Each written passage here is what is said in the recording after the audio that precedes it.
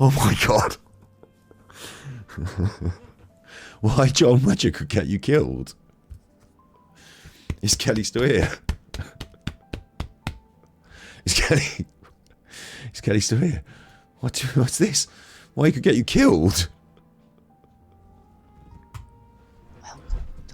Fucking hell. Hi guys. Hiya. So, in today's video, I want to discuss a video I found on Facebook which has gotten the little tiny cogs in my brain working. When I saw this video that I'm about to show you, I honestly said out loud, it's gonna get someone killed. You may... What the fuck's he doing in the water with the man? I love it. I love it. I love it. Like, I love the editorial choice, you know. I understand you were using stock footage with the wavy hand, probably. Like, fair enough. Like, you know, probably underused and, you know, not overused stock footage can be really, you know, good in the right places. It's helpful, definitely, as a film producer without, you know, things to go in certain spaces. I totally get it. But this, I'd have probably led with this over the wavy hand. What's going? But hello, what's? And obviously, I'm going to watch and find out. I love it though. Like, you think I might be over exaggerating, but please keep in mind the strange. Just keep in mind that the only thing I know about John Wedger is I saw him on Sean Atwood twice, and then I saw him on Luke, and I know he did a lot of YouTube in between. But I figured he's saying the same sort of stuff. I don't want to hear, you know, I've heard what he got to say on Sean Atwood, and it was pretty raw. So I was like, that's an interesting story, but you know, I'm not going to be listening to those podcasts every day about that stuff. So there you go. But yeah, number of water deaths. Sorry, what? Exaggerating. But please keep in mind the strange number of water deaths happening all across the country. Maybe it's the media coverage that is making it feel like there are a lot more cases, but it doesn't seem to be getting any better, that's for sure. The National Institute for Health says people who unalive themselves in waters reportedly account for 2.8 to 8.9% of all unaliving in regions with easy access to water. As with other studies of unaliving drownings, the victims are usually sober white males over the age of 40 years. Statistics, I agree with the bringing up in the use of the statistics to support the arguments and stuff, and to show, you know, the facts, I suppose. But I did a lot of work on statistics when I was at school and learning about, and in college, and learning about how like they can be like, depends on how, like, you can always critique statistics. So like, I'm not critiquing your video here, Kelly. I'm just saying, like, I think it's good to use the statistics and bring it out like this, but I always think in the back of my mind, like, you know, with something like this, for example, like, how many people do they not have on the statistics because they don't find? Nicola Bulley, for example, wouldn't be on these statistics, nor should she be, but, you know, there are certain, like, criteria to getting people on and off statistics, and maybe sometimes some statistics show more about the inability to correlate the correct statistics than they do about the actual statistics. But here I agree, like, I would normally think that those sort of drownings were in that category. Yeah. So why so many women? Well, I'm not an expert, but I think women tend to seek help more than men. Women may try self-help, and the fact there are more highlighted female deaths in water than ever before, is it possible women may have been seeking cold water therapy without proper support or guidance? So let me introduce to you the man behind the topic of this video, John Wedger. John Wedger claims to be a former police detective for Scotland Yard, as claimed on his Facebook, Wedger the Alleger, and other social media pages. What's this? What the chuff? In this video, we will also see that he tells us a little bit about his past, but I'll read out that script a little bit later. I've got the captions on. Family liaison officer, which means he has covered a number of roles within the police force. He also campaigns for protection of whistleblowers for justice and for victims and survivors of Child A, and he claims to have a foundation called the John Wedger Foundation, but there doesn't seem to be much existence of this anymore, as the links provide an empty domain. He also claims to have inside knowledge of CA and of organised crime within the police force, which he claims to have witnessed over a number of years. He also said he was diagnosed with PTSD, and this was caused from his traumatic career. And he also claims there's satanic ritual abuse going on with anyone in power, basically.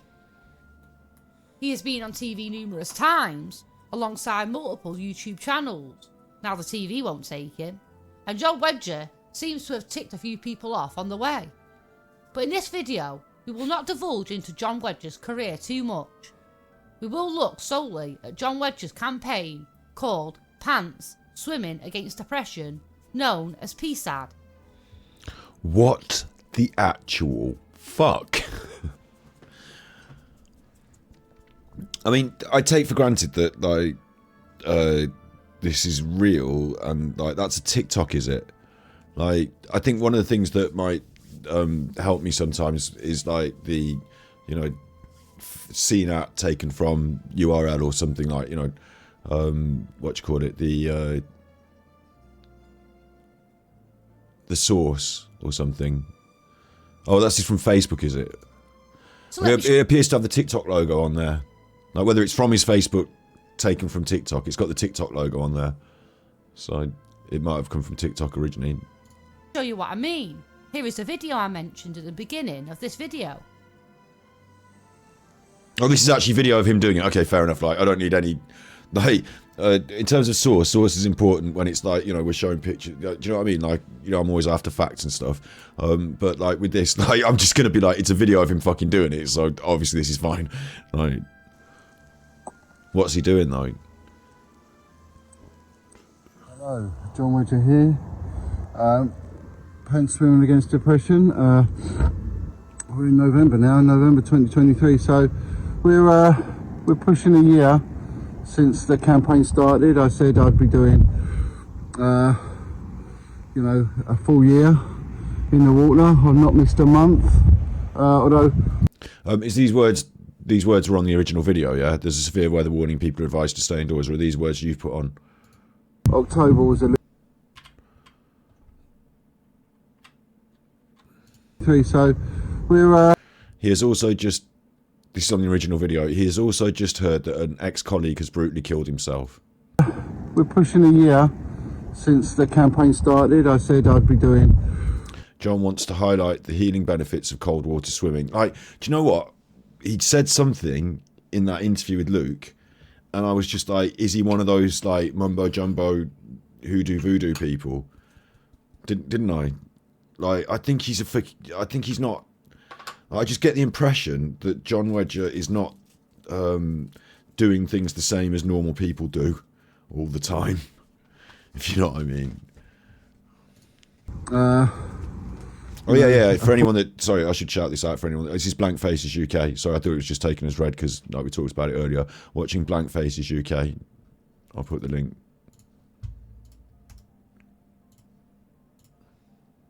All year in the water. I've not missed a month. Although October was a little bit shaky. Let's just show my GoPro camera's not working. Staying indoors medicated might not be beneficial. Well, so that's time on this. Let me just show myself going under. Oh, wow. John has first-hand experience of the damage caused by suicide. The temperature really has dropped. It's the thing is, there are places where this is legit and people do go cold water swimming as groups. Like, you don't need John Wedger. Like, there are actual, like, community groups that even do it. Special times in the year, special places. There are cold water swimming groups. Like, there are, you know, outdoor swimming. It's an event in the Olympics, outdoor, you know, water swimming. So, John Wedger aside, like, I'm not singing the benefits of this. I'm not singing the praise. I'm not saying go and jump in the river. In fact, what I'm actually saying is, what would you call it? I'm just going to put outdoor wild swimming Olympics. What do they actually call it? Marathon swimming, outdoor swim, open water swimming. That's it. Open water swimming. Open water swimming UK. Open water swimming UK. So there's open water swimming venues. Look, there's the Outdoor Swimming Society. So there's actually like community group. Look, there is a whole group of people doing it together. You see, like quite often they'll do it as these sort of event things, won't they? Like, but some people will do it like they do jogging almost, I guess. And because of that, you'll notice that there are things here about technique and training, the cold, for example, the 1 minute per degree myth. Have you heard about you can stay in 1 minute per every degree? It's not true. Read more. Can you tell how cold you are? Understanding hypothermia, the toughest test on the planet. 8 questions a swimmer could ask about cold. We could look through this in relation to Nicola Bulley. But these sort of things are there so that if you do get into this, if you are interested in it, there are safe ways or safer ways to go about it as part of a group so that you're not going to just randomly end up, jumping in the river. Like, in fact, jumping in the river randomly, and I don't know where he is here and which river he's in, but he doesn't look like he's being part of a group or necessarily, like with the National Water Safety Forum, they've got tips, and about locations that are safe to swim. Sometimes they're lifeguarded, supervised beaches, outdoor pools, swim zones, lifeguarding services. Environmental Agency hosts a list of designated water so the Environment Agency has a list of designated bathing waters in the UK, and the water quality and risks of pollution are assessed. So the sites are not supervised, but they're designated. So there are places that it's safer, in inverted commas, or at least specifically designated to go and do, isn't it? But John appears here, I don't know if this is a designated outdoor swimming spot and he's with a club, but he appears, from what's being presented here, to have his own opinions on doing it, and so he's just out doing it, which is a little bit, laissez-faire, isn't it? This very quickly. It's a bit like a... Sorry, I'll try and be clear in what I'm saying. Laissez-faire. The policy of leaving things to take their own course without interfering. So it's like a type of economic system where the government don't put any controls on it. I see it as being like reckless. Unwillingness to get involved or influence other people's activities. It's not really giving me the right answer that I thought laissez-faire meant. I thought recklessness. Laissez-faire means reckless. Does it mean reckless? It does not mean laissez-faire leaders are reckless. On the contrary, they're observant. Okay. Allowed to do. Let people do as they choose. Laissez-faire. Okay. I'm trying to say reckless, so I'm glad to check that. So it's a bit like central heating, in as much as the moment the boiler's off, the water gets cold very quick. As you can see, it appears John Wedger is alone in this video, which goes against any safety advice for cold water swimming. Brilliant. Do you know what I mean? I don't want Chris's Substack to think that we're like, working together to write scripts or anything, but I think I like the way you think. Do you know what I mean? It is entirely possible to go into cold water shock, even if you are an experienced swimmer. The open waters around the UK are deadly, and the waters need to be respected. Whilst it's okay and good to be self-indulgent at times, when you put yourself at risk, you risk the lives of those who might have a chance at saving you. But let's continue. So here I am back in my beloved lake. I'm minus a member of my team. I'm minus little Millie. So I'm here to, I came here last week and did a quick podcast because... Who's little Millie? It was the day I lost Millie. It was last Tuesday. So just over a week ago. Lost my best friend who... All right, hang on. It's saying it the words, isn't it? As Marine Force officer, he's dragged dozens of people out of the water, many of which were ended themselves. Something was a police family... I think he was a police family liaison officer, dealt directly with the family of suicide victims. Just over a week ago. Okay, you're telling me in chat Millie's a dog, right? Thank God. I thought it was... And who started the pan swimming with me, Millie, if you remember. She was always coming along, always my trusty little companion, and after nearly 14 years of being by my side, it was... Listen, I'll come back to this in a minute, the pants thing, but we'll see what goes on. It was time to do the best thing and let her go. And I got hit with a terrible sense of loss It really was. The first thing I did was I got in here. Within hours of losing it, I was in here. I think he is appealing to those who have lost someone or anyone struggling with their mental health. And I don't know if it's just me, but advising anyone suffering a grievance or mental health issues to go and take a dip at a whim is unreasonably unresponsible. Yeah. It hit me hard. So, you know, bereavement's bad. And when you lose a pet, there is this... But it's irresponsible for himself to do that. Like, it's bad advice. And I'll tell you what also struck me was like, what does he mean? I felt an immediate sense of loss. Like, no shit. Of course you did. But it's the way he sort of coldly talks about it, like Luke does when he describes things, like without much sense of anguish on his face. Like, I felt bad. Did you? Deeper sense of loss, although it's not as long lasting as you would. He does seem to have some anguish on his face, but then he is in this fucking freezing cold water. So with an adult, it's very condensed and it hits you bang hard. And also he said adult, not person. It's very condensed, long lasting as you would with an adult. With an adult. Although it's not as long lasting as you would with an adult. It's very condensed and it hits you bang hard. Today is also got another bit of poignancy. As there's an ex-colleague of mine, a guy I didn't really know that well. I met him on a couple of occasions. I'm not going to name him because he was found dead this morning, hanging in some woods. Oh, absolutely. Like, you know, a family member. Yeah, absolutely. I still grieve for mine. Yeah. He'd been put in an institution for people that were mentally unwell, and then he managed to escape. And he took his own life. Why are we doing this fucking vlog from in the water? It's creepy. This morning. Like, this is, like I said, right, I'll state this out right now. We're doing this since we're doing John Wedger. Like, some people, I don't care if you're not allowed to tell what a paedophile looks like because the way they look. I'm not saying he's a paedophile because of the way he looks, but some people do creepy shit and look creepy, yeah? And here's a man doing creepy shit and looking creepy. If I was walking my dog in that area and he was in the river like that, like, you know, looking like that, I'd like talking on his phone, I'd be like, what the fuck? Like, I'm getting out of here. I don't like the look of this guy in the, like, what's he doing? And there's a...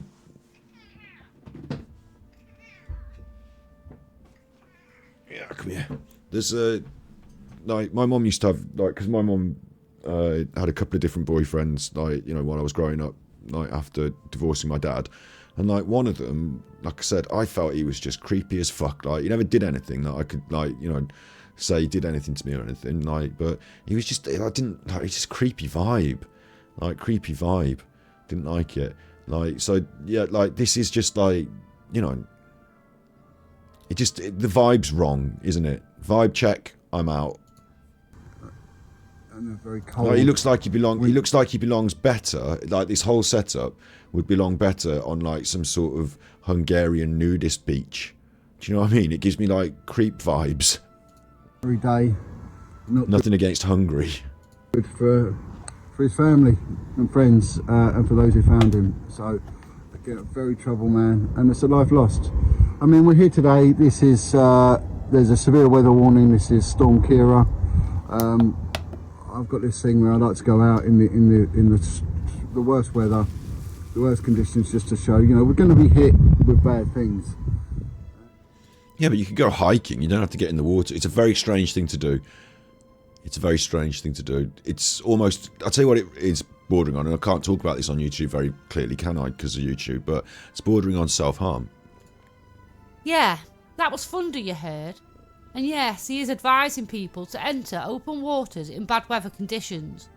Another thing, strangely, that is totally against any safety advice given for cold water swimming. Yeah, what kind of former policeman does this? Like, does it and advises other people do it, or even records it and puts it on the internet? Like, what kind of person records this? And like, you know what I'm saying? And even if you are into this, like, how are you not in the community group that does it safely and, you know, is part of a, like there's loads of different ways to go about this. This guy's got, like, a mental problem.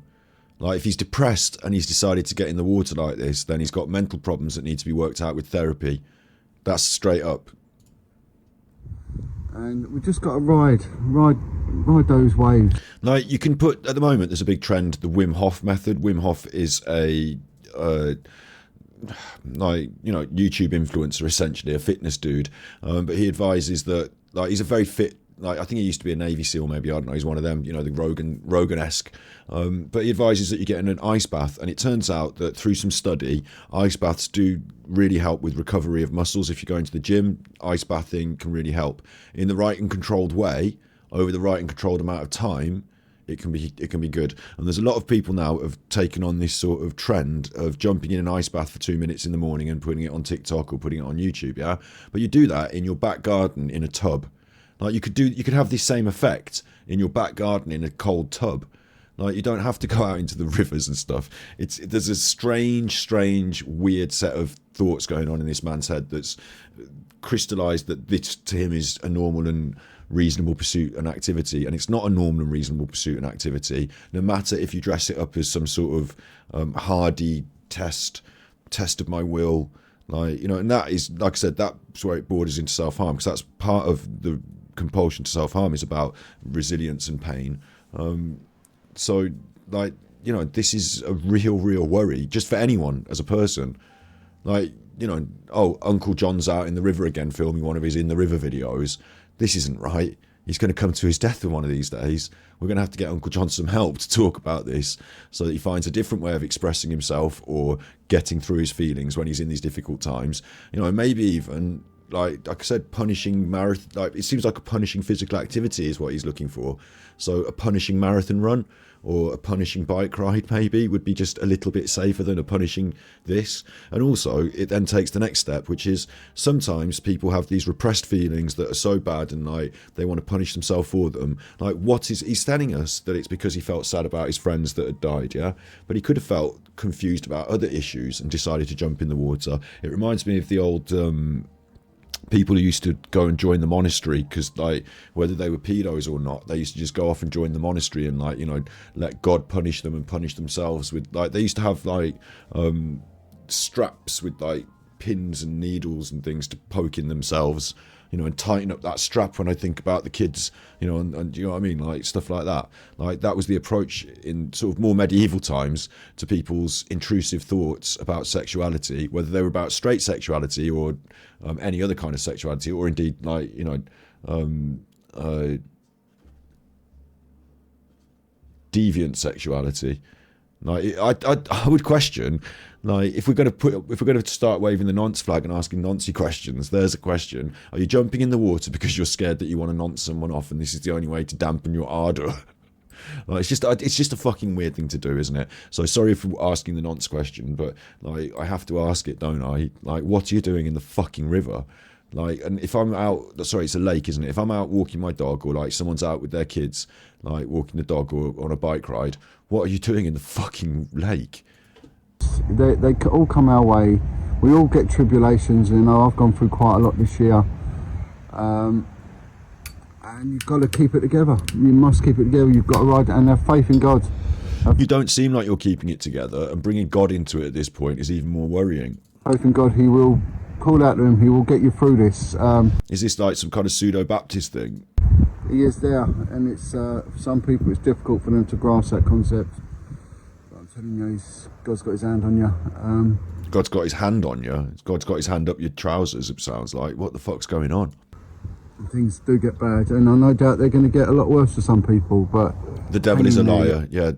Life is precious. You are loved. You are loved. So this is a start really of the winter section of the PSAG campaign 2023, a year in, and I've just gone for a good... And also, made with KineMaster, right? I don't know if this is John's original video is made with KineMaster, but the whole naivety of the media production to be in the water, just talking to the camera like this, and then going on the podcast and stuff. On the podcast, you see a veneer of professionalism, yeah? But this doesn't look like a very professional person, does it? Like, it doesn't look like someone who's got their shit about them. Even if you're into this, presenting it in this way makes you look like a nutter. Like, if you didn't know John Wedger and you'd never heard of him on the Sean Atwood podcast or any of the podcasts talking about how he was a police officer, and this was where you saw him on the internet, I'd have him down as a lolcow and a nutter rather than anyone to be taken seriously, yeah? It's not as long as I usually do because of the weather, because of how cold the water is, but...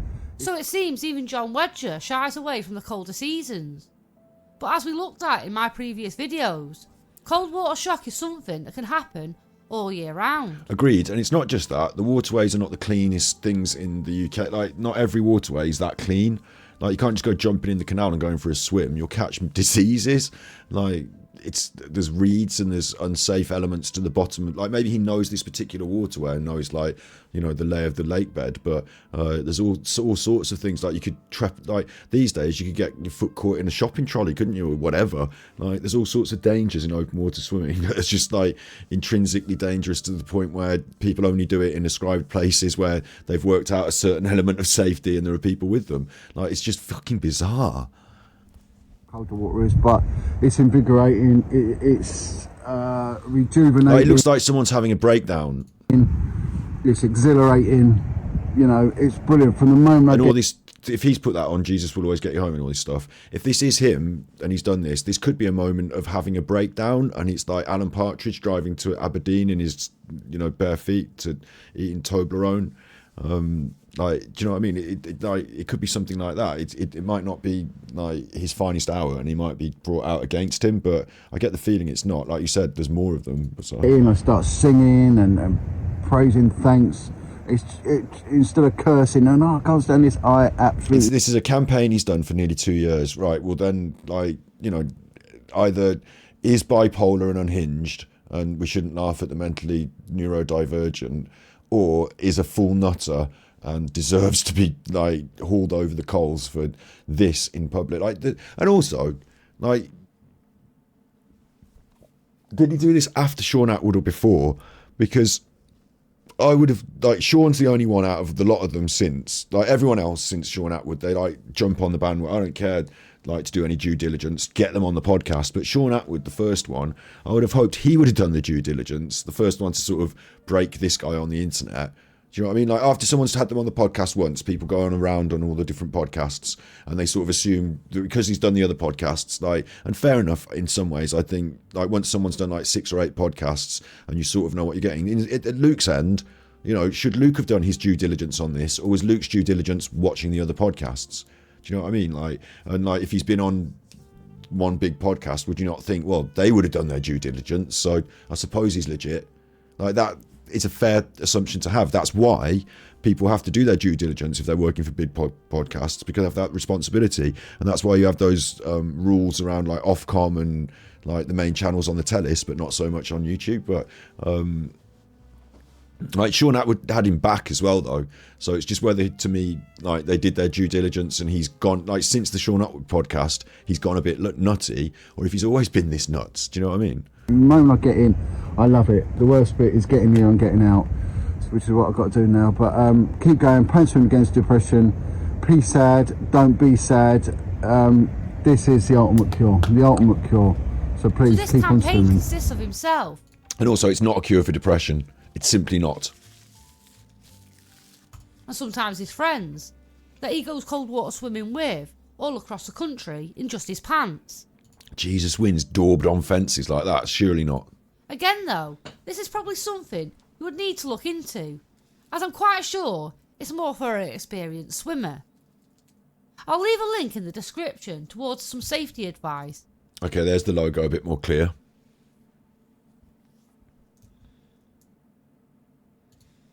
I'll come back to that. Somehow, John Wedger has sold this idea of self-help therapy to you. But whatever you do, be safe when doing it. I do think this video is dangerous, so please do not take John Wedger's advice. And remember, never go alone.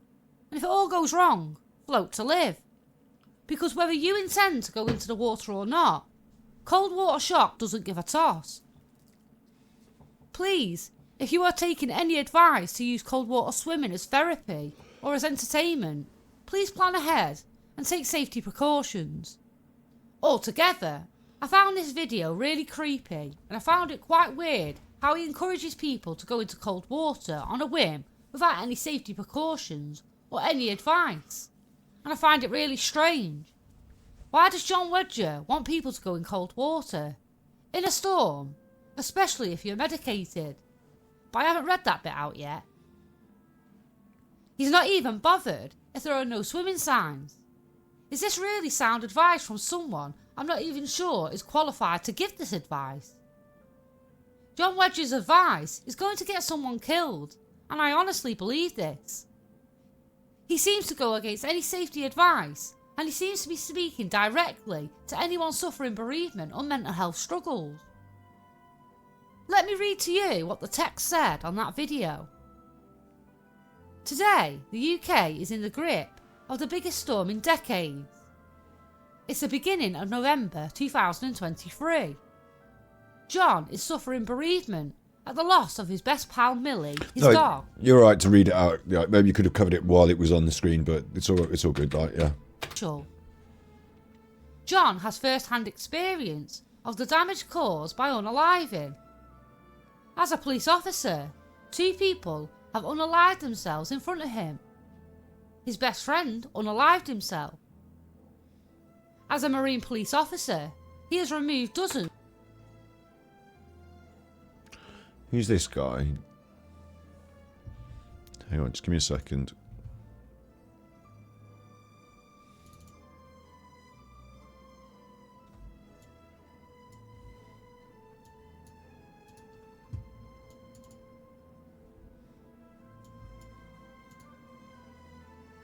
No, it's not. I had some pictures of some other people on my back burner that I was like thinking about trying to identify in places, like seeing if I could recognise me in other places. It's not the same guy.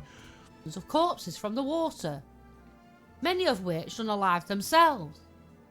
John was a police family liaison officer. He dealt directly with the family of the killed, murdered and unalived victims. John knows the pain of loss. He wants to help. He promotes fitness and self-help. The devil is a liar. He tells you to give up. Have faith. Jesus special. Okay, yeah, so this like heavy religious tone to it is a bit weird as well.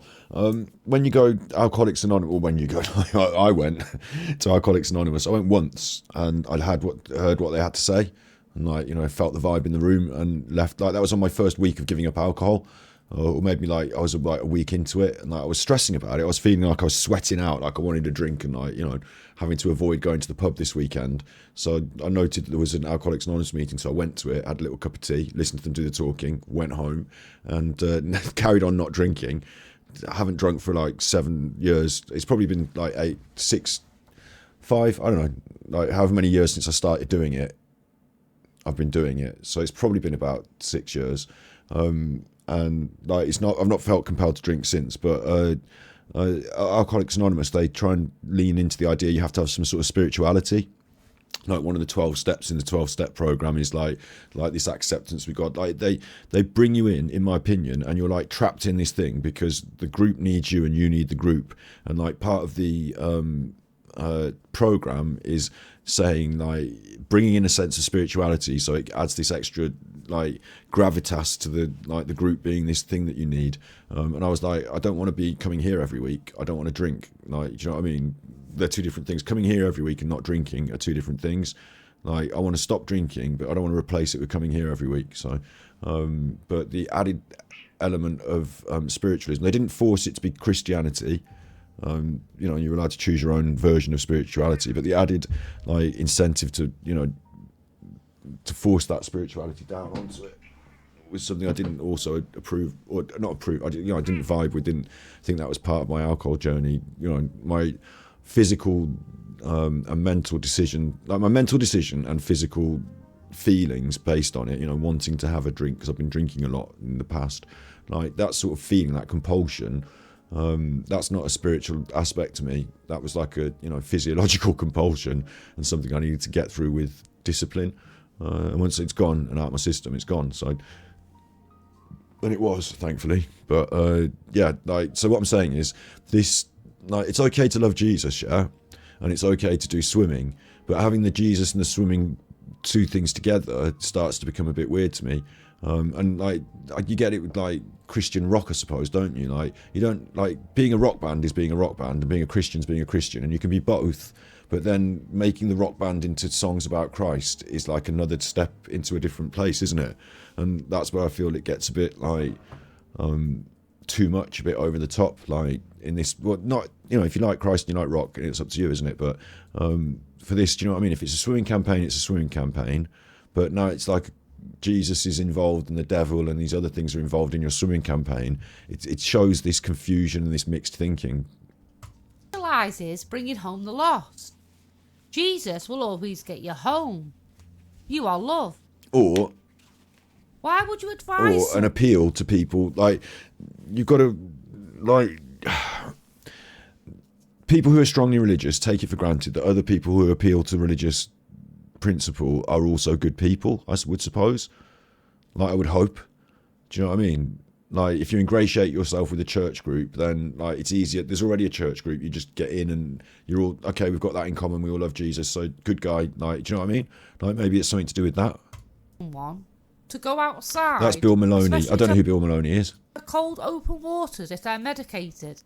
Why would that be better advice than staying indoors? He genuinely is going to get somebody killed. This man is dangerous. So let's take a look at another video. And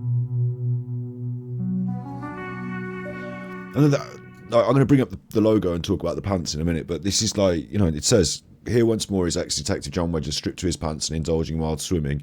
Like, is he putting that on his own? Because that looks like it's deriding him, like those words. So I'm saying that someone's got his video and they've put the words on to make him, like, you know, to point out why it's bad first, and then we've received the third version. Like, you know what I mean? You're finding like the third version rather than the first version.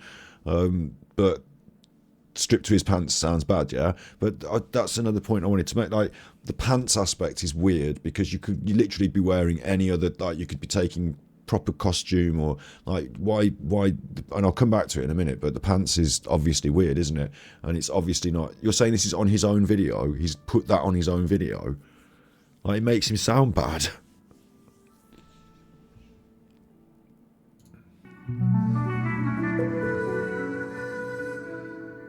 John, whilst driving back from Birmingham, passed over this river. He's talking about himself in the third person. He stopped and dived straight in. Like, you can talk about yourself in the third person, and it wouldn't be that a troll has put this because they wouldn't know where he was driving or why or whatever, I suppose. But so, you know, passably it could be. I'd like to see the original link to the original video just to confirm it myself, just because I just kind of feel like, why would he be writing this on his own video? Because it makes it look so much worse. Because also, he doesn't know this river. He's driving back from Birmingham and he passed over this river. Is it an old river that he's always known? Oh, Minky's not that. Sorry. Is it an old river that he's always known? Or is it something that, you know, he just, on a whim? Because on a whim, you could be in real trouble.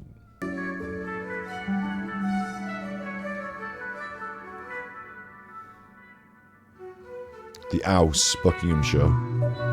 Swimming pools post-COVID had made casual off-the-cuff swimming almost impossible.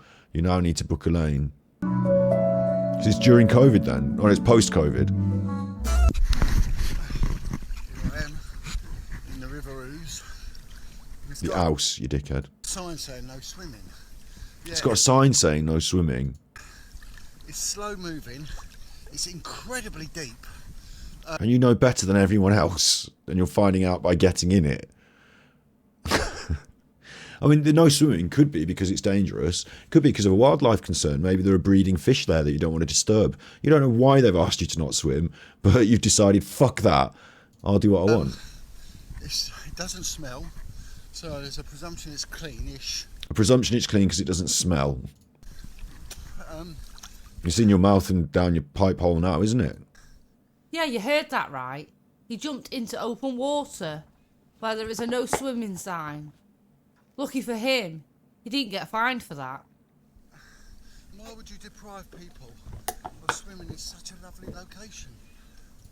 If he did, I mean, I'll tell you something, other than these videos, if he did jump in there and he didn't make this video and he died, then you would assume he had ended himself because he was just stripped to his pants, jumped in the river.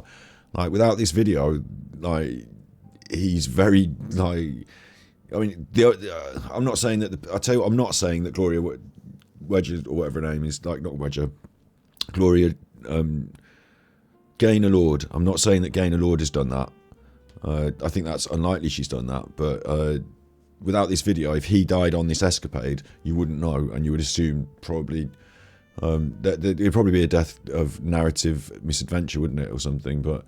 You know, it's all usually groundwater, that feeds. Oh, he should. So it's not just he should know better. Like I agree. Like he should know better than to swim somewhere that says no swimming. But there's like so much inherent in all of it. The levels. He should know better than to do it. Better than to record it. Better than to promote it on Facebook. Better than to suggest that it's a good idea to other people. Better to like. There's so many, and better to have done it in his pants. Better to there's so many levels of fucking weird about it. Like. If you didn't have any reputation at all and you'd never met him and you were fishing at the side of this river and this guy came swimming past, you'd be like, what are you doing, mate? Get out. I'll give you a hand, get out. Like, the fucking nut has gone. So, first of all, you'd assume he'd have goggles on and swimming pants, like, swimming trunks or whatever, or a wetsuit. And if he got out of the swimming thing, he was just wearing his pants, you'd be like, hang on, this guy's a fucking nutter. Like, get away from us, you nutter. Like, it's too... every normal person in society would find this to be strange and weird. You can't just say it's normal because he's like you can't even normalise it by saying he's going for a swim. He's got himself and his swimming club, open water swimming because he's just stripped off and just jumped in. Like there's no, he's not even got, like I said, a set of goggles and a pair of swimming shorts. That's not normal acceptable behaviour. And if you come out of here on the bank and there's some kids on the bank just walking in the park, you're basically just like indecent exposure on the kids then, aren't you? Anyway. Like you can't choose it. Your soggy Y fronts are going to do it for you. And it's just gorgeous. Just come off the motorway and there's a diversion because the motorway's shut, and I drove over a bridge, saw this river, thought right.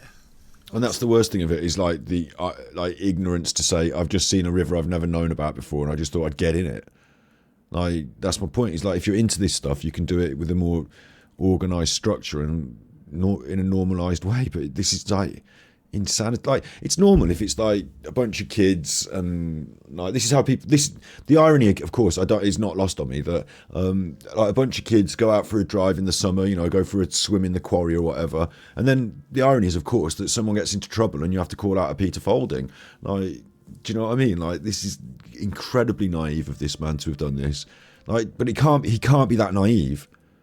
So like it reminds me, and I don't want to sound like I know someone that was, I think, were they neurodivergent or not?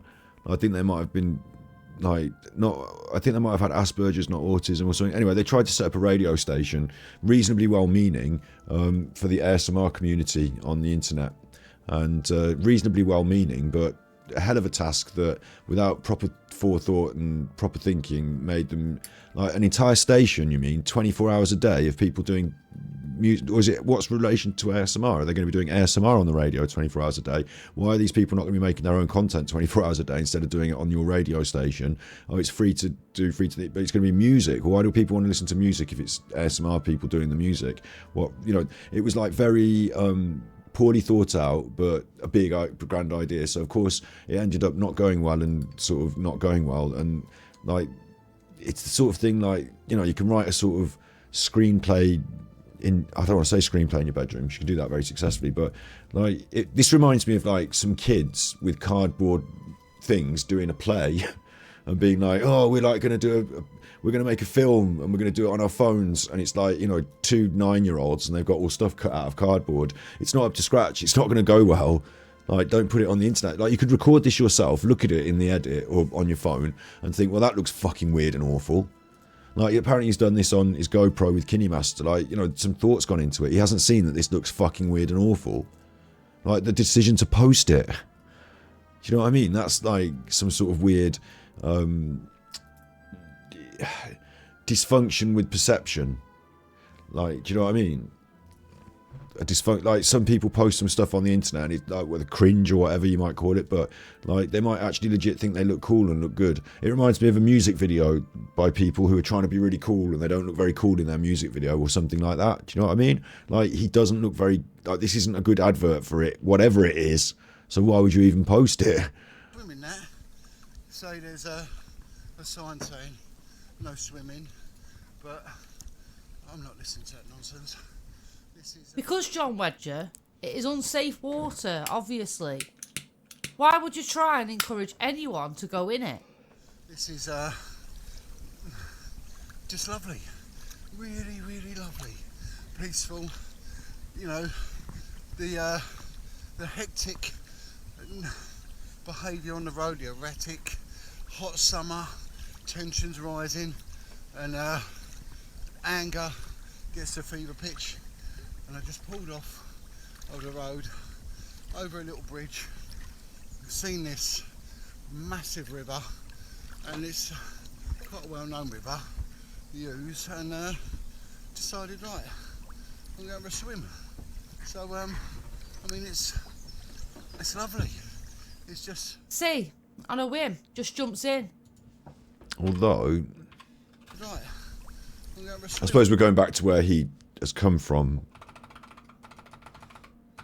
But there is signs of life on the bank. Quite a well-known river, the Ouse, and decided...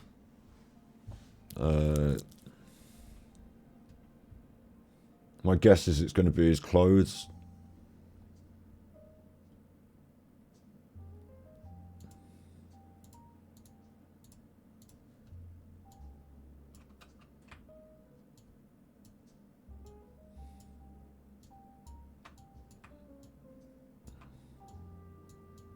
Right, there's something on the bank there. That's just behind him, over his shoulder there. I mean, it's just pixels, isn't it? But my guess is that's jeans, red t-shirt, you know, red stripy t-shirt, some shoes left on the bank. I mean, I hope it's not a corpse. Or it could just be someone else in the environment, you know, that sits... I don't think it looks like a human sitting there. My guess is he's swum in a big circle and gone back to his clothes, because that would be a sensible thing to do, yeah? But that's just over the shoulder, just over here, just there, look. So that's the colours though, the red and the blue like that. It's unlikely to be wildlife or flowers, isn't it? So it's signs of human life, whether it's him and his stuff or someone else. I don't know.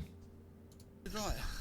Like, because I would say he's come here on his own. Yeah, like he's telling us he's come here on his own. Everyone's saying he's come here on his own. Like, agreed. He's telling us he's come here on his own. He looks a bit like Alan from that angle. But like, you know, I don't know what the fuck he's doing. So For a swim. So he looked over there as well. He cast a look over there at that. Like, you know, I mean, he's looking around when he's swimming, but and it's quite a well-known river, the Ouse, and he looks over there towards that. Looks away. Right. I'm going for a swim. Looks back over there.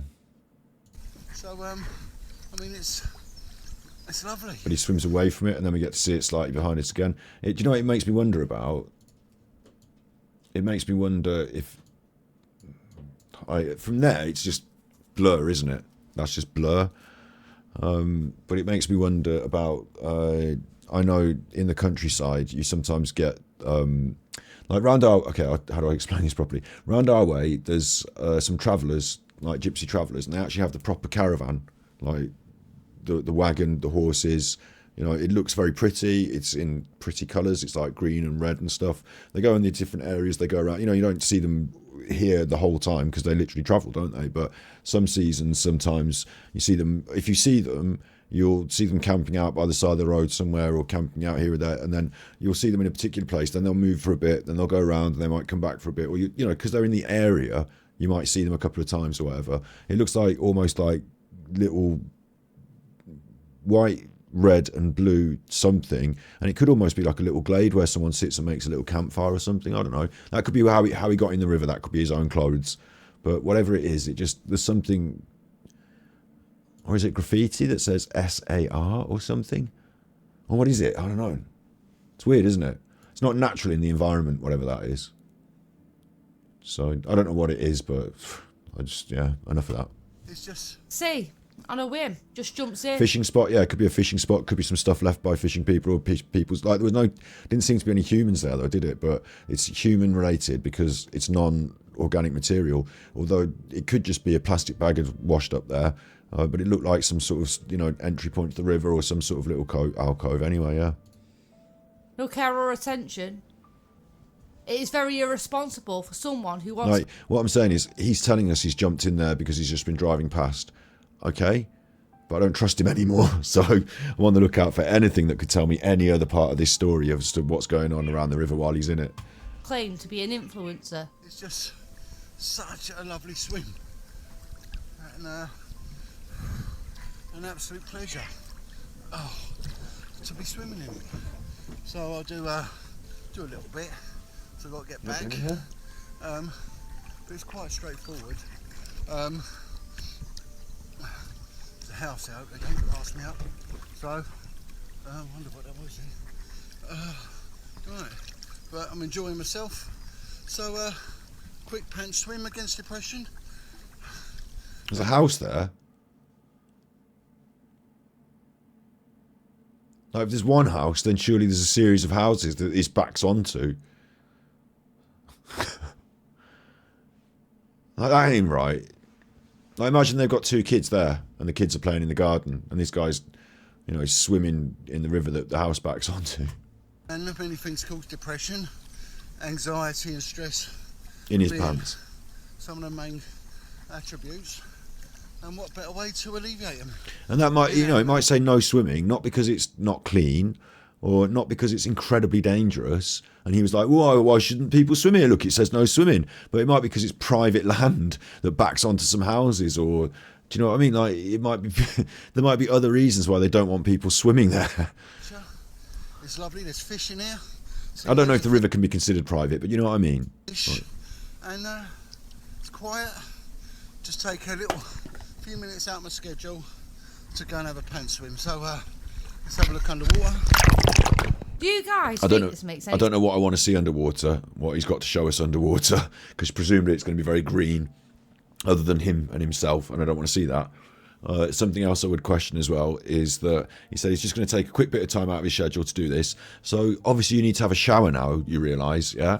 Like, once you've been in there, you're probably, your next priority is a shower. Like, you're not just going to put your clothes on and just be like, right, I'm lovely and clean then because I've been in a random waterway. Like, surely you're going to think, like, I mean, you could consider bathing in rivers. Like, that was done by humans for millennia, wasn't it? I don't know how long we've been around. For hundreds of thousands of years we've done that, yeah, I guess.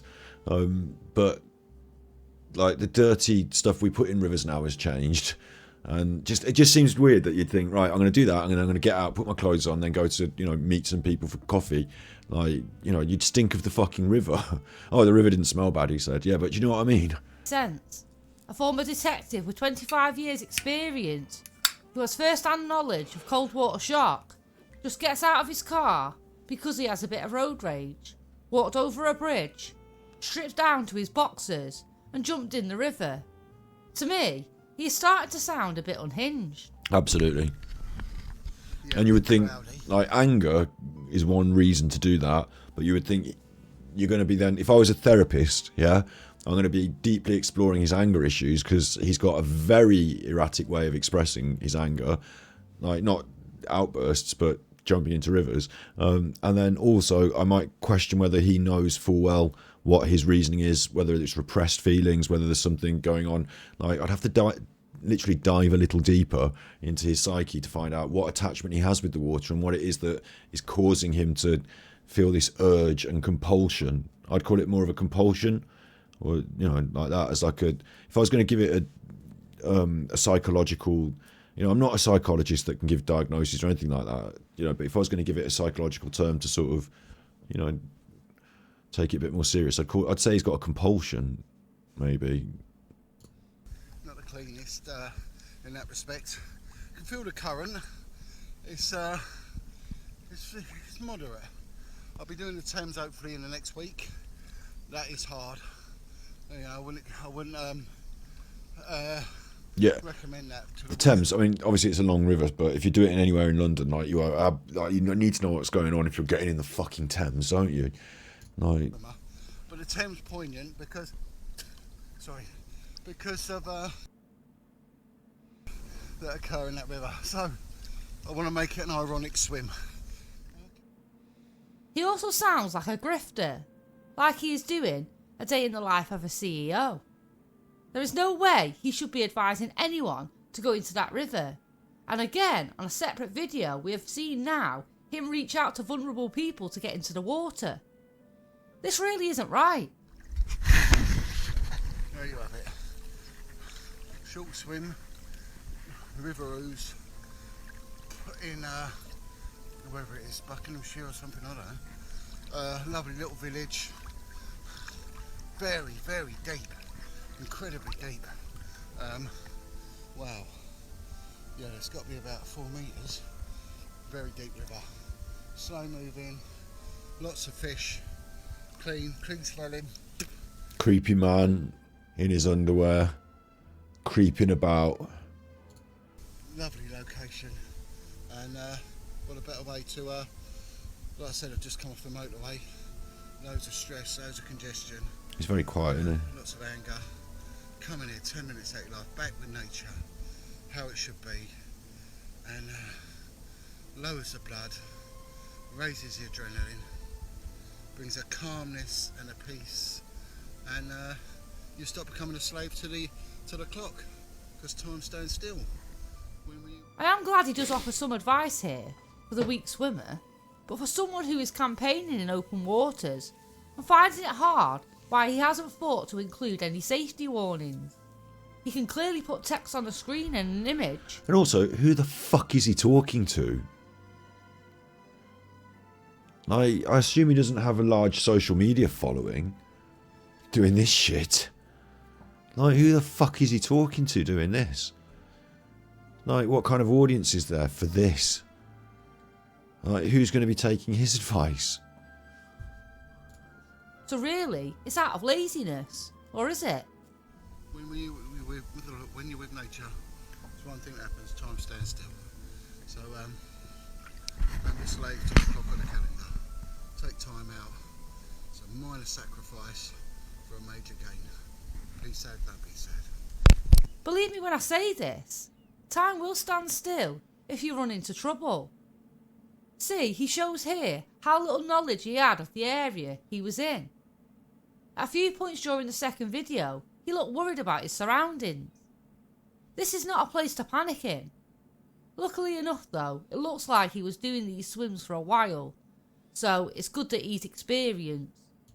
There are more people on the bank there as well. And who is this man that's decided to do this with him? Because he doesn't look like...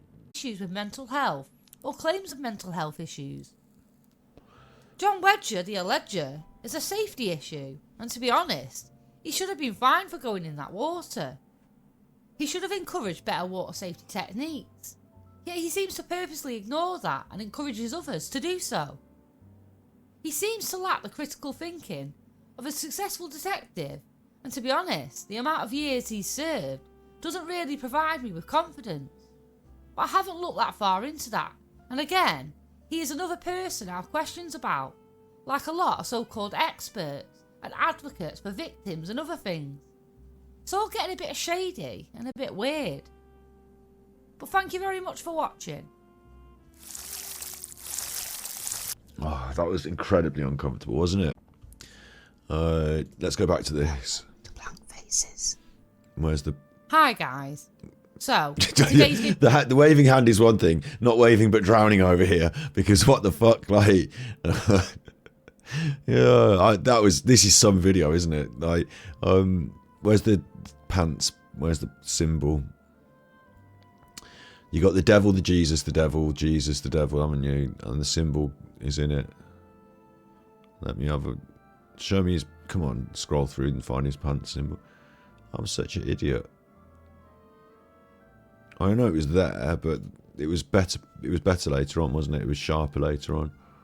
There it is. Right. This is all kinds of fucked up. This symbol at the bottom is like almost like the international symbol for swimming, isn't it? It's like the symbol you have at the Olympics or whatever. But when I was a kid, I used to go to the swimming baths and they used to give us badges for 10, 20, 30, 40, 100 metres. Like your Cub Scout badges. Do you remember those? Do you remember them? Anyone in chat? Did you ever get a badge for swimming? 10 metre badge, 20 metre badge?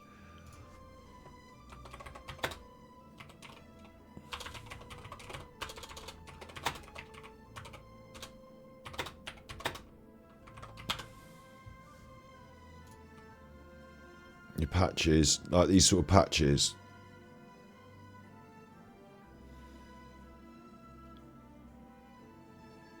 Did you ever get these? I used to have one in a box upstairs that I saved all these years. I wish I'd, now's the moment. Because I want to see the one that looks like the one I remember, but I'm probably not going to get to see the one I remember exactly, but it doesn't matter because I found one that is good enough. Like, everyone will have a different memory of what their particular patches look like, yeah, I suppose. The ones that we had at our local swimming club were the same patch every time, but in different colours, and in the middle was that person doing the swimming logo that we just saw, and around the outside was different colours, and 10 metre, 20 metre, 100 metre, and then there was a lifesaver one and stuff like that, yeah? So these patches, yeah? Right? So that to me, with the little swimming man at the bottom, and the circle on it, that feels very, very, very like those patches. Yeah? To me, that feels very much like those patches. I'm just going to say what I fucking need to say, right? Has this man been sexually abused at the swimming pool? Like, is that what's happened?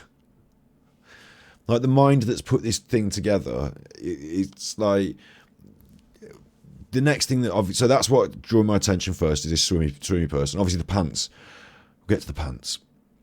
Pants swimming against depression. PSAD, yeah? PSAD. But you take away the P and you call it swimming against depression, and that's really good because it spells sad, and sad is what you are when you're depressed. So that makes sense. Swimming against depression, sad. Like, why would you put the P? You just had an underwater gay sex patch, brilliant. Why would you put the P and put the pants on it? Because any like right-minded person would think that looks ridiculous, wouldn't they? It looks like a young boy's Y-fronts. And when you had to go swimming in your pants was when you couldn't remember your swimming costume for swimming at school and you had to do it in your pants. Did anyone remember that? Has anyone... I mean, I don't think they still do that at school. I don't think they make them. I remember once... In fact, I can't... This can't be right, but I think I remember at school having to do it in your fucking naked if you didn't remember your swimming costume in the early years. Did you have to do that in your pants? Did you have to swim in your pants? You've had to swim in your pants. I don't know if they'd still make them these days, and I remembered my fucking swimming costume. I liked swimming when I was a kid, so like we had this awful outdoor pool though in my primary school. It had all leaves floating in it, and like they would scrape the leaves off, and obviously the teachers didn't care that much. It was all chlorine and leaves. Ugh. So I didn't like swimming at school. We used to have to change outside as well. We used to have to change outside for swimming, and then eventually they got a thing built where, like, by the time I'd left the primary school, but we used to change outside. I remember that now. Now they wouldn't have that now, would they? They simply wouldn't have that. But it feels to me like someone's had some sort of fucking problem in their life when they had to swim in their pants at school. Because no normal person could see this and think this was normal and look good. And most normal people would take off the P and say, sad is good, swimming against depression, we can work with that. P sad, no need to be sad. What does B stand for? P stands for pants. What does B stand for? No need to be sad. You could have called it B sad. We don't want people to be sad, so that's bad. But you could have called it B sad and called it like... think of something beginning with B that would have worked. Boys swimming against depression. I don't know. You could have at this point you could have had anything. Outdoor swimming about sad. It's not so good, is it? No sad. What about natural outdoor swimming against depression? What about natural outdoor swimming against depression? No sad. And then you could take the pants off, and you might have a chance at this being a campaign that you're not going to get Esther Ranson on the telly saying, hey, we've seen this campaign we want to get behind. It's about pants swimming. We're not going to get this on Blue Peter, are you? It's got total Nancy overtones. It's got a real weird, like, context, like underwear and kids. There is a campaign, right, about I don't know how to, like, isn't it that, is it a campaign is the wrong word? Isn't it that, like, don't touch me on my underwear is like to teach kids to set boundaries against sexual predators. Instead of saying, like, don't touch me on my sex parts, they say, like, don't touch my underwear. I don't really want to search for this on the internet, but teaching kids not to allow people to touch inside their pants. Like, I don't know why I'm typing this. No one should ask them to see or touch their parts covered by their underwear. Like, I think the NSPCC, simple conversation. Look, here we go. You see, I knew it was a campaign because I support the NSPCC. So sometimes they send me stuff in the post and shit like that. That might be where I've seen this. I don't know, but I do support the NSPCC. I think they're really they're one of the people that is worth supporting out of many charities. But the pants campaign. Look, every childhood is worth fighting for. Talk pants and help keep your child safe. Have a simple conversation. Private to private. Always remember your body belongs to you. No means no. Talk about secrets that upset you. Speak up. And through the prism of pants, because, pants is something that kids wear that, don't, it's not, it can keep the conversation without being too dark and too heavy. It's like they've obviously thought about this, haven't they? Because they're the NSPCC or whatever. NSPCC. NSPCC. Right. That's their campaign. That's a proper campaign for child protection. But this is not. This is not. This is something different and creepy and weird. Okay? And it didn't need to have anything to do with pants. There's no implicit reason you need to be in your pants. Even if you like natural swimming, it would be much, much more sensible to keep with you at all times a towel, and in that towel have rolled up a sort of swimming costume and goggles arrangement with maybe some sort of flotation device, just in case. And you could have had a completely different campaign, but instead you chose to make the pants the focal part. The swimming in this, bear in mind, psychoanalyzing just this, yeah, the swimming has been devalued and minimized. It's an image at the bottom which is taken from the sort of generic Olympic, didn't do as much thought about the swimming logo and put that down in the bottom small, and the big logo is the pants. The pants is the main central piece, and it's not just a sort of outline of a pair of pants. We've gone for the detail to make sure that's like a boy's wife. Like, that's not girls' pants, is it? That's like a boy's Y front. I mean, it's not a Y front actually, is it? So why have they done that detail? Maybe we should analyse the detail a little more. I suppose it's hard to get a sort of clip art copy. Hang on, I'm gonna have to just find this out. Clip art pants logo. I mean, in America, pants will be, and I don't want this on my Google search, but we have to do it now. They'll think I'm a nonce. Clip art, clip art pants logo. That's trousers, because America.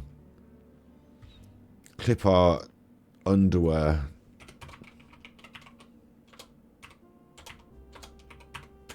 I can't spell underwear. I'm just, I wanted to see if it would be like the generic first thing that come up that he's used, or if he's had to put some thought into creating it. Because I think that's more like a Y-front vector. And if you want a quick logo, you'd probably find that, or something generically like that, yeah? But instead, we've got these dotted lines down it that split it into these segments, which actually isn't a normal sort of underwear, is it? Like, it almost looks like someone's created this on a graphics program in some way. I mean, someone originally has in some way, but it's those big curves, the way they're uniform there. I wonder whether it's just like a choice in the design. Who's designed the pants?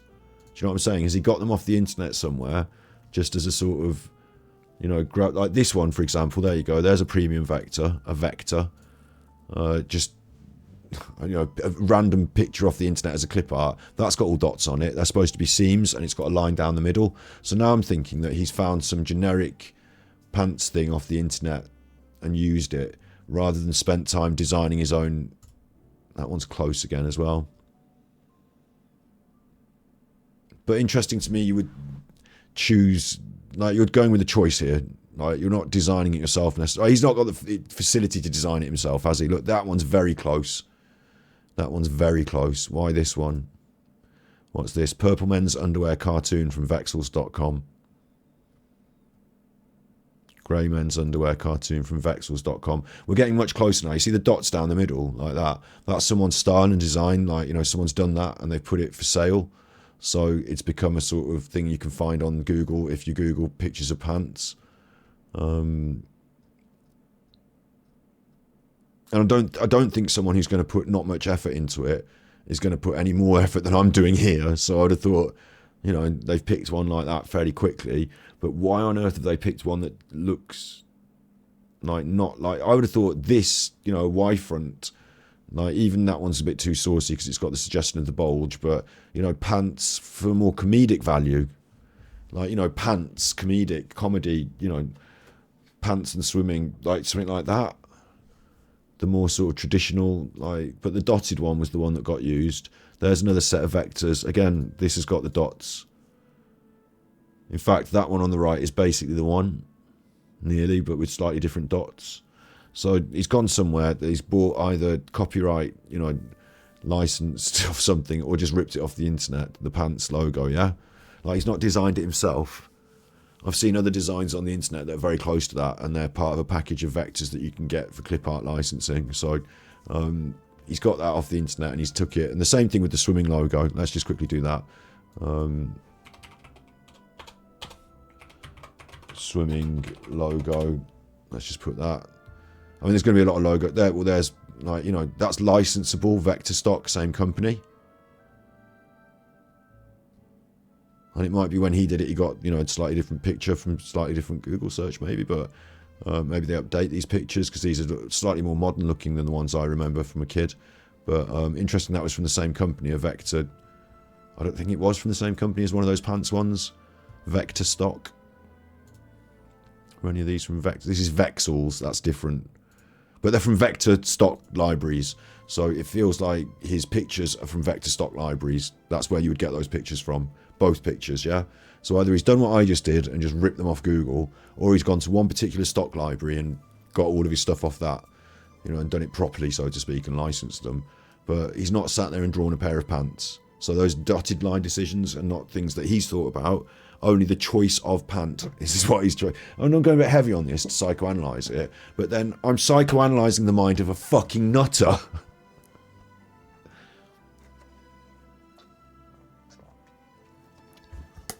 You can tell they're a full nutter because they've used a very sort of gothic...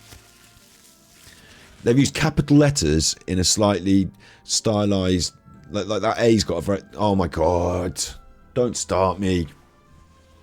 Don't start me. Don't start me on this shit. Don't do me on this shit. I hate this shit. You ready? Are you ready for this? I don't like different fonts. I think too many fonts spoil the broth. I think you're a nutter if you go after loads of fonts. You pick the font that your thing's in, and maybe you have, like, you know, Coca-Cola's got their logo, that's one font, and then they've got the other font they use for all their stuff. Don't go for too many fonts. Fonts agitate me. You know what I think about too many words on a thumbnail. But what about this? Why use this font? Why use this font? It's the fucking Masons. But I'm the only one that doesn't believe in the fucking Masons. And I'm the only one that keeps uncovering the Masons. It's the fucking Masons. That could just be a coincidence. Because we've already seen it's an unhinged mind that's put together this piece of print production. But there's the Masons logo, isn't it? That's definitely the Masons. If you want to link that to anything, it's the Masons. Otherwise, it's just a weird choice of font, yeah? But I hate it for being like the Masons. Please stay away from the fucking Masons symbology if you're going to be doing stuff that I have to look at, to stop making everyone think it's Masons. Because that really... It's starting to make me think it's Masons now. At this point. And that doesn't make me think it's Masons. That makes me think they want me to think it's Masons. Double bluff, so that I go down the Masons route and miss what's really going on.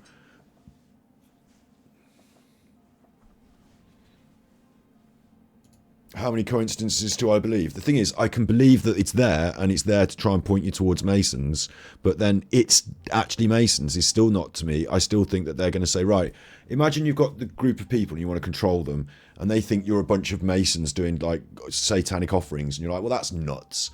Like, two people there believe in this Masons conspiracy, and then someone says, like, well, hang on. Those people don't hurt us politically. In fact, it helps us politically because they're nuts. And they can't see the wood for the trees. Let's have more people like that. All right, then we'll do some Mason shit and make them think we're Masons. Let's Mason about a bit. Now everyone thinks Masons is the thing. Meanwhile, in the serious world, we're doing really bad things with public money. Like, you know, I think it takes the Mason, like, instead of being, like, you can get tangled in a web of conspiracy, and who's really pumping the conspiracy and who's really pumping the truth, and is the conspiracy the truth simply because it's an alternative narrative? Or could it be that people realise there's an alternative narrative that's being like, we don't want what the mainstream tells us, we want the truth. Well, where are you finding that? On the internet, you know, and how, because people like this find shit like this. Well, I can print shit like this and make you think whatever I want. So, like, do you know what I mean? Not me, but the, you know, the bad people. So it could be a double bluff. You got to be careful. Don't, you know, we're not at the end yet, are we? Because it looks like a Mason symbol. We're not at the end yet. Obviously, if you turn the pants upside down, that's a pyramid. But no, that is the most egregious and blatant one I've ever seen, if anything. Because I'm saying, why have you used that other, like, this font is better. The font that he's used there, that no need to be sad, is the font off my old badges from when I had my swimming badges. I swear to Jesus. Same sort of A's and O's. I swear it's the same sort of font. So it's almost like he's got the original font from the original swimming badges from when you're a kid. And I think something's gone wrong in him when he was a kid at the swimming baths, yeah? Because he's doing this. Like, it's playing out in this, like, psychologically. That's my guess, as entertainment guess. Psychology entertainment guess. You know, covering myself on the internet there. But the choice of the font around the edge, I was just like, it's a bad choice because you're bad at print production. But you've put the Masonic A in it. And PSAD doesn't even, is a terrible acronym, isn't it? And it's not P-SAD, is it? Because it's Pants Swimming Against Depression. So it's P.S.A.D. or PSAD, all one thing. Like, the P-SAD is not right. So why has he put the hyphen there? And no need to be sad doesn't make sense because it's a nonsensical slogan because your thing is called PSAD. So it raises more questions there. Am I amazing? Fuck off. Jesus. I've got no symbology of the old, like, oh my days. Like, I'm the most rock and roll fucking anti-establishment one. I'm a Sufi. I'm not a Mason.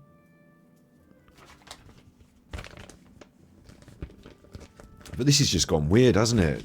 Well, what do you want me to say about that? I've got more to say about this as well, this logo. I'm not finished on this.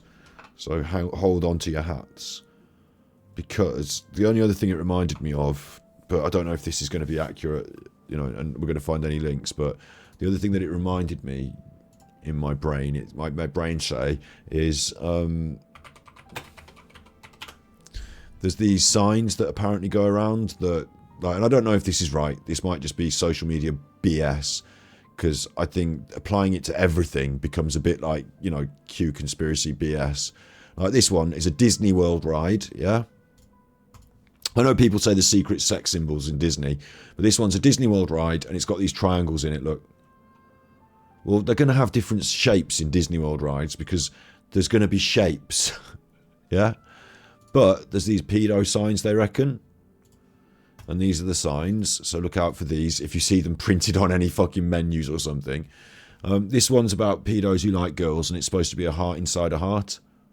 This one is just like hearts and little hearts, and it means you're a pedo. These ones are like hands that make hearts with, like, I don't know what's inside them, and I don't know what they really mean. I don't know what Roxy means. I've never seen that one before, really, actually. This is just like, I picked a random one. I've seen that one, that one, that one, and that one. I don't know what Roxy means. Boy Love and B logo is this pyramid with the thing round it, like a spiral pyramid. And this is like both shapes in a circle thing for media activism or something. I don't know what media activism you're going to do if you're a nonce. Seems like a mistake to me. That's where I've normally seen it like those. I've normally seen it like 1, 2, 3, 4. And apparently this has come from the FBI. New York Times. Conspiracy theories, though. Look. Conspiracy theories. Pizzagate. All this. So I don't know if it has come from the FBI. But all these, look, they're looking at the things in pictures and signs, and you know when we get to conspiracy theories, yeah. So claim other businesses use paedophile symbols. According to an FBI document released by WikiLeaks, the following symbols are used by paedophiles. So the FBI document was released by WikiLeaks, yeah. So is that real?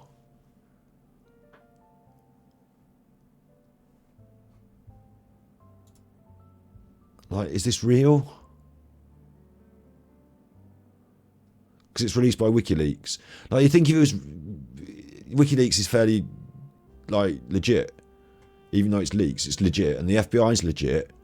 And you would think that...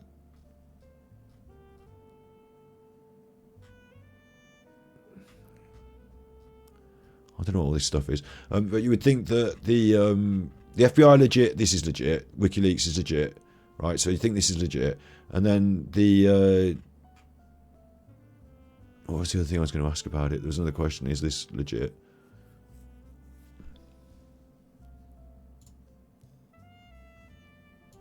The New York Times are legit. Which is where I've just got this from. The New York Times, look. So, the conspiracy then goes... You know, Wall's Ice Cream have got two hearts, look. So they're pedos. AOL is like the circles and the triangle. That's pedos. MSN is a butterfly. And butterflies was on this list. They're pedos. Yeah.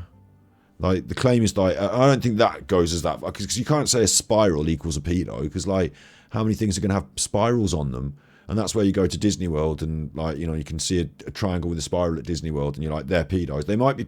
I don't like... But, like, I think... There'll be people that don't think in terms of paedophilia that will put a nice shape or a spiral on something and then they'll be accused of being pedos. Yeah? So that's going to be messed up, isn't it? Which is where recently I saw this idea that Moana, like I saw someone saying this on Twitter and I was like, this is how I've got this in my head recently, is Moana is Disney and it's got the spiral look. So it's pedos, yeah?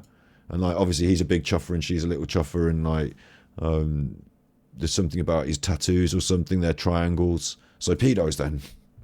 And one of his teeth that he's got around his neck is like a human tooth, so pedos. Like, do you know what I mean? Like, it's always Disney and pedos, isn't it? But Disney might not be doing pedos because that sign is actually a Maui, ancient Maui, like, you know, if you do Google the Maui, like if you Google that, the Maui spiral sign, like, or just like, where are they supposed to be from? Moana, they're Polynesian, aren't they? Polynesian, like, you know, it comes up with this tattoo that they put on, like this ancient symbol, like a yin yang, the Maui universe spiral. So, like, you know, it's not like unheard. Like, there's loads of spirals in nature. It's Polynesian tattoo. So they're not all pedos in Polynesia. Like, that didn't originate, like, pedoing didn't originate in Polynesia. And Moana is about Polynesia, not pedoing, yeah? But it happens to also have the spiral. So I thought that's rubbish. But it's here on New York Times. And here is the document from the FBI WikiLeaks. So I suppose you, I mean, I say you, we are to believe this is true, yeah?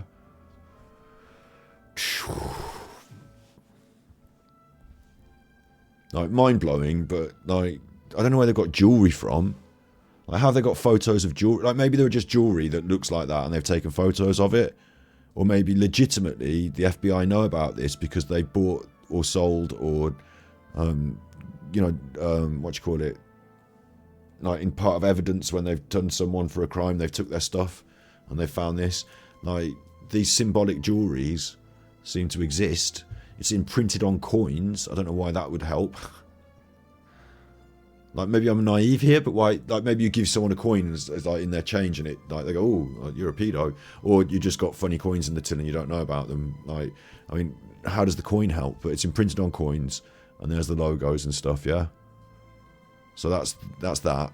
So going back to this, like, I know that's not the same logos and it doesn't have exactly the same stuff on it, but it made me think of that, you know. It's like a circle blue. This stuff is triangle blue and spiral. But that person with the arm out like this. Like, just the symbolism like that. I mean, he's got a pair of pants on instead. I don't think we need the blue spiral. There's something about it that made me think of this. So they're not the same, of course. His logo and this are not the same. So I'm not saying he's doing a nonce logo, other than the A look like a bit Masony, and the pants look a bit weird.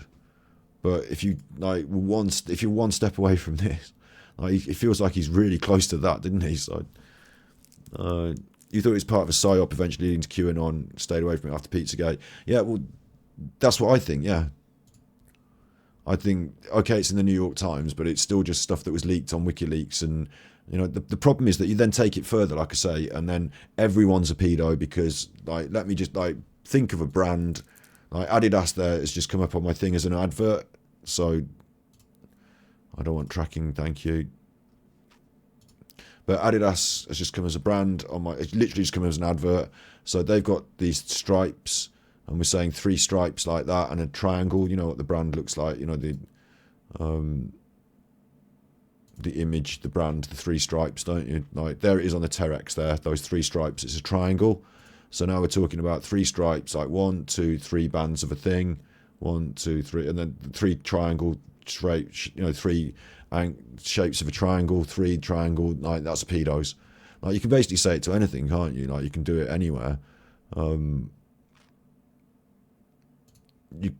can't necessarily, you know, they're not all that blatantly exact, but I think it's unfortunate for any brand that uses a spiral in its logo. Let's just put spiral logos, because anything with a spiral now is like is done, isn't it? Is pedos. So, and that's quite a normal shape in nature. So I mean, it's given me, you know, I'm looking for any brand that's got a spiral as a logo. Let's just do some brand logos and let's see anything that we can pick out. This is going to be tiny image, watch. Stupid tiny image.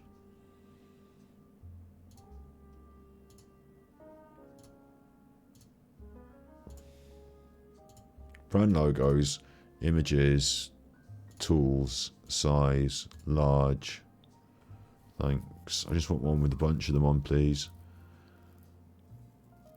I just wanted to find the first one that looked like it's got a spiral. You know, maybe they fucking stay away from it because they've heard of this. I don't know. They were showing me some on that website anyway. I didn't agree that they all look like spirals all the time anyway. All brands always, you know, I don't agree that Walls always had a... Walls is on it there with the spiral hearts. But how come Walls ice cream, you know, it's ice cream that you buy. It doesn't mean you're a pedo, does it? It doesn't mean the ice cream's pedos.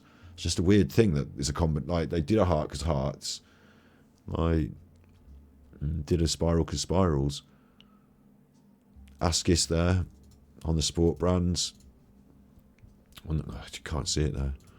Askis there on the sport brands. It's got a spiral.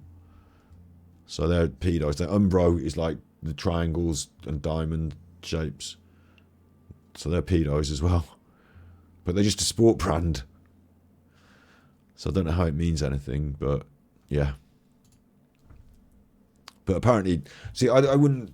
The other thing I wouldn't understand is, I understand the jewellery. Like, if you're wearing the jewellery, someone can see that you're a pedo, yeah? But, like, why would you want to brand your fucking business, like, with the pedo logo? Seems a bit weird, unless you were doing child minding. In which case, you probably don't want to do that, because it's going to put people off. But,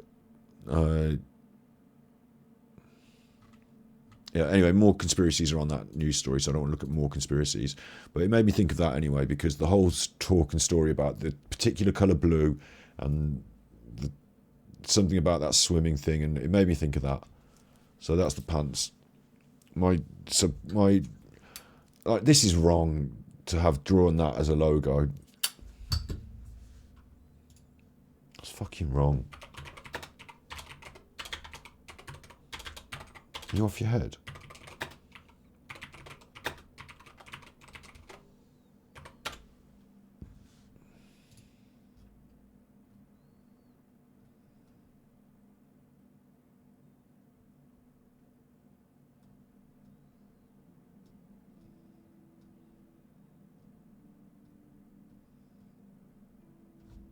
What's his name? John. I mean, there was no doubt he was in the water doing that. Facebook John Wedger, PSAD, November 2023. I was just going to find if there was like if he's done a website about it or something. Today's live pants swimming about depression will be on a fast-flowing river in a UK city. Are you fucking insane?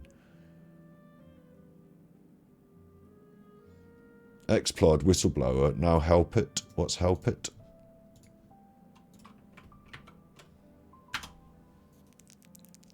What's help it?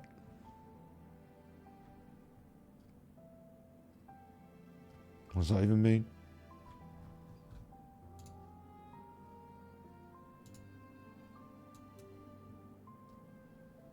August 4th, 2023. The Great Reveal featuring John Wedger from Amazon. Selling books on Amazon. Interesting. Exposing child trafficking. This is appalling on KineMaster, which I assume he's doing this. Ouija board. Oh, this is a child's Ouija board. What it actually is, it's not really a Ouija board for little kids. It's a Japanese kawaii thing, isn't it? Like being a sort of cute goth. It's like a Japanese kawaii thing. But he's found pictures of Ouija boards that are in pink. This is dangerous, perverse and serious. I mean, assuming he's making this because he's uploaded this video. It needs to stop. The demonic exists. Once and only the power of Jesus can take authority to remove it. Etsy and other outlets are condemning these poor souls. It's not really for kids, I don't think. My first Ouija board, I think it's a joke.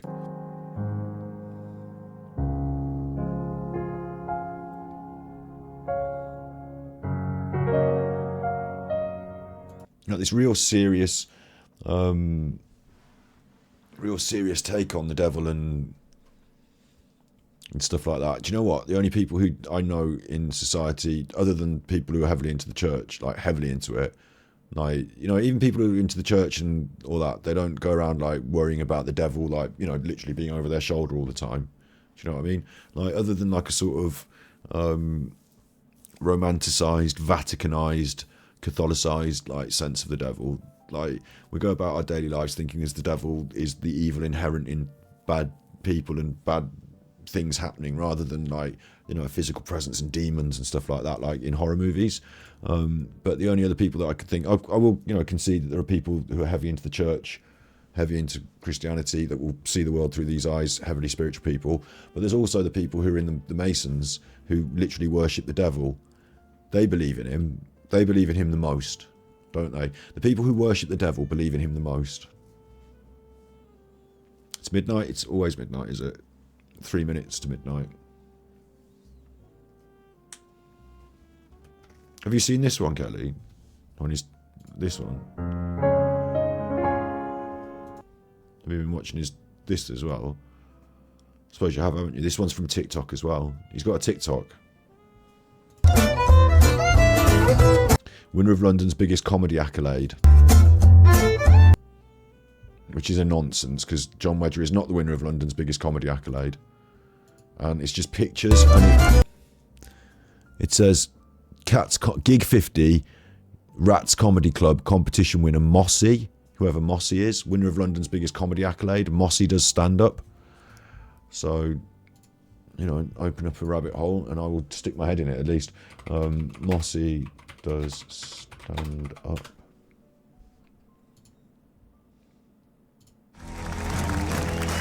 Comedy Virgins with a big triangle. So a big triangle in the word virgins. So this is good.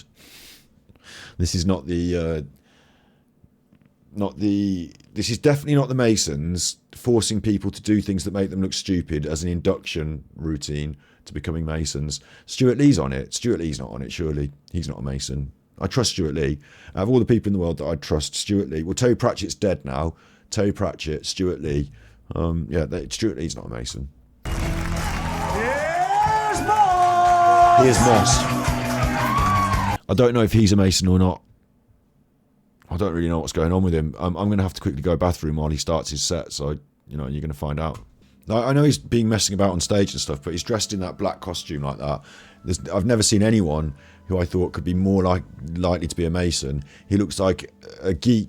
Like, there's nothing wrong with being a geek or a bit of a nerd. You know, I've got friends. I'm one. Just mentioned Terry Pratchett.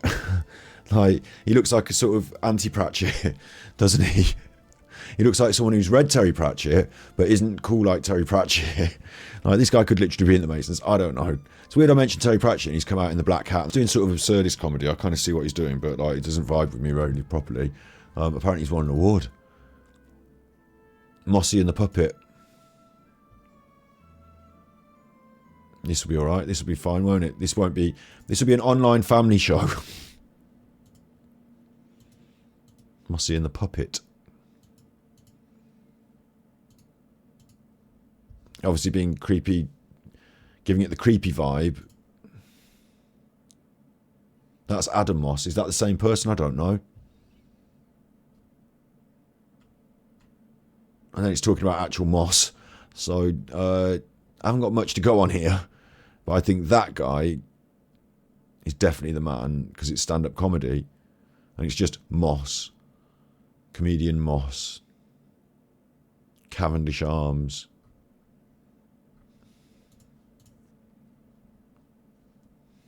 Thanks.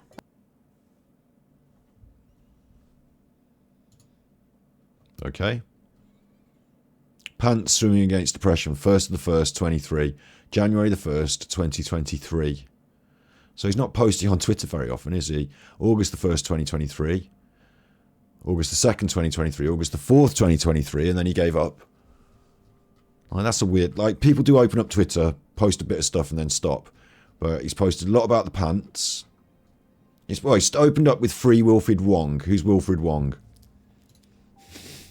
Why do I live like this?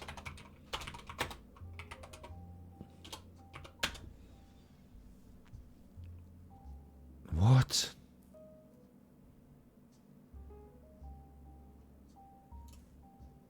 What?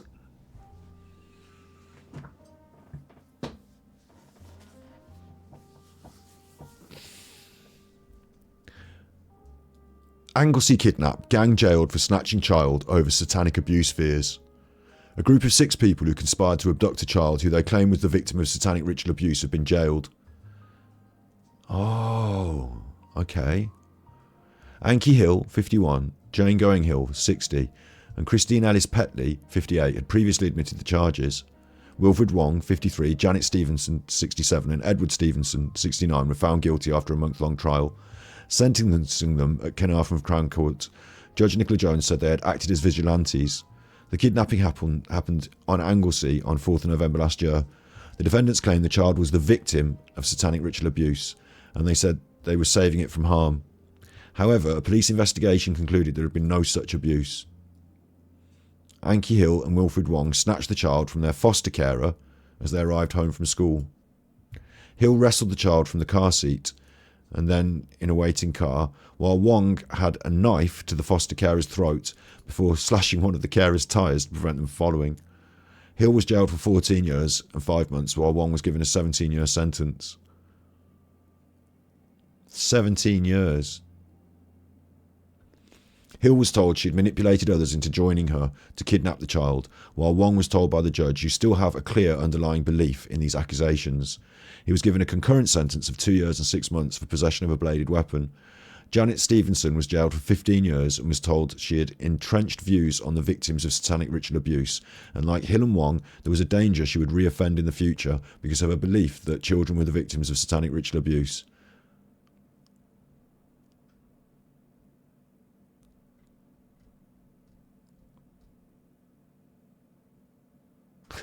Karen Sawford, 48, was found not guilty, and an 8th defendant, Robert Firth... No, Robert Frith. What? This name. Oh, don't do this to me.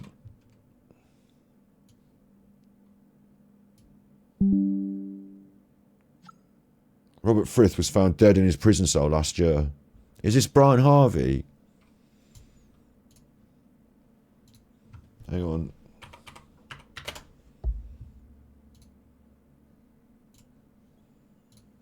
Brian Harvey talk about this?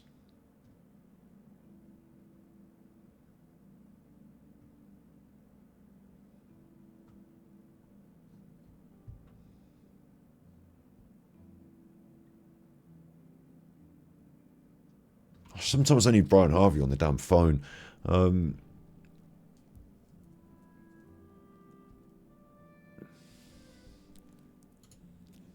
This name, died in prison. I remember hearing it and I remember thinking that name is very much like the name in the Nicola Bulley case, the French guy who is the big witness, but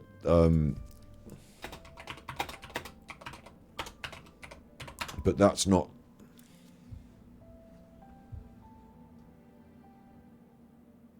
Who it was.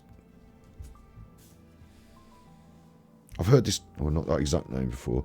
What I'm saying is, I think I was watching a Brian Harvey, and he just out of nowhere brought out this thing. Well, not out of nowhere, but he brought this thing out, and he mentioned this guy, and I paused it and was like, "Oh my god, that's the same sort of name as the big witness in the Nicola Bulley case," but it wasn't the same name. What's the one in the Nicola Bulley case? Is it Fife or something? The witness.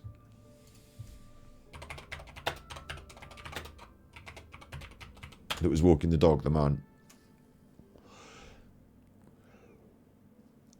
That is originally from France. I should do a stream with Brian, yeah. I'm thinking about, you know, how to approach what I want to do with Brian, yeah. Free Wilfred Wong. Like, the thing is, right, I've got to say some stuff about this, okay? Forget, you know, don't worry about too much whether that connects with Brian Harvey right now, because if I can connect it in a minute, I'll try and, well, I'll do it while I'm talking. It must be in one of these that I've watched, huh? So I'll go with this one, the VIP paedophile cover-up. It's in this. But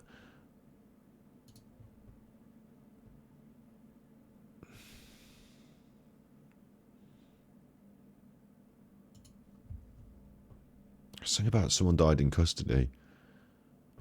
It might not have been Brian Harvey, you see. It might have been somewhere else. It might have been somewhere else. Anyway, look, right. Where am I at? Free Wilfred Wong, Robert Frith. Like, bear this in mind, right? Let's say you listen to John Wedger. John Wedger comes on the internet and tells you there's a paedophile cover-up and they're all Satanists. And you listen to him and you believe him and you know, he's doing whatever, yeah? Then you find, like, you go and kidnap a kid. You're so into it, you end up being a criminal. Like, you get put in prison, 17 years. Like, yeah, 17 years put in prison. Like, so it's not a good idea to follow him, is it? And to listen to what he's saying, like, and get well deep into it. Because even if it's true, you end up in prison for 17 years. Like, but what if it's not true and they use it to get rid of people?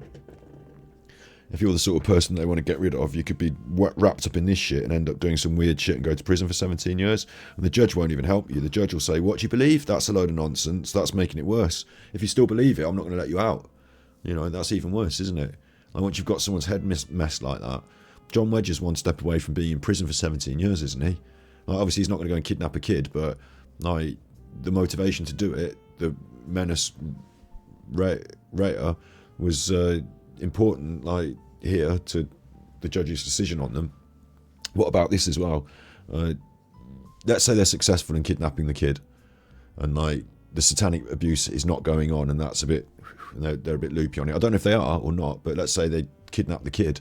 Like, now you've kidnapped a child, and you're just a bunch of people who have kidnapped a child. Like, you could be the nonces. I'm not saying they are, but they could be nonces kidnapping a kid and saying, "Oh, we're trying to save the kid from Satan. We're trying to save the kid from satanic abuse." Like, they could have been the ones that wanted to do the satanic abuse. And that's why they keep going on about everyone else being a Satanist, because they're the Satanists and they just don't want to, like, admit it. Like, there's so many, like, questions about that, isn't there? But this case is not the first time I've heard of this case. This Anglesey kidnap gang. And it's not because of John Wedger.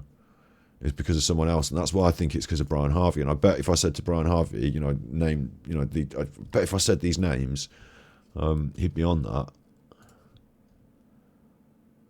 And like recently, I watched a lot of his stuff.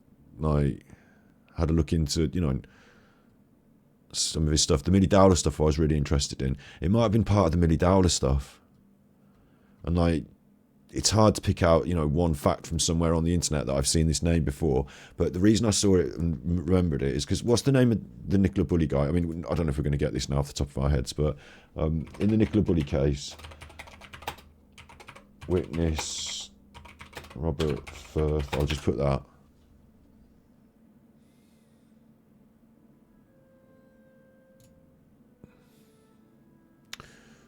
There was a witness in the inquest, and it was like one of the key witnesses, and he's got a name.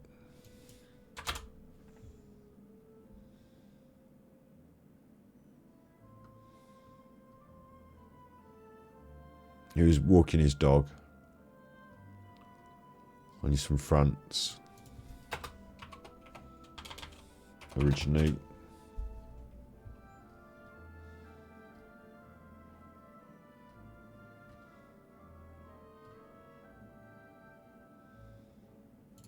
Richard Fife, that's it. Richard Fife. So you can see why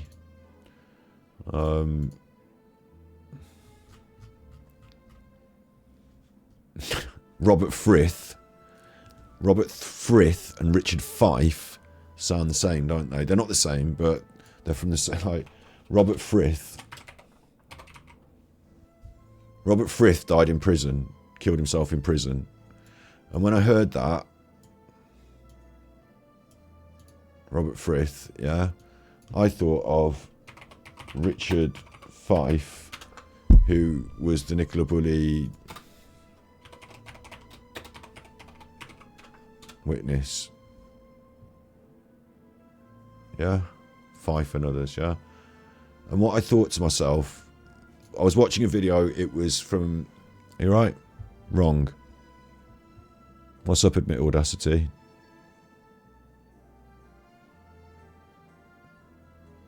Is that wrong?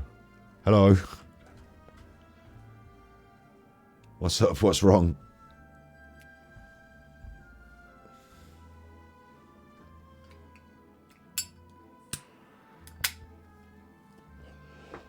I've been watching someone somewhere recently, and they talked about this Robert Frith, who died in prison. And when I heard it, I thought, have they taken his identity and used his name as the witness in the Nicola Bulley case? And then I looked it up and I realised, no, they hadn't. Like, I didn't look it up today even. Like, this is what I thought back before. And I found the name, but I've forgotten it again. But Fife was the name. It wasn't the same name. But it occurred to me that Robert Frith and Richard Fife sounded like similar sort of names. Like, you know, if you were just to be making up names, an R name and an F name and a, you know, they're similar, aren't they?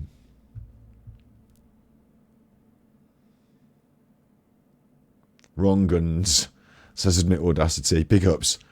You're talking about these people.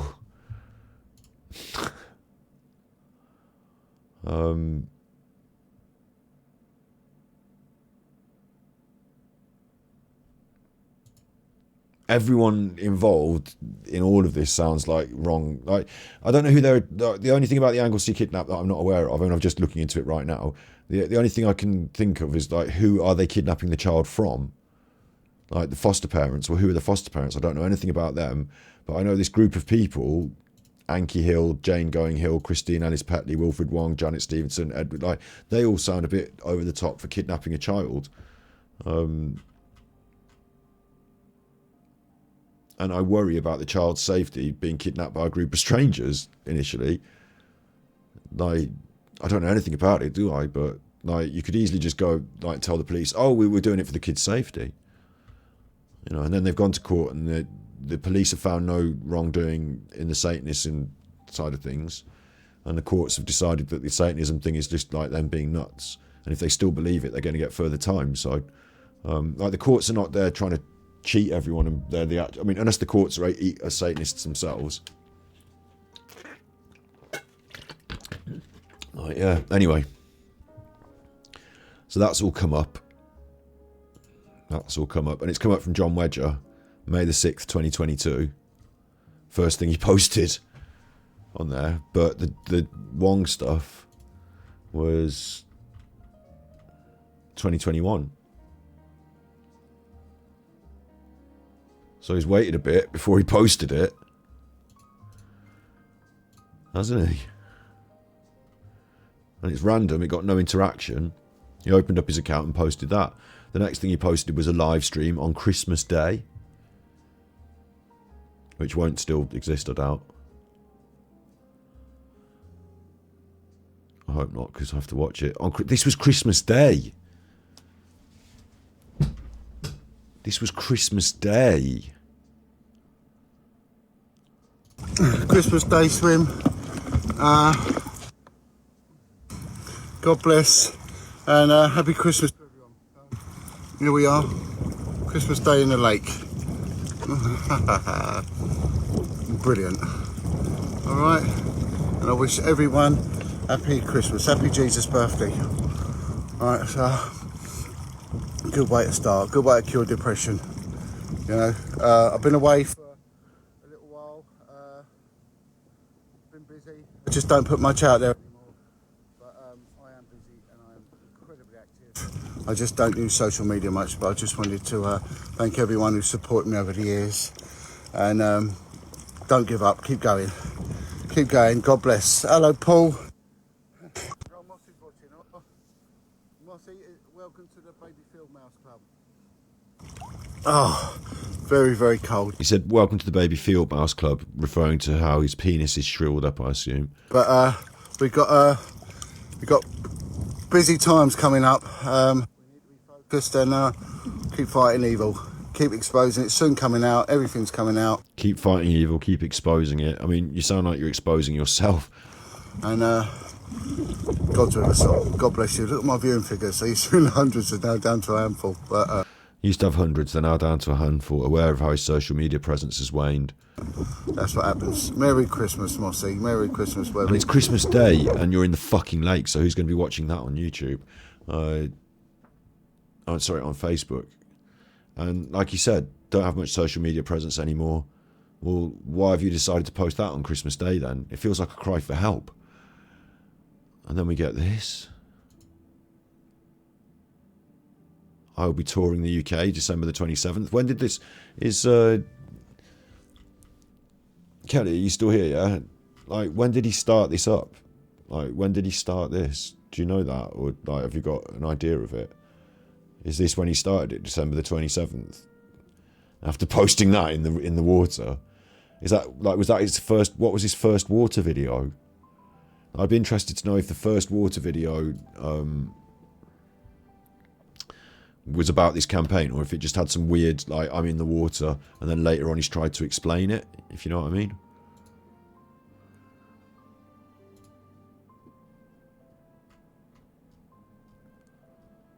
What the fuck? Look at it all.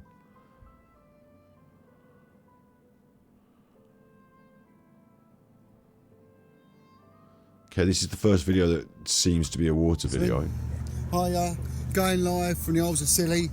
About to start the first swim. Hiya. He's actually got goggles, he's actually doing some legitimate swimming, yeah. The Isles of Scilly. The tides have been rather spiteful. He's doing very well. He's keeping going, bless him. Like, this is a sort of proper endurance swim. This is what I meant about, like, you know, that's a proper organised. He's got people on kayaks. It looks like he might even be doing it for charity. Legitimate, normal, you know, acceptable. Really, really horrendous currents. Even now, feel it pushing. The water here is absolutely crystal clear. And it is like, Jay said, it's like the Caribbean Islands. You know, maybe this got him some attention on the internet. Like, that he considered positive attention. When's he next? Okay, Peace Out appears here.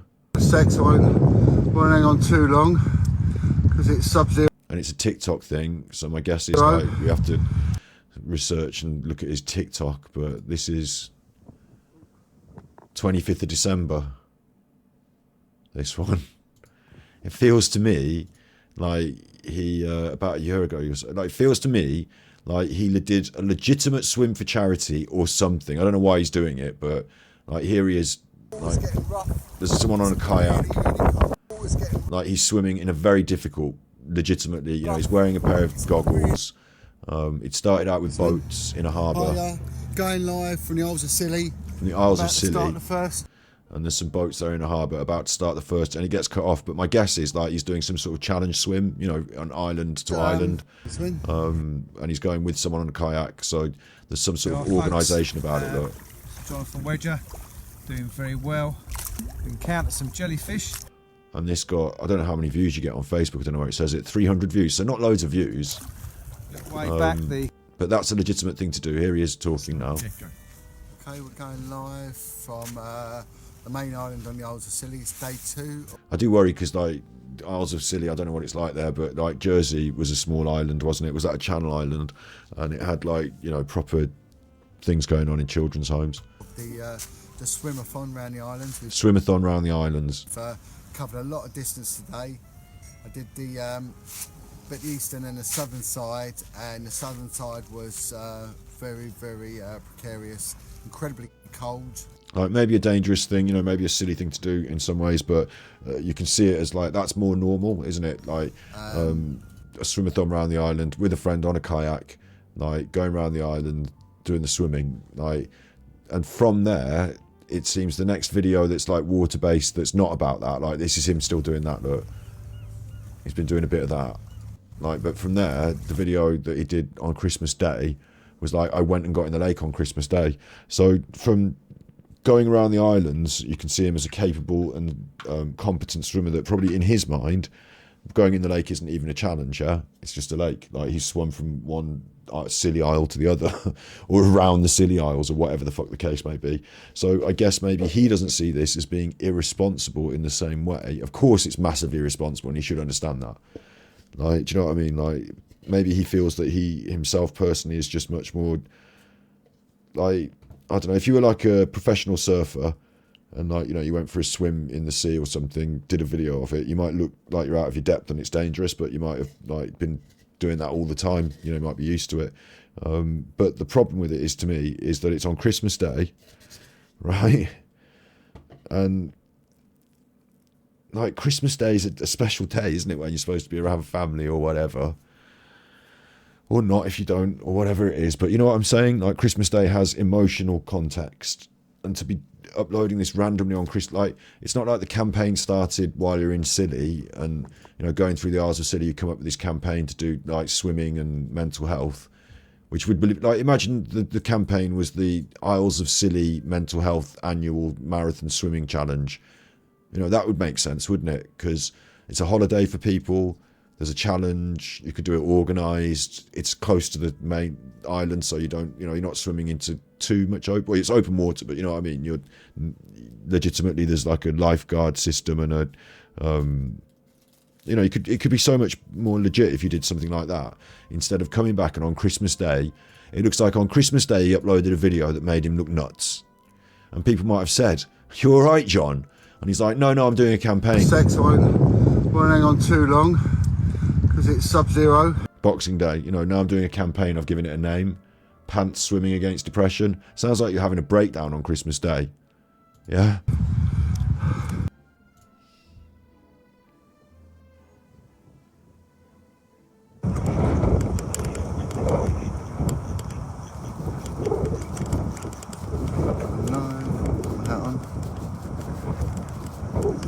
On the wait till someone tunes in.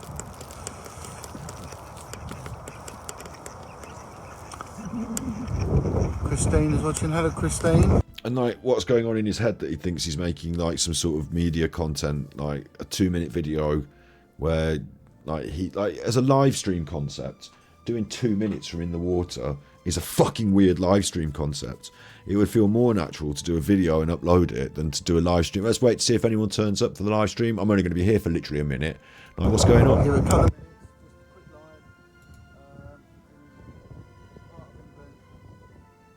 I'll be doing another pants swimming against Who's ex-Muff? What's Muff? depression. Tremendous following now. Oh no, he's getting a tremendous following on social media. This has got over 1,000 views, this one. So things have gone up since he did. Obviously, things have gone up because on Christmas Day you look like you're having a breakdown. This is the third one we've done now. We're touring around the country. We're going to be doing another major, probably one of the biggest rivers in the UK tomorrow. And so now it's caught on to him like it's some sort of like it feels like, you know, John Wedger has been taken serious. Listen, John Wedger's been taken seriously on podcasts in a serious context. So he doesn't need to be doing this desperate fucking attention seek on social media. But this feels like the sort of thing that a teenage boy might do, trying to get social media clicks. Well, I jumped in a dangerous river on Christmas Day and people started to watch. So I thought I'd jump in another dangerous river, even more, for if people are going to watch, I suppose. Do you know what I'm saying? Oh, Exmouth do a big swim. Exmouth do a big swim, do they? The whole concept of it reminds me of when he said that people who have been abused stay. I mean, I don't know, but he said that people who have been abused stay at the age, you know, they got a mental age check when they got abused, and that's what they stay at. It feels like he's very, very immature in this approach. This is just to promote the benefits of cold water therapy. This is just to promote the benefits of cold water therapy. And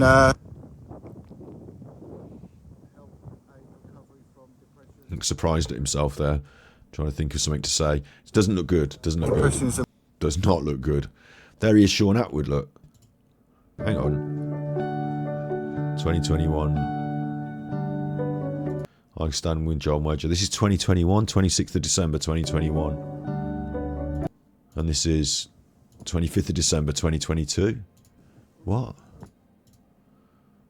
right, 2021. He took a year That's off it, social that's media it. almost to the day. What the fuck? going live. 2019. Up in Edinburgh and 2019. going live. I mean, I don't know if that's the year he did Sean Atwood, I can't remember, but this 26th of December 2021, he posts a little video, yeah? And then his next video is literally a year later, 25th of December. Like, what the fuck? How come you took a year out of posting on Facebook? And so my assumption that he did this water swim and that led him into the river on Christmas Day is not exactly correct, is it? There's a whole year between that.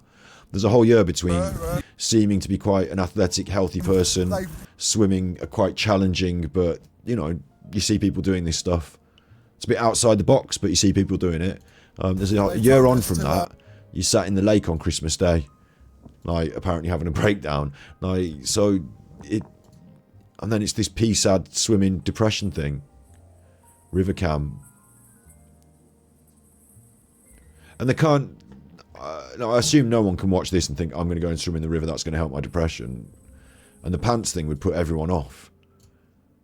Like, that seems really weird. It's like a signal to pedos, if anything. That's what it feels like to me. What the fuck is he doing? And then it's all that. Like he's had some sort of bipolar breakdown. Like it's all that now. PSAD for like a good solid till May, November 2023, December 2023. We've just had December 2023. He's still doing it now. Like, how would Luke? Okay, there's a question for you. This guy's been on. Where was the Kelly? Where's the connection with Peter Folding? Is it just the water connection? Pete, Luke had him on. I know that you've seen him on Sean Atwood, so you can say he's been on Sean Atwood. He looks legit, and that's all I said. I didn't look at this. Like, good one, Kelly, for looking at this.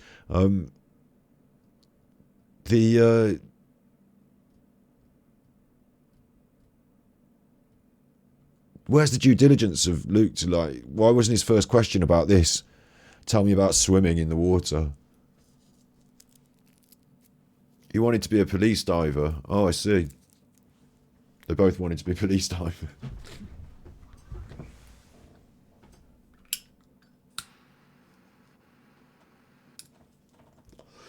Yeah, admit audacity. We were talking about that earlier. We were saying that they do it in groups, and if you want to do this properly, you go with the group so that you're not in danger and it's like part of a group thing. You don't just jump in any old river. Like, this guy's a full nutter. A fully dangerous nutter. Free Wilfred Wong at the start as well, look. This is in 6th of May 2023. Ex-police detective once again plunges into freezing water in his anti-suicide quest using cold water therapy as his tool. That's writing in third person about yourself. Wow. John Wedger here. John Wedger here. It's depression. And it's a bit of a pleasure today because it's...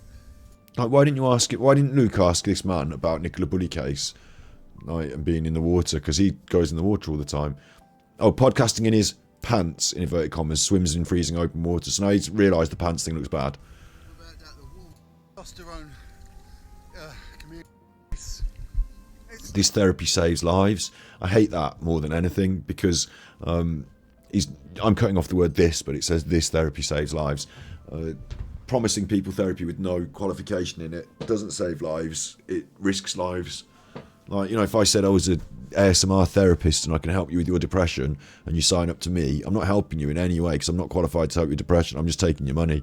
You know, and this might not take people's money, but it gives them false promise that, you know, actual therapy saves lives. What you're doing doesn't, and it distracts them from actually good stuff that might help save their life. So it's a fucking nightmare what you're doing. It's an absolute nightmare. What's this? Indiegogo, a new documentary with John Wedger, crowdfund. A new documentary exploring the issues of crime and redemption. Yeah. 55 days left. So usually you get most of your crowdfund in the first couple of days, and then the last few days you might be able to top it off. But you get a big over the hump in the first few days. Like, you make a big marketing push so that we're going to release the crowdfund on this day. Are you ready for us to release the crowdfund? The crowdfund is coming. Are you ready for the crowdfund? And then on the day of the crowdfund is where you get most impressions or whatever, and people can see it going up and they think, oh, it's going up, I might also help. If you're left at like $1 after the first whatever, like, they've had 5 backers, there's 55 days left, but they are very, very in the small. They're not going to make that goal. It's very unlikely they make that goal, yeah, just based on statistics, unless they can go around somewhere and find a backer, and that backer will then pay into the crowdfund. The general public have not backed this crowdfund. Gonna watch this on YouTube. Sussex Gardens in central London, just off of the Edgware Road, was one of the hubs, the main epicentre in which the children were pimped out. They were taken to this street in the early hours of the morning, and they were concealed in some of these bushes along here. They would be hidden in there. The police... Stop wobbling, John. Cut. Right, the woman walked past and John wobbled. Okay, we'll go again. John, can you not wobble this time? This is all right, yeah? See this? That's what I'm promising you this year if me and Steve can get out with the cameras. I'm not asking you for any extra money. I've already got tippies. I've already saved up money to go and do it. What are they looking for? $6,000. Reasonable amount of money for already having shot stuff like this with no money. Yeah, bear in mind they've shot this with no money. So what's the rest of the $6,000 for? Because surely for a few £100 you could shoot this. Like, you're already doing it for no money. Lives which harboured anger, aggression.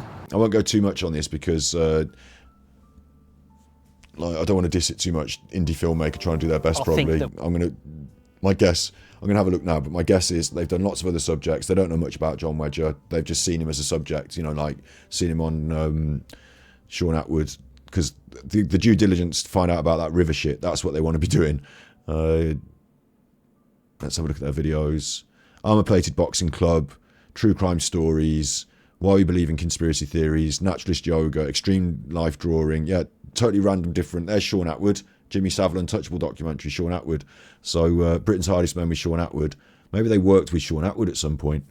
But yeah, the ayahuasca experience, 101 films you've got to see. It's random, different subjects, trying to like make little documentaries, isn't it? So they're not like, you know, the reason they've got John Wedger and they're trying to do that is just out of hope that John Wedger might be interesting enough to the internet to make a thing just listening to what he says, but they're not doing their due diligence looking into the background of John Wedger, obviously. And they've got a bit of a fascination here, Dave Courtney and the governor, and like they've got a bit of a fascination with sort of like hard knock crime nutters 7 years ago.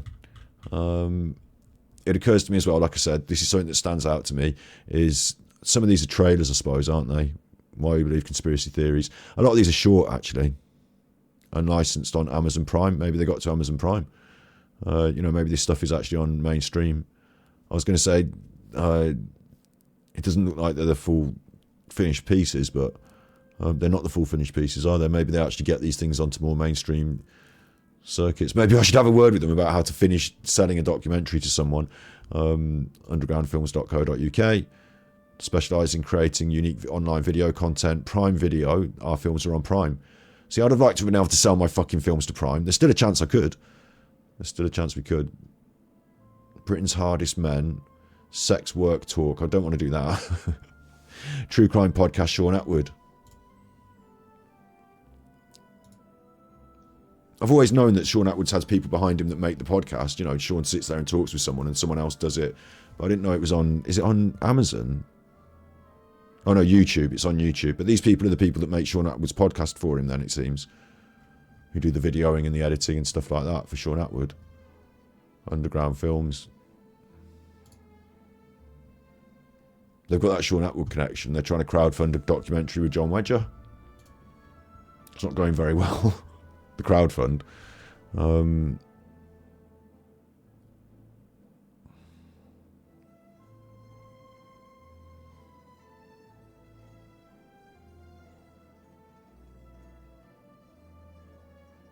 It's just going to be him talking about all that stuff. Basically, they've advertised. And everyone's heard all that stuff on the internet already, so no wonder it won't hit the crowdfund. But yeah, John Wedger's crowdfund 5 days ago. He's gone to a funeral recently. Anti-child abuse Chris Fay has died. He's posting that at Christmas.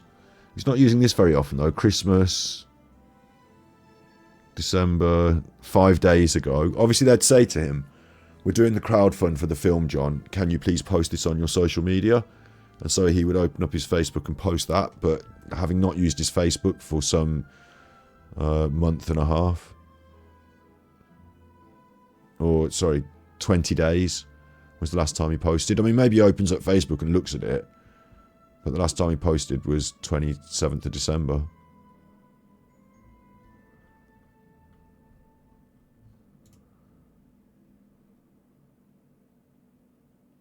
Fucking... That's 2020. But... His photos. There's him and Sean Atwood, 2023. He did another interview with Sean Atwood in 2023. I mean, the thing with Sean is, like, if it's good for Sean, he'll do another interview with you, but, like, does he really believe it all? I certainly think there's something fucking weird going on here. And, like, he's the anti-child abuse man. But I don't get the right feel for an anti-child abuse campaign. I don't get the right feel.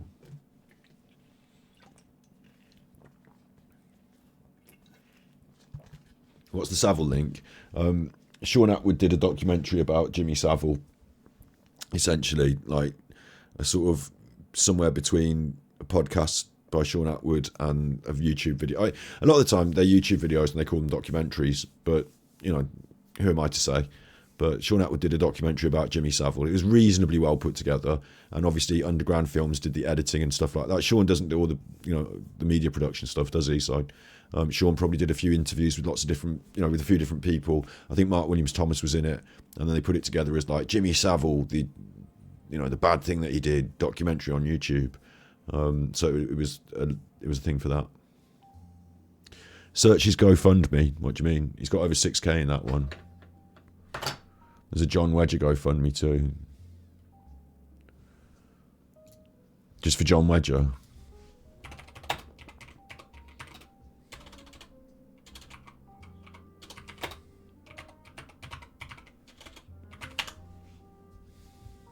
Victims for Justice of Abuse.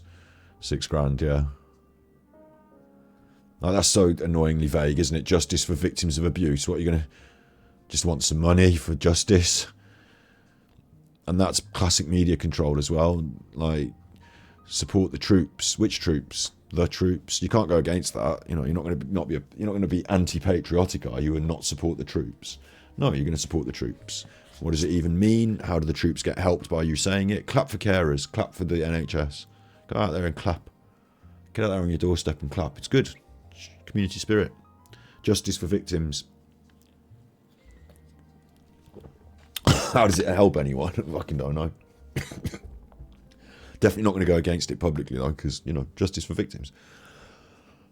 It's one of those funny things about the slogan politics. But yeah.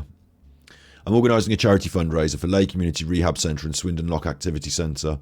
Helps underprivileged kids. I'll be cycling to Cornwall and then swinging around the Isles of Scilly. So I did do that for charity. My campaign is to highlight the police whistleblowers and in doing so gain justice for victims survivors of abuse. So you're going to give the money to Lay Community Rehab Centre and Swindon Activity Centre. That's what you're going to do. Did he? I mean, I don't know. Do you get to keep the money on those if you don't make the money? And this has a very, like, you know, Jimmy Savile vibe, doesn't it, in some ways? But it is what it is. The Lay Community, merger with the Lay Community, process of developing the service, Phoenix Board, Specialist Women's Service, childcare responsibilities, histories of trauma. Like, I'm not saying these people are bad. I'm saying that, like, Jimmy Savile went into all these, like, good charities and good hospitals and got himself involved with them, didn't he?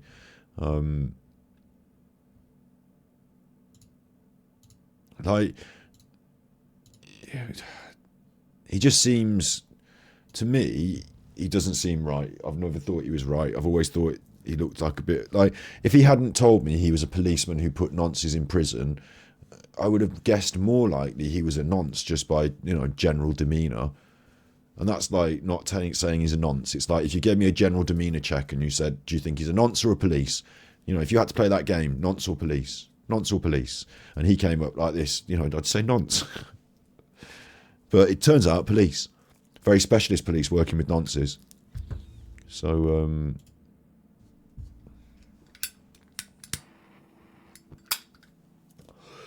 the thing is as well, right? It's all smoke and mirrors on the internet, isn't it? It's all show. Like, Peter Folding knows that more than anyone. His vans are very, very shiny, aren't they? Very nice and clean. Like, this is what private hospitals and private schools are like. You know, they've got loads of super minibuses and a wonderful science lab. The school must be good. And the private hospital's got all the equipment and all this shiny, shiny stuff. It must be good. Like, you know, that there are obviously benefits to having loads of good equipment, but like a good public image and a veneer of professionalism, and you can sort of dance around. Like, you know, you can get on the fucking crime board. What's Peter Folding on? He's on that one where you he's on a panel on a true crime thing, isn't he? Do you know what I mean? It can get you places. It can get you on the telly, can't it? And like John Wedger, whatever he was when he left the police force, I mean, I don't know anything other than what he's told me, but when he left the police force, like, he wasn't necessarily like in some sort of super position, was he? Like with a great big house and loads of money and just like go off to the Bahamas for my holidays, like Peter Folding. Like, I don't know what he needed to do or what he's doing in terms of work and money. And in terms of his own mental health and what's going on in his life. When you go on somewhere like Sean Atwood as a guest and you talk seriously about serious things, you're taken relatively seriously. And then the bit where he got into Satanism and stuff like that, in a slightly different environment, people might have laughed at. Do you remember when Terry Wogan had David Icke on in the early days? I don't know if that's still on the internet. Peter Folding is now a police whistleblower. So that's what it says in chat there. Terry Wogan, David Icke. I don't know if you can still find this these days. Obviously you can, look. There's one of him from Ireland. It's a slightly different, it's not Terry Wogan, but like the Wogan interview is sort of hidden by the BBC now, I think. Or by David Icke himself, like with the right to be removed from the internet. David Icke might have removed it, I think. But Terry Wogan took the piss out of him. And this is a similar sort of interview from Ireland in 1991. You know, he comes out and he says, like, you know, they're all lizard people. And like, but he's wearing a tracksuit. He used to play in golf for Coventry. and he damaged his leg, so he couldn't play in goal for Coventry anymore. So suddenly his mortgage was under, like he lost his house, and then his wife left him, and he was in a hotel room. Suddenly he got all these funny ideas, and I think he might have been high on cocaine, broken his brain, and had some sort of breakdown and come out with all this. And then after he started saying it, people actually started going along with it and putting him on the telly. He thought, well, fuck this, I'm going to do this for the rest of my life. Like, this is my money now. And like somewhere between believing it and wanting the money is David Icke. But like, that's my opinion. Good to see. You do claim to be the Son of God. Because he did break his leg, you know, used to play football, all those things. And without this, imagine he didn't have this, he would just be David Icke, former footballer, having to work some sort of normal job. And he, like, that's not what he wanted to do. David? Yeah, let's get it right. We're all the children of God. We're all created by God. We're created by the thoughts of God. When we think, we create an energy field. When we think thoughts of love, forgiveness, and peace, and all the things we want to bring to the world, we create a certain kind of very positive energy. And there's almost a smile on his face like Jupiter's Delight. He's like a pseudo Russell Brand, like a modern day version would be like Russell Brand. But before him, you know, the Beatles went out to see the Swamis, didn't they? You know, he might know what he's doing here, but he's wearing that tracksuit, so maybe he doesn't. When we think thoughts of hate, of all these other emotions, of anger, of fear, we create another kind of energy, a very destructive one, which, if it's in big enough quantities, destroys the very life force of creation, which comes from the being some call God. The name I'm given is the Godhead. Now, if we can create by thought, what can the Godhead do? This master spirit at the center of all creation. He can create almost anything he wishes by thought, and he creates us by thought. But do you claim to be the Son of God? Because Terry Wogan said to you on the Wogan Show, you claim to be the Son of God, and you said yes. Well, I am, yes, I'm saying that. What I'm saying is we're all the children of God. But some people come to earth, Jesus was one, there were many more before him, who are actually part of the soul of the Godhead. It's God incarnate on earth. That's what Jesus was, that's what these other people were before. To try to bring the truth to a planet that has lost that truth for 12,000 years, and as a result of which we have taken this wondrous planet to the brink of not existing. Jesus said, I and the Father are one. Mm-hmm. That means he was the Son of God. Are you claiming that too? You and the Father are one? We're all one with the Father. No. He's been very careful about his language, but he was claiming to be the Son of God. Oh yes, we are. We're all one with the Father. What I'm saying Thinks he's a bit special. is that if I, as Jesus was, and others were before him, an aspect, part of the soul of the Godhead, then these beings are the Godhead incarnate. Then we And he seemed less reasonable when he was on Wogan because he was a bit more manic. are all sons of God and children of God in that way. And in the Irish thing, they're more concerned with religion, you know, from the Catholic point of view. So he's sort of arguing against the Catholic perception of this. But he seemed a bit more nutty on the Wogan interview. I'm surprised the Wogan interview isn't more readily available. Because there's them talking about the Wogan interview. And obviously David Icke is a massive conspiracy nut now and has never stopped being so since then, has he? So, where did I get that from? Yeah, I don't know why I'm talking about David Icke now. Joanne, Caroline, McQuillan, God bless you. God bless you all. All right, have a lovely day. There we go, look. It might be freezing cold, but it's sunshine in my eye here, look, so. Yeah. This is, I'm telling you, anyone who has a bit of depression or feels down, get out and do a bit of this. Wild swimming, honest. God, it is absolutely gorgeous. It really is. It's all a state of mind. Wild, all right? Thing is, wild swimming in itself, like, you know, professional wild swimmer having gone around the islands and all that business, potentially, yeah. But like in this context, in this way, not so much, yeah. Like, I totally agree with what Kelly's put in the video. I think with a little bit of context about his previous big swim for charity, he seems a little more legitimate doing this, but it's still not legitimate because it comes with so many other hugely problematic concerns. So, like, it's a fucking nightmare. Yeah, Johnny Wedger and the Anglesey kidnap gang who he wants to see freed. And even deeper, like John. Okay, so John Wedger is an absolute kettle of fish when it comes to satanic abuse, and he thinks he's uncovering loads of satanic abuse. Yeah. So he wouldn't want the Illuminati. He wouldn't want the Masons thing in his fucking thing, would he? But he's got the Mason symbol in his thing, which is bad. So that was really bad.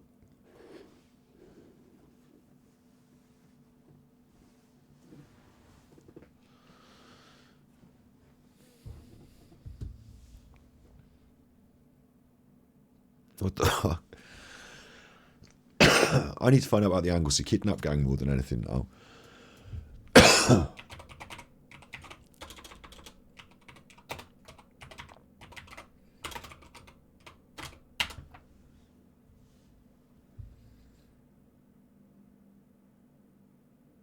Well, this is a guy called Gordon Anglesey, an ex-police paedophile officer who preyed on teenage boys. That's not what I was looking for, but Wilfred Wong, this is a video about it 2 years ago. Shocking abduction. Is this the actual video of it happening?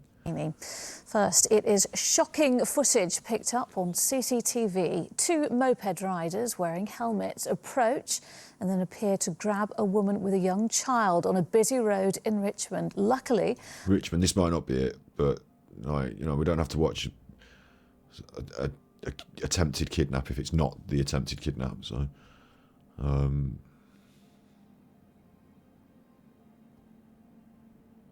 Wilfred Wrong's update. Chancer, there's Chancer. Someone mentioned Chancer earlier in chat, didn't you? There's Chancer. I'm surprised there's not more. Like, this is exactly what those fucking true crimers love. Let's have a look at this one. In my previous video, The Dangers of UK Conspiracy Theorists, I mentioned an associate of Jeanette Archer, Wilfred Wong.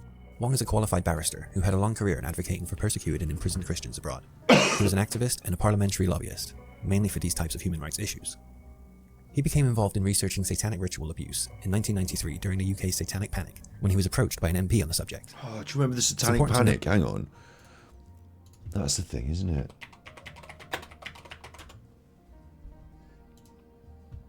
Satanic Panic is a moral panic consisting of over 12,000 unsubstantiated cases of satanic ritual abuse, starting in the United States in the 1980s, spreading throughout many parts of the world by the late 1990s and persisting today.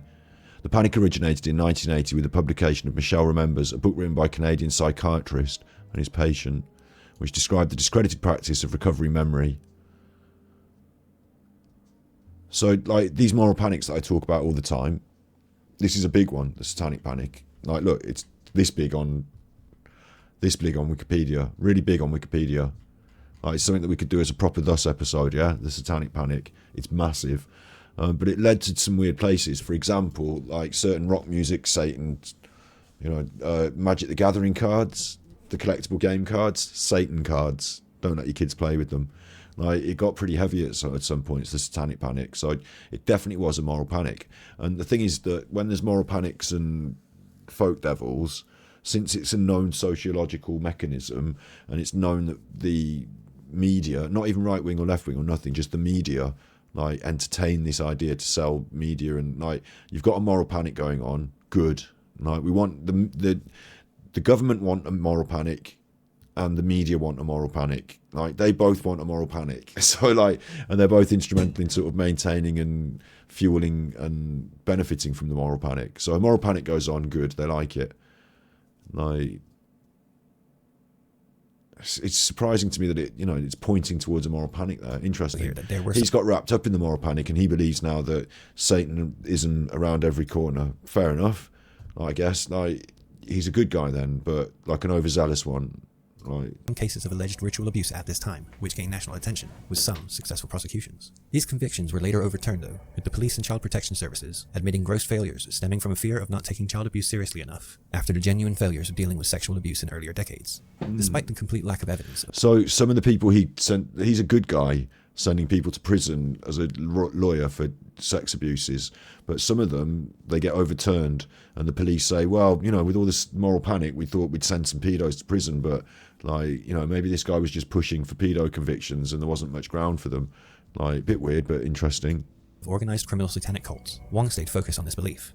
In 2014, he started the Coalition Against Satanic Ritual Abuse. Here, he offers support in helping people get justice against their abusers if they are struggling. A statement which now sounds ominous after recent events, which we will get to.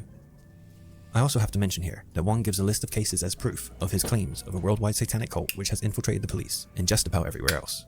Yet this list consists of mostly lone nutjobs who have abused children or vulnerable people while claiming to be Satanists. 2 cases which do involve a group of people seem to be pagan cults and actually have nothing to do with Satanism. There's also no mention of sacrifices, drinking blood, and adrenochrome, and no links to any people in high places in any of Wong's quote-unquote evidence, so cases like this do not prove theories like QAnon or David Icke in any way. On September 30th, 2021, Wong was sentenced to 17 years in prison plus 5 years on license for his large role in the group kidnapping of a child who they believed was a victim of satanic abuse. Wilfred Wong held a knife to the throat of the child's foster mother, while the biological mother grabbed the terrified child from the car seat. He then slashed the tire of the foster mother's car so she couldn't pursue them, and they didn't seem to be bothered by the fact that there was another child already in the car while all this was happening. Who would have guessed that this was the type of help Wong was offering in a bid for justice? The child's mother is facing 14 years and 5 months imprisonment with 5 years on license. The 2 in charge of the getaway vehicle were sentenced to This 15 happened in the UK in broad daylight like this. years and 8 years respectively, and 2 others who served as lookouts were sentenced to 4 years. It's Oh, worth no, it's noting dark, that despite these people claiming that's when this they was a arrest rescue them. mission, the child went through severe trauma and has now been diagnosed with PTSD. This whole story is another terrible example of why we should leave these things to be dealt with by the appropriate authorities. This whole escapade has caused a lot of damage to a lot of lives, and serves as further proof of the dangers in following radical, QAnon-type conspiracies and vigilantism. It's very interesting because you don't know who's a good guy or who's a bad guy. Like, he might be a good guy that's poorly motivated. Like, he might be motivated by things that he thinks are right and doing the wrong thing, or like, you know, in his mind he might be doing the right thing, or he might not be doing any of those right things and it might be just an excuse to do the wrong thing. Like, you got people put in prison for being pedos and then they got to come out of prison because there wasn't enough evidence to support it, and the police said, well, he was putting pressure on us and everyone was a Satanist, so we thought they might be Satanists. Like, that's bad. Or like, what happened? Like, this is too confusing to me, really, to know. Like, I can't get a read on the guy from just that, can I? But like, it's just a fucking weird one, that is, isn't it?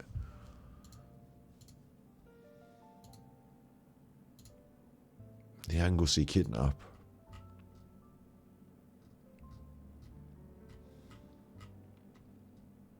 But, as I say, the name of the guy that ended himself in prison came up before somewhere, and I think it was Brian Harvey. I think it was Brian Harvey that did.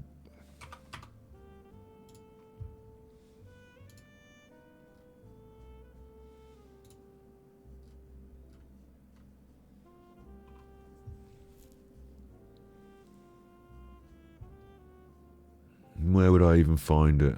How would I find it?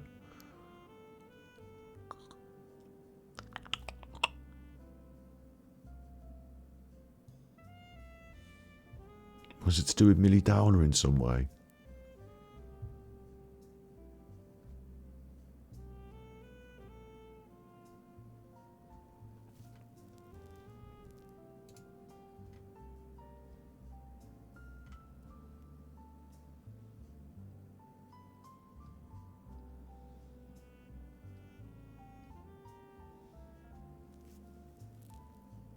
This one's a 9-hour video. Welcome to Rich. So it might be some part of this, but I don't think it is.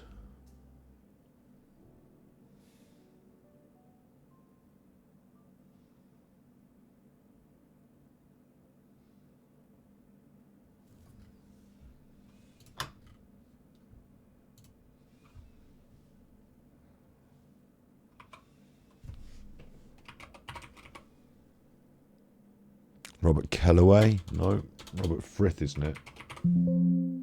No Frith in this one.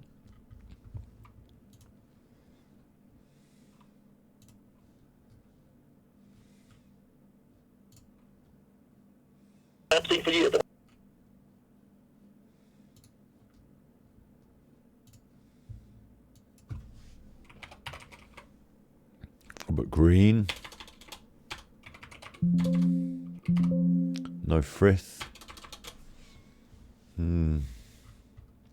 what connection I'm looking for? Well, this Anglesey case came up because of John Wedger today, and he wants to free that man.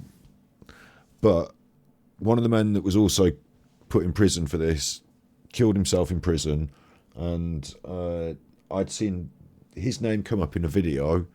Like, it wasn't about that. The video wasn't about it. It was about something else entirely, and it like came up towards like the 2/3 mark. It was like, oh, and also this guy, these people who were put in prison for this thing, and this guy who killed himself. And it was like, it felt to me like it might have been a Brian Harvey video. And I remember the name because I thought to myself, that sounds like one of the names from Nicola Bulley, but it wasn't one of the names from Nicola Bulley, it turned out. But that's why I remember the name being in a video. But like, you know, where and when now, and which video, and whether I'm going to find it off the top of my head now, I don't think, you know. So.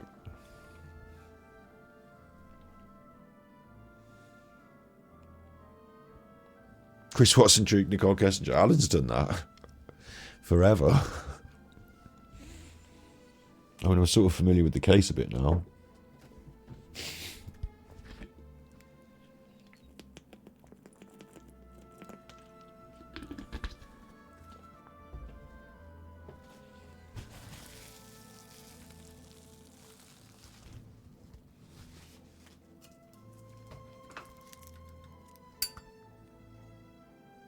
BHTV, the Millie one where he did the route of the abduction. Is that what you think it is? Smarty Hearty. Is that the video you think it's in where he did the route of the abduction for Millie Dowler?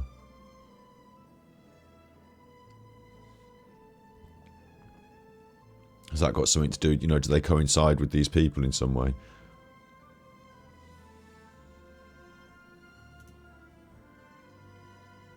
It's annoying, isn't it, just to think something's in your back of your mind there and I can't tell you exactly where it's from.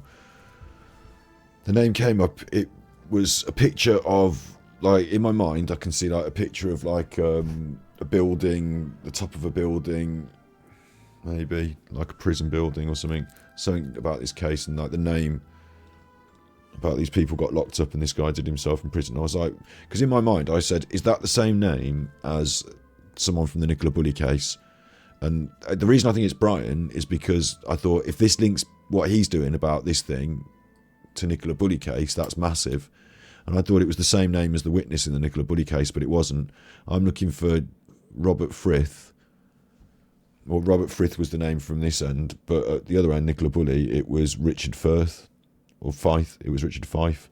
So Robert Frith was mentioned, though, in one of these videos somewhere. I'm pretty sure it was. I'm pretty sure it was Brian, because I would have said it links what you're saying with the Nicola Bulley case. That's why it was important to me. And then it didn't link. It wasn't the right name. It was a cold lead. But so therefore it must have... I think it's Millie Dowler. I think it's something to do with Millie Dowler, because I watched his Millie Dowler stuff a lot. And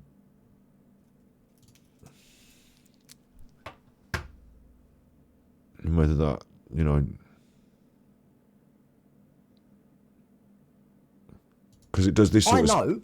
that it does this sort of stuff sometimes in his videos. Look, it jumps to, like, you know, a police report, or, you know, some other stuff that he's clipped, and it comes up, like, you know, bits like this. So it would have been in like a little thing like that where he sort of, you know, didn't make a big point of it, but sort of brought it up and said, you know, these people and this thing and da da da, and like, you know, was it over here somewhere?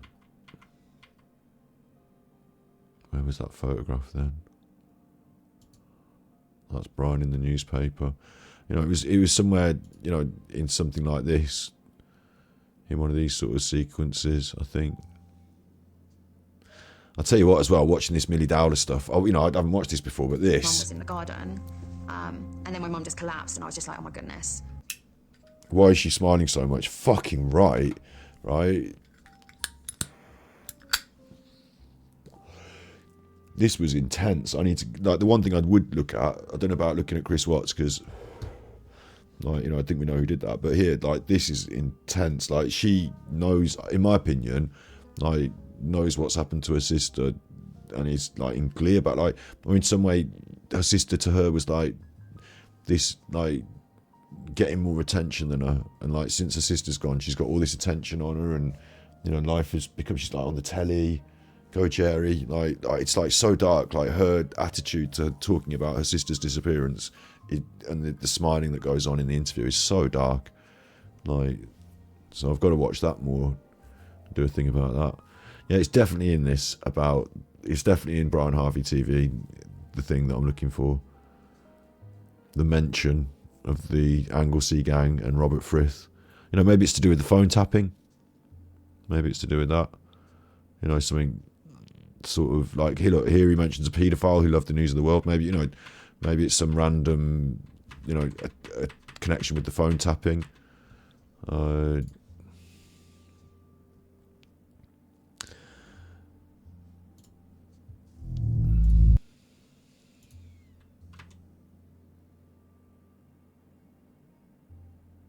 Maybe because I get the feeling it was a news piece that, you know, it was something like this that I've seen, you know, the factual, the name, the Frith, the whatever.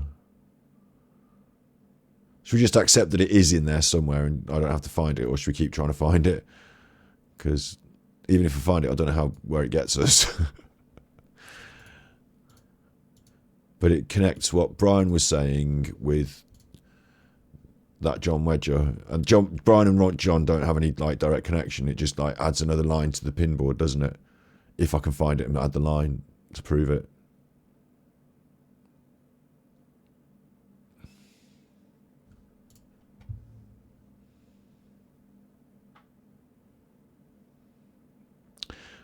I'd say one thing out of all of it, I'd like to look into the Millie Dowler thing.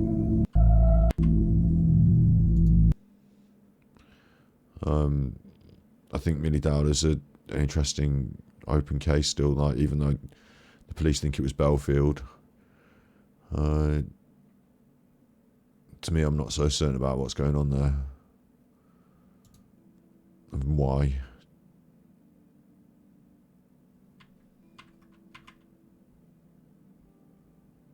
It's not in that video, I don't think.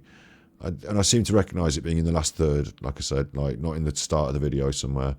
But I was watching it for a while and this thing came up. It was like, you know, it was sort of off topic.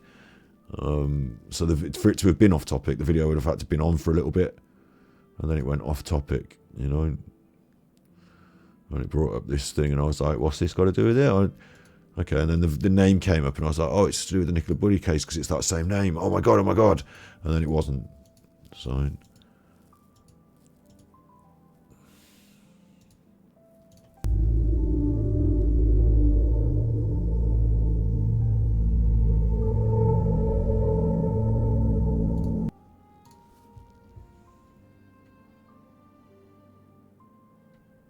Yeah, I'm not finding it now though, am I?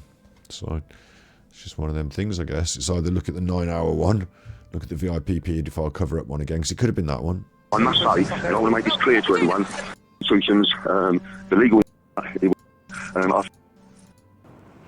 Other key see any evidence they perverted. Inquiry is to face gross misconduct proceedings following an explosive mail investigation. Former Met detective... Because there's quite a few people, there's a lot of interview I did.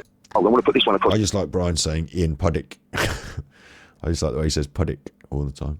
To the hill. Well, we've just had the story about criminal gangs infiltrating, haven't we? Which one was it in? I feel like it could be in there as well, because there's like a sort of, you know, combination montagey bit at the end here of different sort of stuff. 110%, 1,000,000%, 2,000,000%. Right. They know. But to everyone. Maybe not. I'll check the 9-hour one, because I would like to find it, but, you know, if I don't find it now, I'm going to give up after I look for the 9-hour one.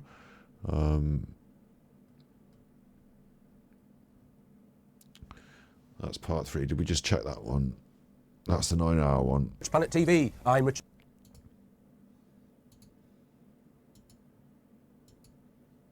Get arrested, shit cunt. You understand? Find it. News editor that done my story and hers is the first in a string of trials of high-profile music industry figures, club regulars passed around underage boys in the world. And blunders of police who insisted Millie Dowler's dead did it. Let me just be my friend. You've covered up, yeah? It ain't even begun yet. The takedown of these people ain't begun yet. I ain't had the support yet, but I'll tell you, when I get the support, do you know what? This ain't about me, you know. I'm not bothered about money. Don't bother trying to give me any. I'm not. they're fucking disgusting. Including Jonathan, what they look like. First people to be. They drunk from the police. Garfield was. See, it's hard for me to find it. This one's 9 hours long. Local pub, just there. If you was neighbours.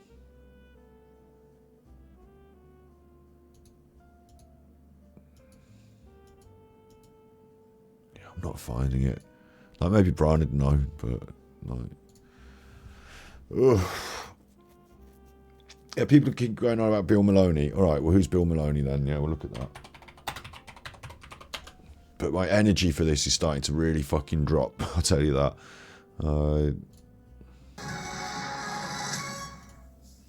A very good evening to you. Hundreds of vulnerable children were placed in the path of sex offenders and suffered cruelty at levels that were hard to comprehend. The main conclusion today of an inquiry into historic child abuse over 3 decades at 5 children's homes run by Lambeth Council in South London. By June last year, only 1 senior member of staff had been disciplined as a result of what the report described as a culture of cover-up. Tonight, one victim living with the trauma of abuse told Sky News that years later, he still doesn't feel alive. Our national correspondent, Alex Rossi, reports. The Shirley Oaks care home, nestled in a leafy area of Croydon, looks like a slice of paradise. But the child abuse that went on here and the cover-up is horrific. Bill Maloney was a small boy when he, along with his brothers and sisters, was taken into care in the 1960s. This is me, and this is my brother Tony, who was 2 years younger than me. These photographs were taken on a trip to Hastings. It was supposed to be a happy holiday, but behind the smiles there is darkness and pain of constant abuse. It was terrible. He was on Sean Atwood, wasn't he? As well, I think.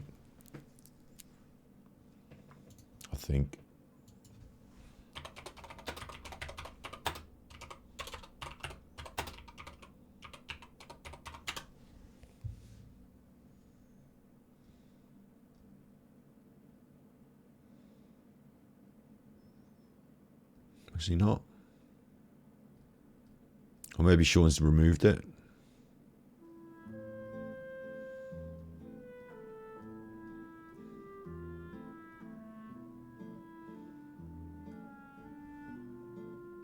I feel like I've seen that guy describing horrible sex bad things that happened to him on a podcast.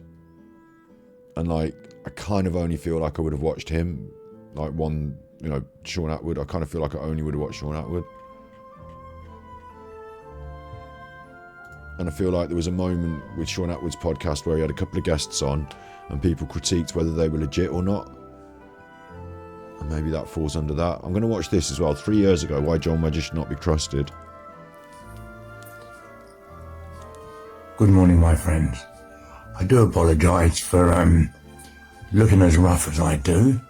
It's not something I normally look like, but, well, some would say I do, actually. But it's Mike Tarragher, a.k.a. Sewer Rat, Satanic Moron, Maggot, and many other things I've been called over the last couple of weeks, but I'm still alive, and I'm back home. And in case you don't know, I'm also the author of Meat Rack Boy and A Hard Road to Travel. Right, well, I've heard of that, isn't it, Meat Rack Boy? How come I've heard of all this shit? I don't have a photographic memory for this, but because I think I want to block it out, but I think I've heard of that because of Sean Atwood again, haven't I? Meat Rack Boy. Like, at some point, this is going to be Sean Atwood, isn't it? Who's this? Jimmy Jones.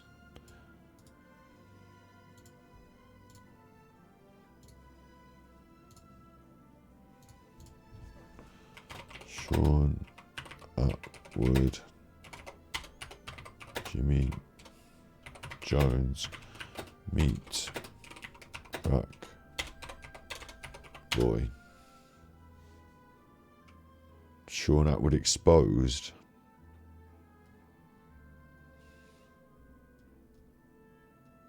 Right, where's this content? Where's that gone? Let's just take out Sean Atwood.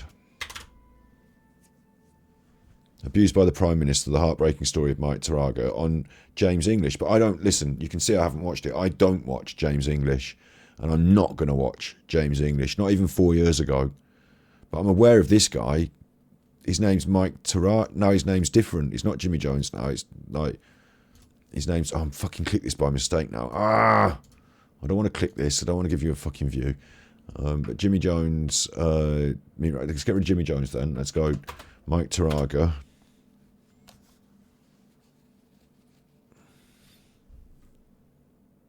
Former Prime Minister exposed. I think Sean Atwood did this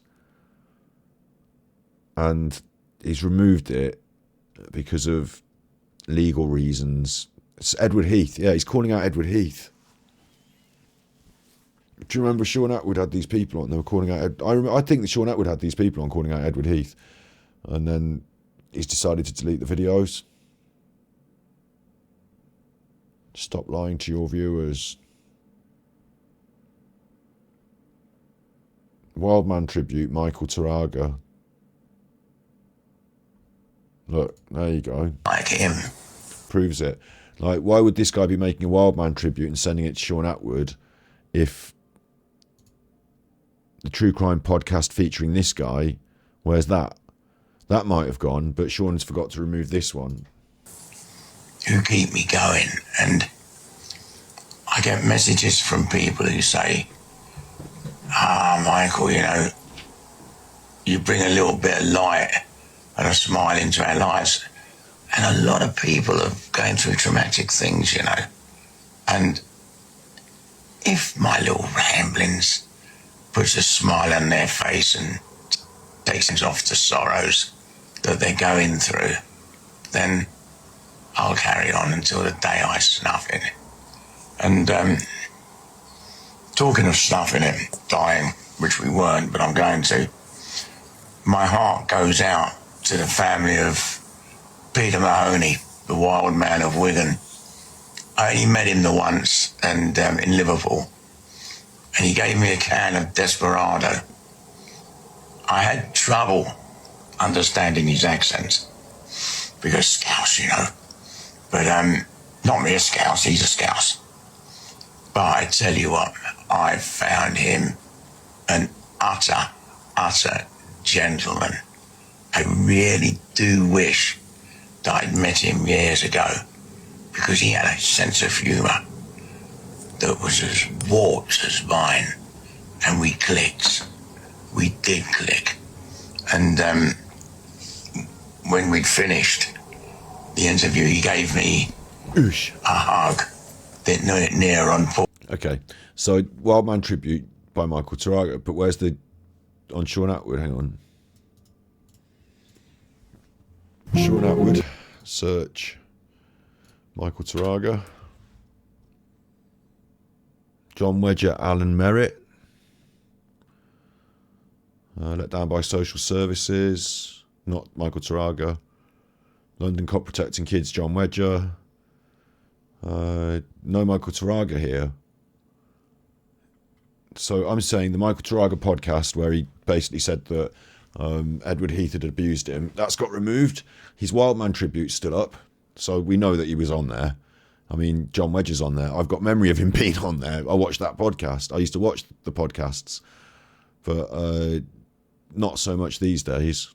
I don't. Those days in that room, like that room I used to. And Sean's re-uploaded those 2 years ago or whatever. So, like, you don't know exactly when the originals, like, that's 3 years ago, a re-upload. Oh, no, that's a Wildman tribute, sorry. But the actual podcast, he re-upload and he said, like, anyway, the point is that Michael Taraga was on there and he's not on there now because he said certain people had abused him and, like, named them and all this business, and like, you don't even know if he's actually legit, like, and he was basically creating Sean's problem with defamation and slander and libel on his channel. So whether it's true or not, he had to remove it. But he was one of these figures that Sean had a problem with. A couple of them. There was a couple of them. One was saying that he was ex-prison, and it was questionable about where he'd gone to prison and what he'd done in prison. And like, that's going to happen if you're just doing this sort of stuff eventually, isn't it? But yeah, so maybe he was, you know, maybe he was one of them. This guy on me. But he's saying why John Wedger should not be trusted. Well, it's interesting because the reason that he was on Sean Atwood in this conversation was because Sean Atwood did criminals who were in prison. And then in the conversations, people like Darren G spoke about child abuse. Sean Atwood started to talk, like he had to widen his net from just criminals to more people because he needed podcasting.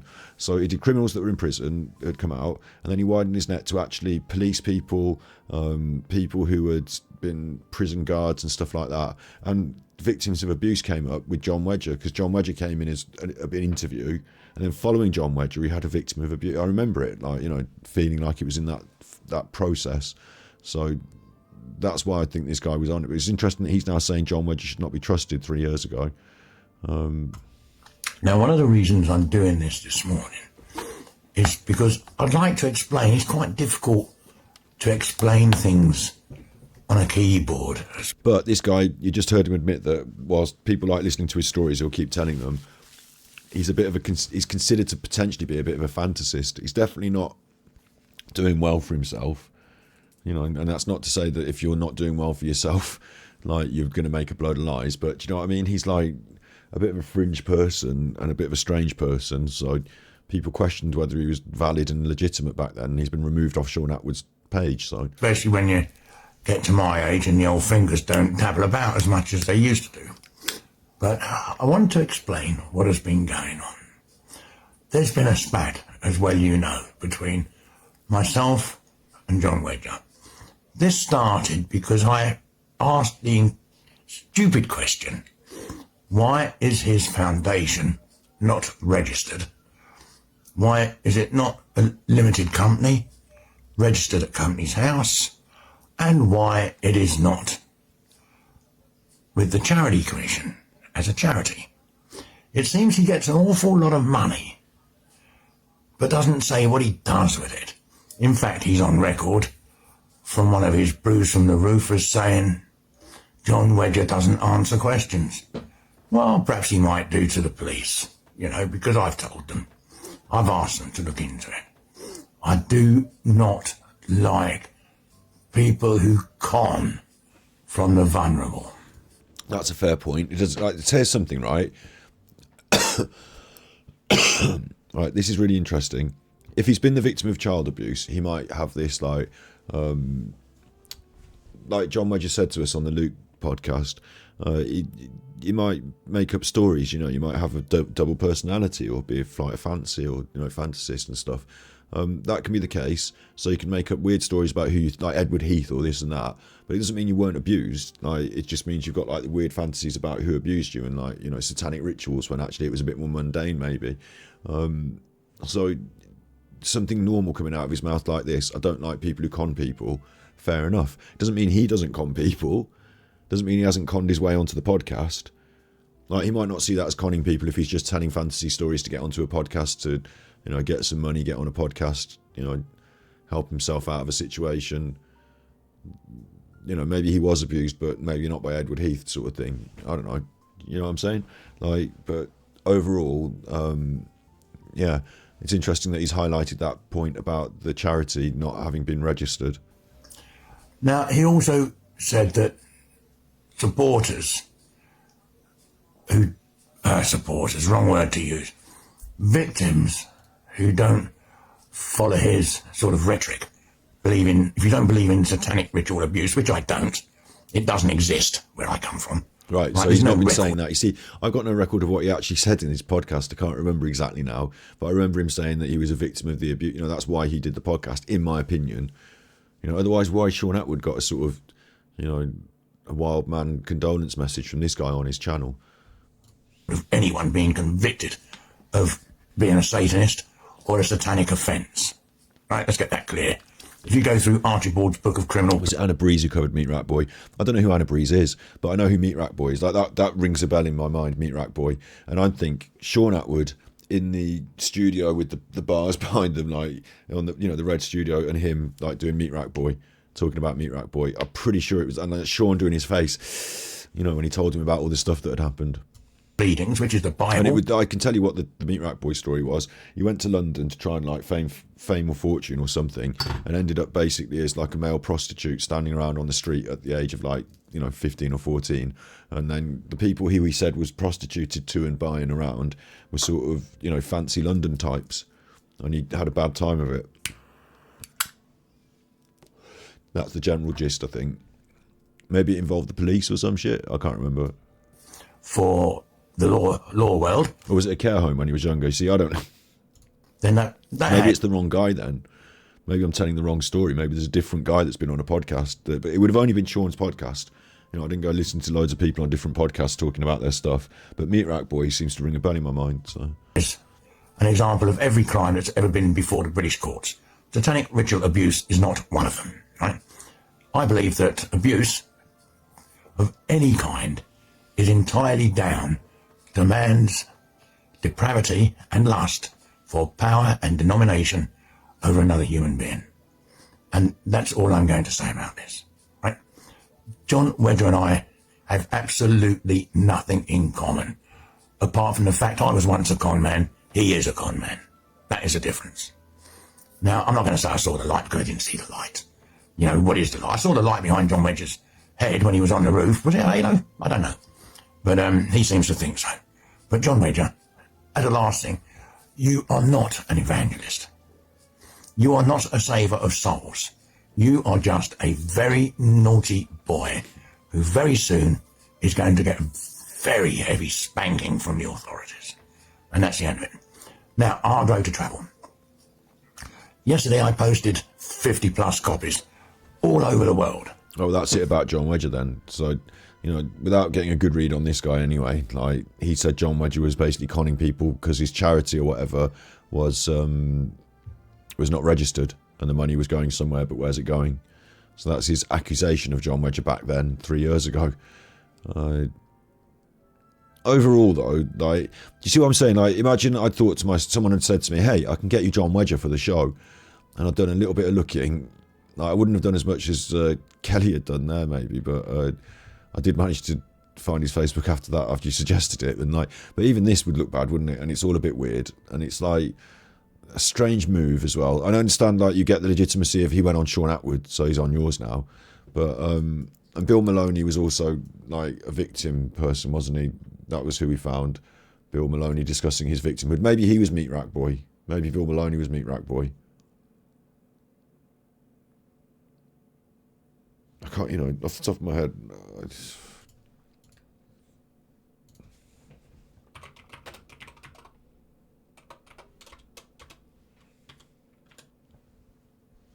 No, that guy was Meat Rack Boy, yeah. That Mike guy. Former Prime Minister exposed.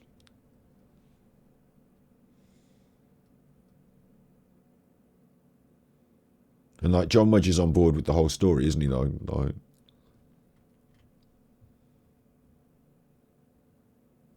got his own YouTube channel, John Wedger.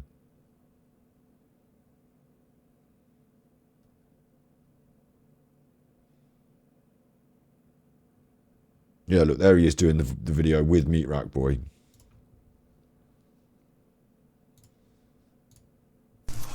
We're going out live? Oh, right. Right. Hello, going live. My name is John Wedger, and this is one of many videos that I've put out, and it really is to sort of highlight the child abuse stroke child prostitution cover-ups that have been going on for decades in this country, and are still being covered up by the system. Now, I want to start by saying that I've come under a little bit of an attack recently by people getting the hump with me. Oh, thank you, Michael. Give me a little fag. Sort of saying I shouldn't be using the term child prostitution. Now, I was in the police, as we know, for many years, and that was a term that was always used. It's in no way reflective of the children. They are and always will be victims in this. And I'm sorry, but it is a word and it is a term I'll continue to use. So yeah, they're going to talk about that for 40 minutes, aren't they? But I was ripe. I was like a little plum plucked from the bloody tree.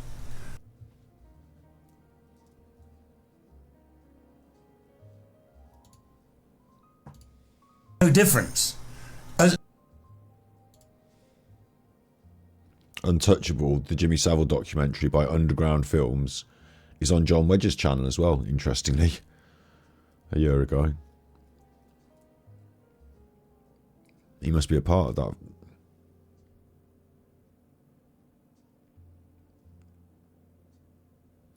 Oh, he's always stayed friendly with Sean Atwood, hasn't he, John Wedger? That's something that's always been the case.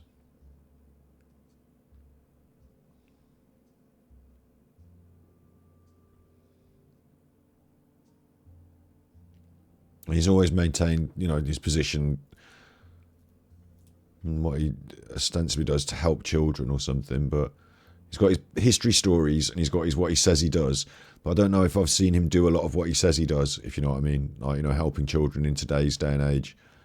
Like, exposing it, talking about it on the internet, whatever, yeah. But, like, you know, what he does, like, sometimes he talks about it, makes it sound like, you know, on a day-to-day basis, he's got people calling him up and, you know, he's out there supporting them and stuff like that. But I guess you don't see much of that, do you? I mean, you're not going to, I don't know. Like,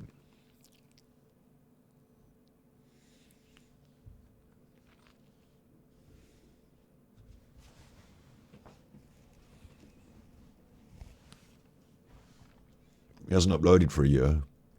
Like, he does these funny breaks on the social media.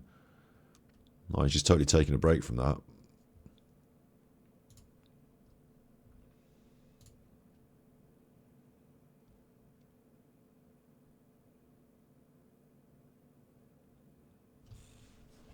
I stand with John Wedger. I've seen that in those videos where that troll of Brian Harvey's, John Wedger and Brian Harvey's, like, you know, the names have gone in the same circle sometimes.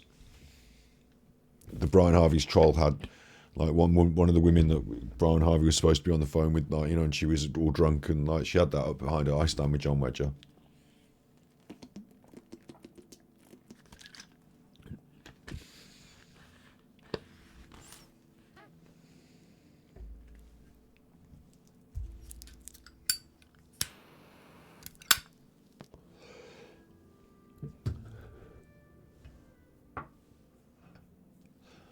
Like, does he have other people that corroborate his stories? John Wedger. Interesting question, isn't it? Don't really know where we're going with this now, but, like, you know, like, me as a YouTuber in the long-term future, in the short-term future, like, I shouldn't be dredging up fucking weird John Wedger from Sean Atwood's past today, should I? Like, why should I be talking about John Wedger today? Well, I'm only doing that because Luke did recently, didn't he? And then, like, you know, we've looked into John Wedger a little bit more, haven't we? It felt like a strange move for Luke anyway, as well. You know, maybe John Wedger's on that Z list that you can pluck off and try and get an interview with, but it felt like Peter Folding literally said, literally in the Q&A, didn't he? I mean, I can't remember off the top of my head, but in the Q&A, didn't he say, like, you know, I can set you up with some friends to interview Luke, don't worry about that, ex-SAS or something. Like, wasn't Luke going to be set up with some ex-SAS people?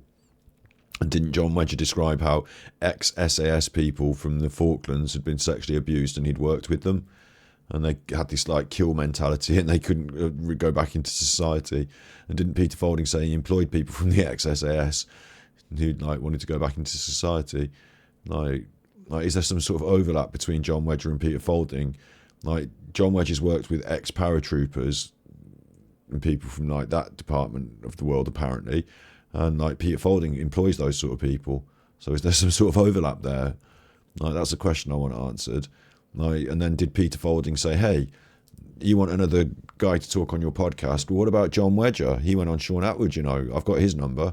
He came around my house for dinner last week. He's a retired senior police person, just like those retired senior police people that I say, or former senior police people that I say I have dinner with. You know what I'm saying? Like, is that where this is going? Or is John Wedger and Peter Folding just not connected at all, and it's just happenstance that John Wedger appeared on the podcast just after Peter Folding? It's 1962 and Michael Tarrager was 13 years old when he met the then MP Edward Heath, who later went on to become Prime Minister. With me, it wasn't buggery. He touched, he kissed, he dried me and touched me. And that's bad enough, yeah, but it wasn't anywhere near some of the stuff I endured with other people. Really? Well, Michael tells the whole story in this book, Meet Rag Boy. It's about a childhood destroyed by sexual abuse. So I got the I couldn't impression, go to school from what I remember, you saying like Ted Heath done all the bad stuff to you, but anyway. all at times because my back passage was bleeding. I mean, that's on there still, so it's on there still. I swear that was on Sean Atwood.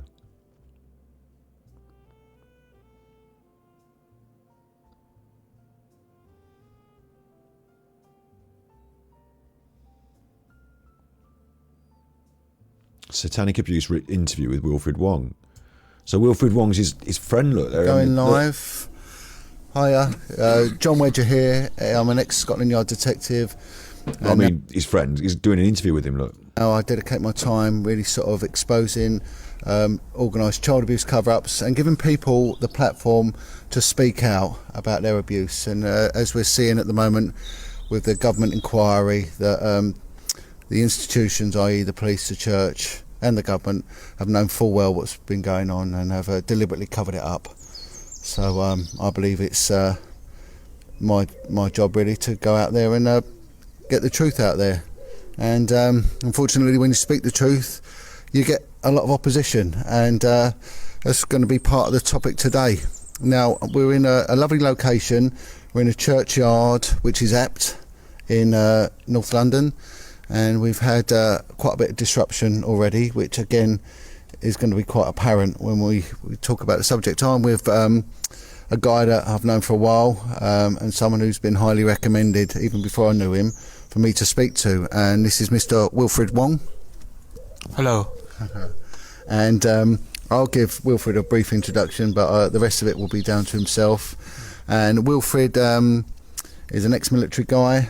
He's from the Far East, and he's dedicated decades now to investigating and exposing something which is termed SRA, which is satanic ritual abuse. And as we can see, that child abuse is the elephant in the room with a lot of what's going on in society, and it's something that no one wants to talk about, and those that do speak out are deliberately hammered into silence. And there's an almost elite core to child abuse, and that is something, if they don't want to talk about child abuse, they definitely don't want to talk about this is SRA, satanic ritual abuse. And I was even warned, speak about anything, but you talk about SRA, you're in a world of trouble. And I did speak about satanic ritual abuse because in what I'm doing and in my previous work, it would crop up more so now. And I'm hearing testimonies of people that have endured this vile. I've been covering the issue of Satanist ritual abuse for 26 years now. In 1993, I was approached by a member of parliament about issue of SRA that he was approached about by someone who was helping SRA survivors. So I helped this MP to deal with these issues and have been involved since then. And I organized at least 4 meetings so far on SRA at the House of Commons, starting with one in 1994. And one of the people who spoke at that meeting was in fact Geoffrey Dickens MP, the late MP, who spoke out very openly about SRA at the House of Commons, made a lot of enemies because of that. But SRA is a subject that we need to keep on speaking out about, and we ought to not just speak about SRA, we ought to be shouting it out from the rooftops, because I have seen over the last 26 years way too much silence on this very important subject, and way too many cover-ups on SRA in this society, which just enables this evil to keep growing from strength to strength. I also have a legal background as a barrister. I'm a former practicing barrister, and listen, right, I've got a family member, not my immediate, not my dad, basically, not my immediate family, but a family member in the wider family that similar sort of age to my dad, I suppose. And he's quite a reasonable person, he's got a degree, he's a smart guy, got a family, kids, all that business, getting on a bit now. And he fell down this sort of rabbit hole on the internet of David Icke, and he'll go as far as Biden's a robot. And you'll be at a family event, and you'll be like, well, what nutty thing have you heard on the internet now? And you'll chat about it, laugh about it, and then I'll get into a slightly deeper, because obviously I get into deeper conversations about things, about the workings of the world and stuff. But when it gets to the slightly extreme conspiracy stuff, I'm surprised this is coming out of you, because you're an elderly well, not elderly, but an older member of my family, and it would be the domain of the sort of 10 years ago, it would be the sort of teenagers and 20-somethings that were saying, all the conspiracy theories, 10, 15 years ago, it would have been that. 20 years ago, it would have been younger people doing the conspiracies, but now older people are getting online and getting David Icke up. And David Icke appeals to them. So, do you think Luke regrets this? I don't know. I haven't uploaded a critique of this.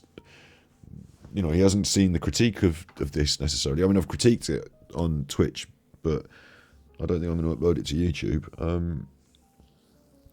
The John Wedger stuff. But,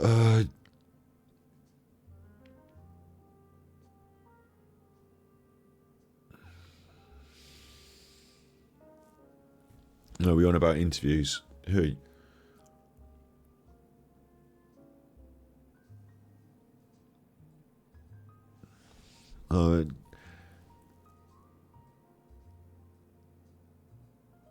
Yeah, my point is, right,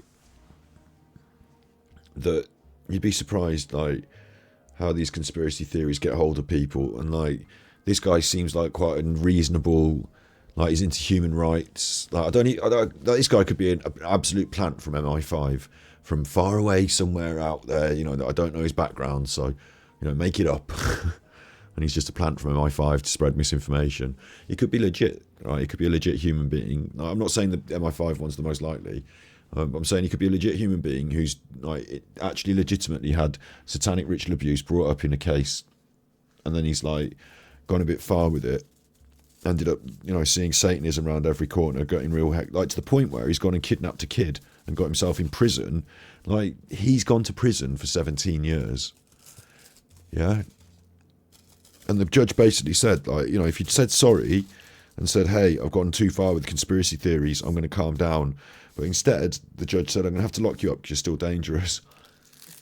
Instead of calming down, you've gone all David Icke in the dock. You know what I mean? But I could perceive, because I know a family member who's quite a normal, reasonable person who basically thinks, Donald Trump is great. And I'm like, why do you think Donald Trump is great? You don't vote in America. And he's like, yeah, but I was watching this YouTube video of Alex Jones. And I'm like, well, this is the point. You're watching too much YouTube and you're not sophisticated in media, understanding, because you're a bit of an older generation. And so now you're on YouTube all of a sudden, and you're susceptible to a lot of these techniques by some of these conspiracy nutters, where, before there was this flat earth movement for a bit, wasn't it? And those flat earthers are a bit like this, the demographic shifted. The anti-establishment conspiracy people who were talking about the Illuminati and the New World Order were all the fuck you, I won't do what you tell me crowd. They were all the young people, the punks. And then the anti-establishment conspiracy moved into the older people. And not because they got older, but because the narrative shifted to support Donald Trump amongst older voters in America. And it was conspiracy pumped out by the right wing to help Donald Trump win votes. So when my relative that is slightly, my relative thinks Joe Biden's a robot, yeah? It doesn't help any of us in the world that we live in, but he's not voting in America, but he's picked up that Joe Biden's a robot because he's into that politics, that conspiracy online, yeah? So, I don't think Joe Biden's a robot either. But like, that's my point. Is this guy could easily be wrapped up into, get wound up into something that, you pump his head full of nonsense and watch him go. And he might be a very reasonable, very intelligent, human rights lawyer or whatever. In fact, now I'm thinking about it, he might actually be a threat to the, the mainstream institutions as a very reasonable, very adequate human rights lawyer. Do you know what I'm saying? Like, maybe some people don't like him being a good human rights lawyer, so they send him to prison for 17 years after winding him up about conspiracies. I worry about, which aspect of which reality is reality here, but the reality of him being a normal guy that got wrapped up in conspiracy, then you have to ask the reality of the conspiracy, whether he's right or not. You have to ask the reality of the people who are pushing it down. I mean, John Wedger's not here to critique him, is he? John Wedger wants this guy to say all this stuff about satanic abuse. Like, John Wedger's selling the whole ticket on it. John Wedger's like, that's his whole thing. So this guy's saying it as well. Like, John Wedger likes it. Like, they're in this together now. Like, John Wedger probably pushes that narrative, but John Wedger doesn't go to fucking kidnap a child, does he? This guy goes to prison for 17 years. John Wedger doesn't. I have seen up front, from my past experiences, the workings or the lack of working sometimes in the criminal justice system in this country. And I'm aware that it is one of the hardest justice systems to actually get convictions, successful convictions of defendants, which is why I'm later going to explain it's so important to take note of the fact that... Well, that's because a lot of his convictions got overturned later, didn't they? Because a lot of his convictions were during the satanic panic and later got overturned. We don't know, again, we can't go into I'm not going to go into now his conviction rate and whether those people were legitimately convicted or not, in my opinion. But the courts overturned the convictions in the end based on the fact that they felt that the police were under pressure during the satanic panic. That's what I've learned anyway today. Successfully prosecuted SRA cases in this country, and that they have been able to leap over those barriers which make it so difficult to get successful convictions, such as the very high standard of proof that's required of beyond reasonable doubt. And so these successfully prosecuted SRA cases should be taken very seriously. So all I have seen over the last 26 years, I have to say, have only increased my belief and my knowledge that SRA exists, because I've only seen the evidence increase, not decrease, on this subject. Yeah. Well, I'll keep your mic. But if you're looking for it, you're going to see it increase, aren't you? Like, if there is any evidence of it, whether there is or not, you need to tell me what the evidence is. But like, if you're going out hunting for something, you may find it. Getting past that, because whether it existed there or not in the first place. Like, if someone knows you're hunting for it, they might supply it to you. Like, there will be interaction. Now, going back to that, having been for a long time, a Scotland Yard detective and investigating child abuse, we have to be trained. And it's a specialist unit, so there has to be specialist training. And the topics in which you'll be dealing with are very emotive and quite harrowing. And so you have to be psychometrically tested. And one of the things when I went on my initial child abuse investigation course was that they brought out the investigator's manual, and it actually did cite satanic ritual abuse, and it went on about a case in the Orkney Islands. Are you aware of what went on in the Orkneys? Yes, I'm aware of that. I'm also aware that many of the survivors of the SRA there sadly harmed themselves or took their lives eventually, which is part of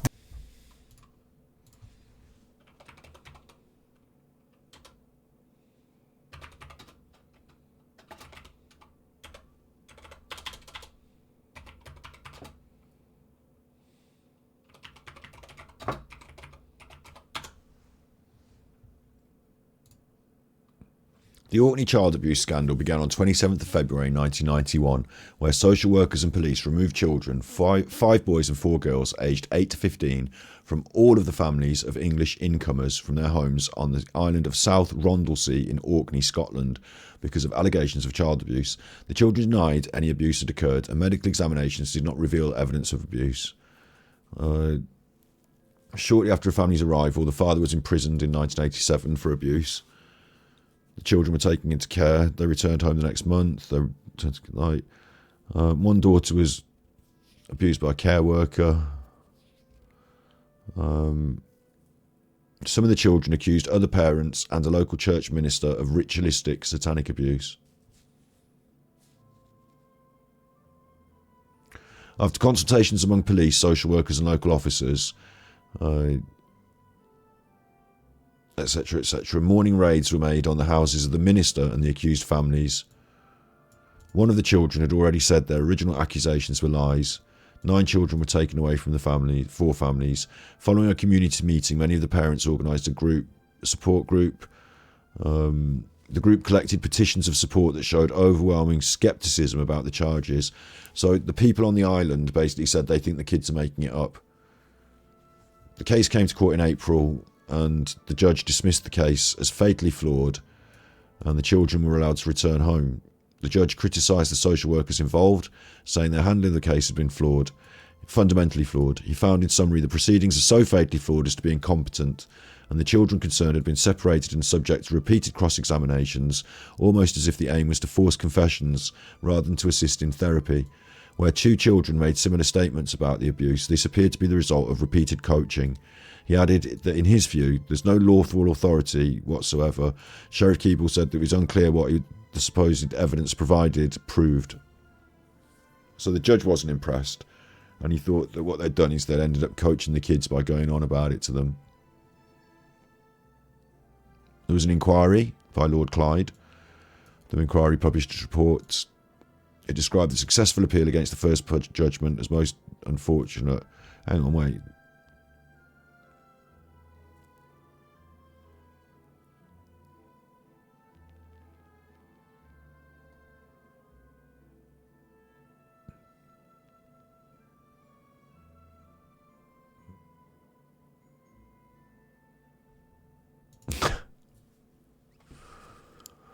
The objects seized during the raids were later returned. They included a videotape of the TV show Blackadder, a detective novel, and a model aeroplane made by one of the children from pieces of wood, which was identified by social workers as a wooden cross. The minister was asked to sign for the return of 3 masks, 2 hoods, and 1 black cloak, but refused to sign until the inventory was altered to 3 nativity masks, 2 academic hoods, and 1 priest's robe.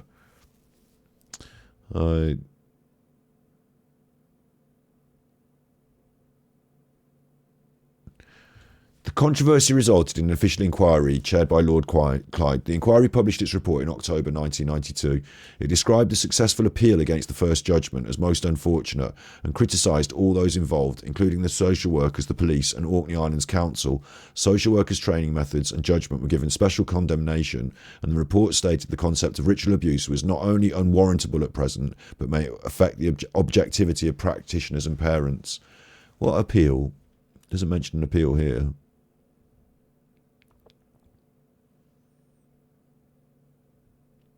The reporter appealed. Oh, wait, hang on, wait.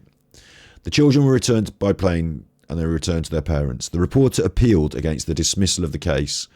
The Court of Session, sitting as Scotland's premier civil appeal court, upheld the appeal, stating the sheriff had allowed himself to form views about the contents of the evidence, which would have made it impossible for him to bring a fair and balanced judgment. The case was remitted back to the sheriff court to proceed.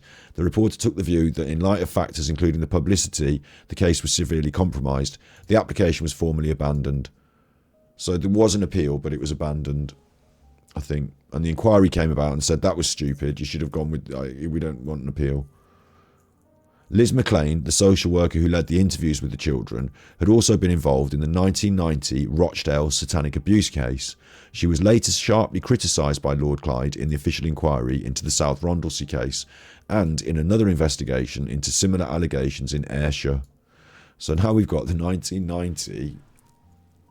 What's this? This is part of a page. List of satanic ritual abuse allegations, and it's a massive page on Wikipedia. Like, do they want us going down the... I ask this over and over again when we do this stuff, yeah? Is they want us going down this road because it's a weird conspiracy theory, and you end up just tired and confused and get nowhere, and it's just conspiracy theory, and the people that really go hard on it end up in prison for, like, 17 years.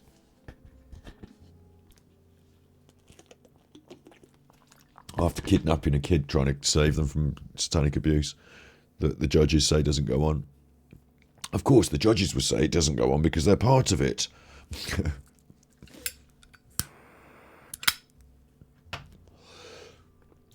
1990 Rochdale.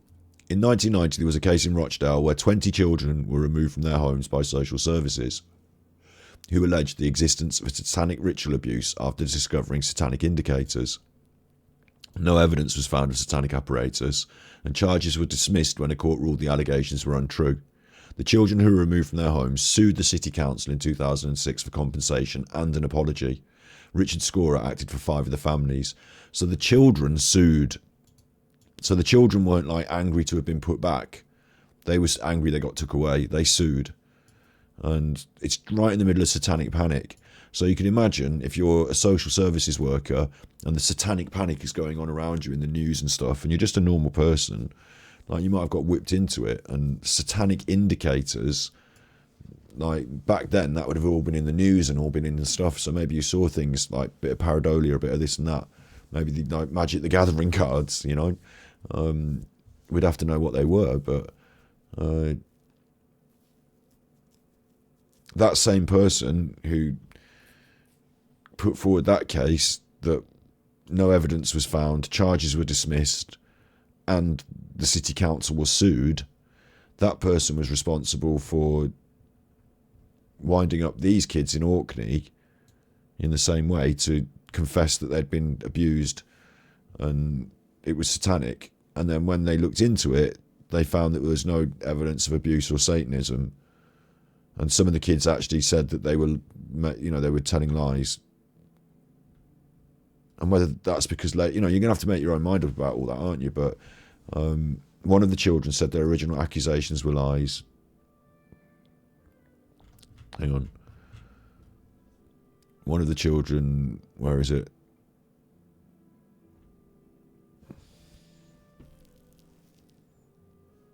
It's number 1. The Orkney inquiry. Well, it's in the inquiry then.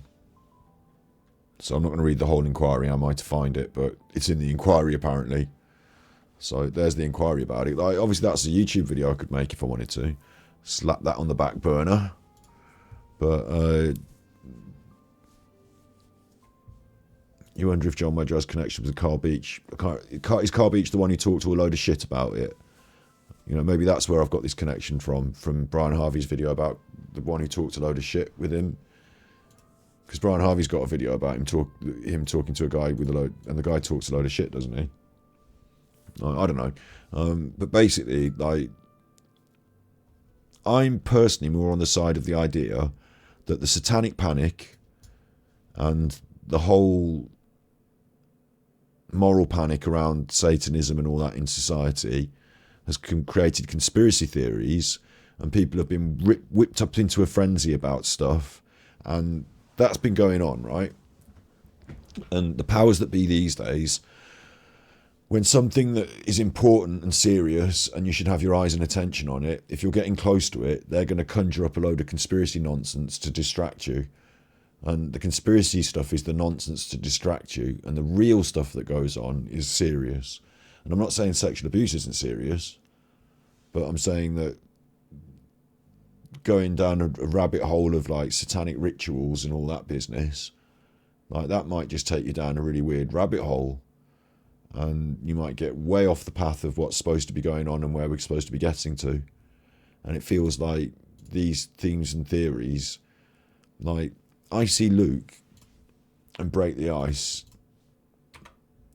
Like, I'm going to talk conspiratorially, so, you know, hear me on the conspiratorial side of things, but bear in mind this is like a, you know, 10% outside conspiracy shot. you see he's used by Peter, used by people. Maybe this is also being used by people to have him on. Or maybe Luke's complicit in it and he understands, his role in using people and manipulating them. But it would feel to me like this is designed to, like, I know he probably talked to John Wedger before I started on him, but he outlined me and pointed at me before I started on him, yeah? So I don't know when the timeline is of when he recorded this or what's going on. But in general, like, smokescreen, point away from stuff, Peter Folding motivated, point away from the truth, send people down a rabbit hole, send them off down the wrong rabbit hole, and having this on there, like, do you know what I mean? It's like John Wedger and his whole presence on the internet is just like, if they're the choices are, there really are satanic ritual sex predators out there, and it's satanic ritual based, and it's a serious thing, and we need to get hold of it in society, because Satanists are murdering kids, right? And that's a big problem. Or, like, that's a big smokescreen and diversion from some serious business. Like, they can't both be right. Like, if it is happening, it's serious stuff, isn't it? But if it's not happening, it's just a load of nonsense. So I would agree that, child problems are happening, but the Satanist angle and this whole rabbit hole and all that.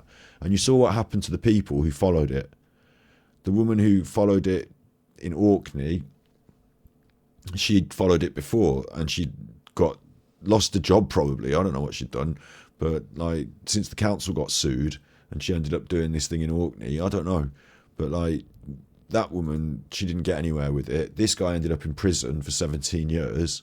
Like, the people who follow John down the path of this is absolutely right, there are Satanisms, it's really bad. Those people who go charging down that path end up in really bad places. And this guy's still standing by his views and opinions on that in prison to this day, I assume, in a bad place in his life, having gone down that road fully. And I don't know if that's what I should, whether I should be fighting for his justice because he doesn't deserve to be in that bad place, or whether the common denominator is, if you start down this road, then you end up in a bad place, John Wedger's not in a bad place. Well, not in not in prison, but do you know what I'm saying? Like, it's a weird fucking dynamic, so to speak, that's been thrown in here. It's not the first time John Wedger's been wheeled out on the internet, is it? Like, or wheeled himself out on the internet, or, like, for example, Sean Atwood had just started talking to certain other ex-police people. He'd been talking to criminals, and he was interested in this whole stuff. Like, maybe John Wedger is on the money, or maybe he's a smokescreen for what's really going on. Like, yeah, should he be in a prison or a mental hospital? Like, is he a legit person, or should he, like, the other people, like, that's what I'm saying, like, the other people, like this guy is in prison, and John Wedger has all the same opinions and thoughts, and agrees with him on all the same stuff. They're doing this damn podcast together, Satanic Ritual Abuse Interview, in big agreeance. The only difference is this man has been caught grabbing a kid, and this man hasn't. And probably, I'm not saying he would, but like, this man's fighting for this man to be free from prison. And it might seem on the surface, well, he's trying to save a kid from the Satanists. What's he doing in prison? But it's not just the one judge. And, okay, the judges are in on it. But, like, it's not just the one judge. It's different court cases, all of them. Every time this comes up, the courts are like, what the fuck are you on about? Show me some evidence of it. Please get out of the court. Like, they all talk a big game, but they're not showing me any evidence. And I don't mean, on Malcolm in the Middle, there was a cereal box and it had a swirl on it.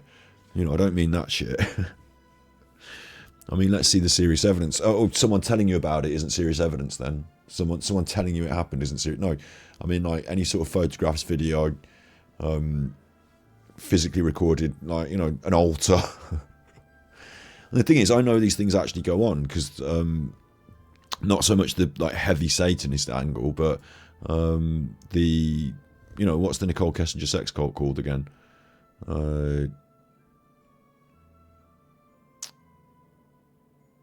What's that one called? What's it Tuffy Mill called now? I've forgotten the name off the top of my head. Have I got it here?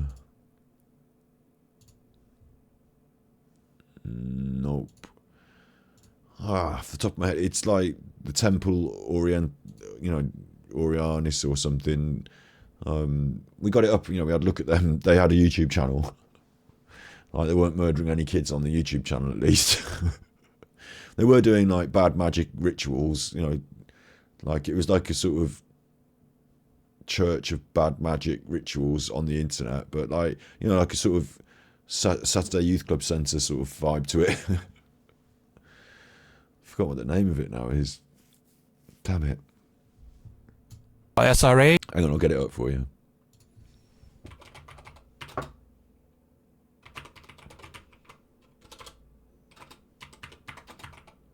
Nicole Kessinger sex cult. Ordo Templi Orientis. I mean, this won't be the only Ordo Templi Orientis chapter, but the one in Seattle has got their own. The one in Seattle's got their own YouTube channel, right? And this one, what's this one? Oh, I haven't seen this one. What's this one? Initiation of magic rituals. Ooh, obviously, I don't want to hear the whole rituals, but look, they're all in there. They've all got the hoods on. Like, it's real. It's just like Eyes Wide Shut. It's the bad Satanists.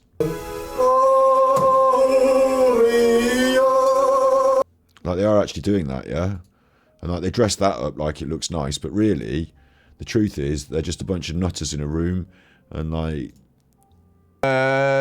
Like, this is just a room. Look, it's got a door. They painted it red. They put the floor down, but like, they've got the normal chairs just like out of the youth centre.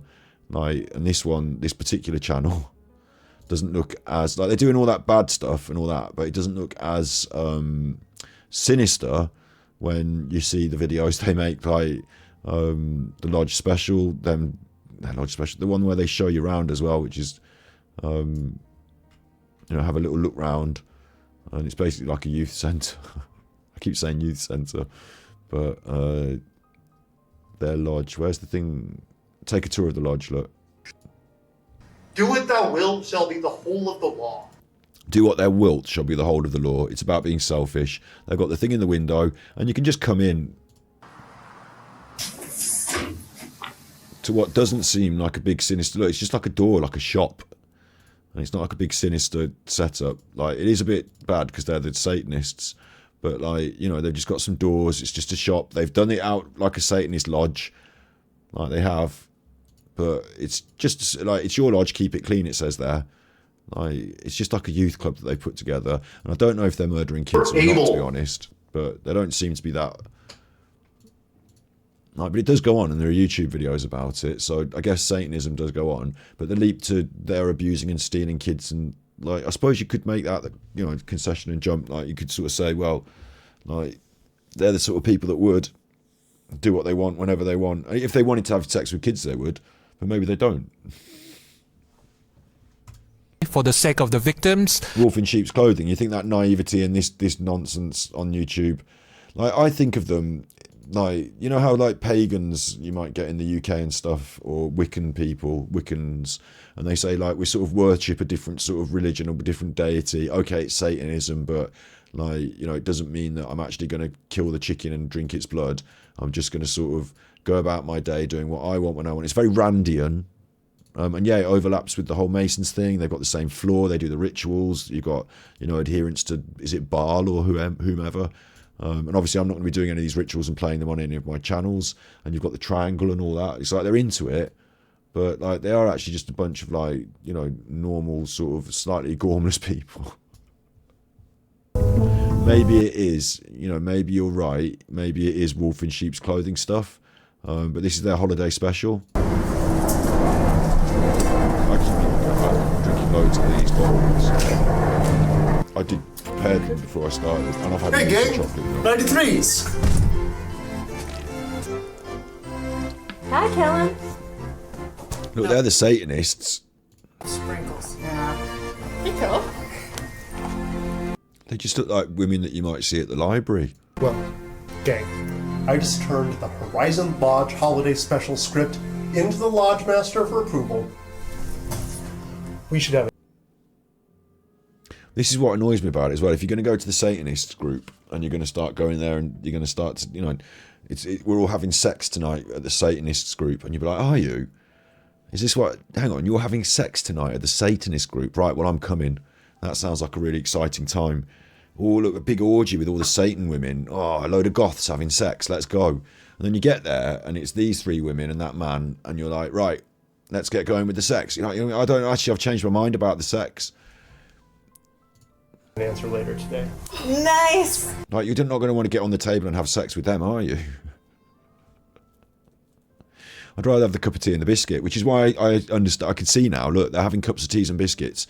Yes, it's all dressed up like Satanism, and at the end they might say praise Baal or whatever, but really I think day to day they're less likely. I don't see these ladies as potential nonce kiddie stealers. I just think they're wrapped up in a sort of occult spirituality that, you know, whichever way they've gone. I just feel like less like worried about these people than I do about John Wedger, for example, in the sea or in the lake, in the freezing cold, on his videos, like, you know, defending, protecting kids by working with people who have been through all this abuse and like doing his fundraiser. Like, at least these lot have got a normal organisation where they all meet. Like, you know, what happens if this lady said, oh, do you think we should start noncing some kids? Maybe these two would say, no, I don't know about that, actually. I prefer a bourbon. What did you say? Sorry, noncing kids? Like, maybe the rest of the gang would say, no, I don't know about that. You're going to let the side down here. Every time we set up a Satan club, someone wants to start noncing kids. I've had enough of it. We're here to eat biscuits and worship Satan and get on in life. So, do you know what I mean? Like, maybe they don't want to fucking all nonce some kids. Like, but putting it on these chuffers every time, and like, there are people with different beliefs out there to the point with Satanism, and there are probably some quite bad Satanists out there, don't get me wrong. You know, there's probably some people who go into it because they think Satan is the bad ticket and really, really bad. In fact, let's skip to this guy with the sock puppets, because I worry about the guy with the sock puppets. Yeah, that was so strange. And they said there was a worldwide tinfoil shortage? Well, if the internet says it's true, you know it's gotta be true. True story. So we came up with a plan B. Wasn't it supposed to be a parody of Muppets Christmas Carol? Right! Weren't we supposed to use Brother Fake Name's puppets? So, remind me, why did that not work out? Listen, if they've got kids to be going on, why are they busy doing this? You think they wouldn't put so much effort into this video and just, like, you know, fuck the videos, let's get on in the secret society doing the bad stuff. They've got time on their hands. They're not doing anything to kids. They've got time on their hands. They're making, it's like a community group. Well, but this does worry me, this sequence, this guy with the puppets. hey, thanks for agreeing to do this. We're really in a bind this year. Hey, you talk to the talent. He's just the manager. Yeah, and while we're on the subject, where's my fucking wintry mix? You! Where is my wintry mix? Never mind that. Have you seen this shallow script? Have you seen my writer? It calls for a bowl of wintry mix in my dressing room. That means red Skittles and green peanut M&Ms and none of those fake knockoff brands either. No, really. What's my motivation? This script reads like a Scooby-Doo episode. Also, I need duct tape for my Brazilian. Why? I gotta get ready to get the lint off for my love scene. You're literally made of lint, and there should not be a love scene. Well, I want to do a love scene. Has it occurred to you that this puppet guy spent way too much time alone during the pandemic, and that this is some sort of an elaborate cry for help? No, it's not a cry for help. It's a cry for wintry mix and my goddamn duct tape. I think it's time for our mandatory coffee break. Why don't we all take 5?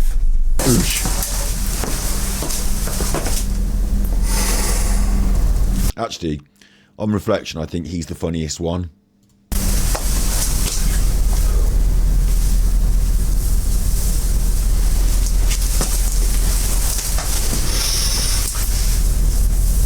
I mean, this guy's not having sex with this guy, is he? They're not having sex for the, you know, they're not, are they doing the, like, he's even repulsed at pulling the gloves off him as a joke. They're not, do you think this guy grabs the kids and this guy, you know, hides and does the secret ritual? I don't think they're busy doing that.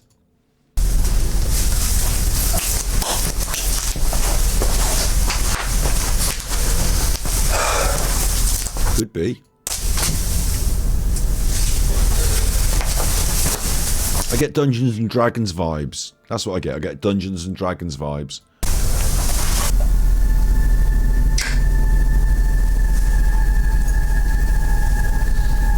You know, people who got so into it, like the cosplay and the Dungeons and Dragons, that they end up sort of doing the rituals and, you know, think, well, actually, Satan sounds quite good because you get loads of good stuff and I want good stuff. Like, I don't know if the noncing's on top of their agenda, but look, they do the thing, look.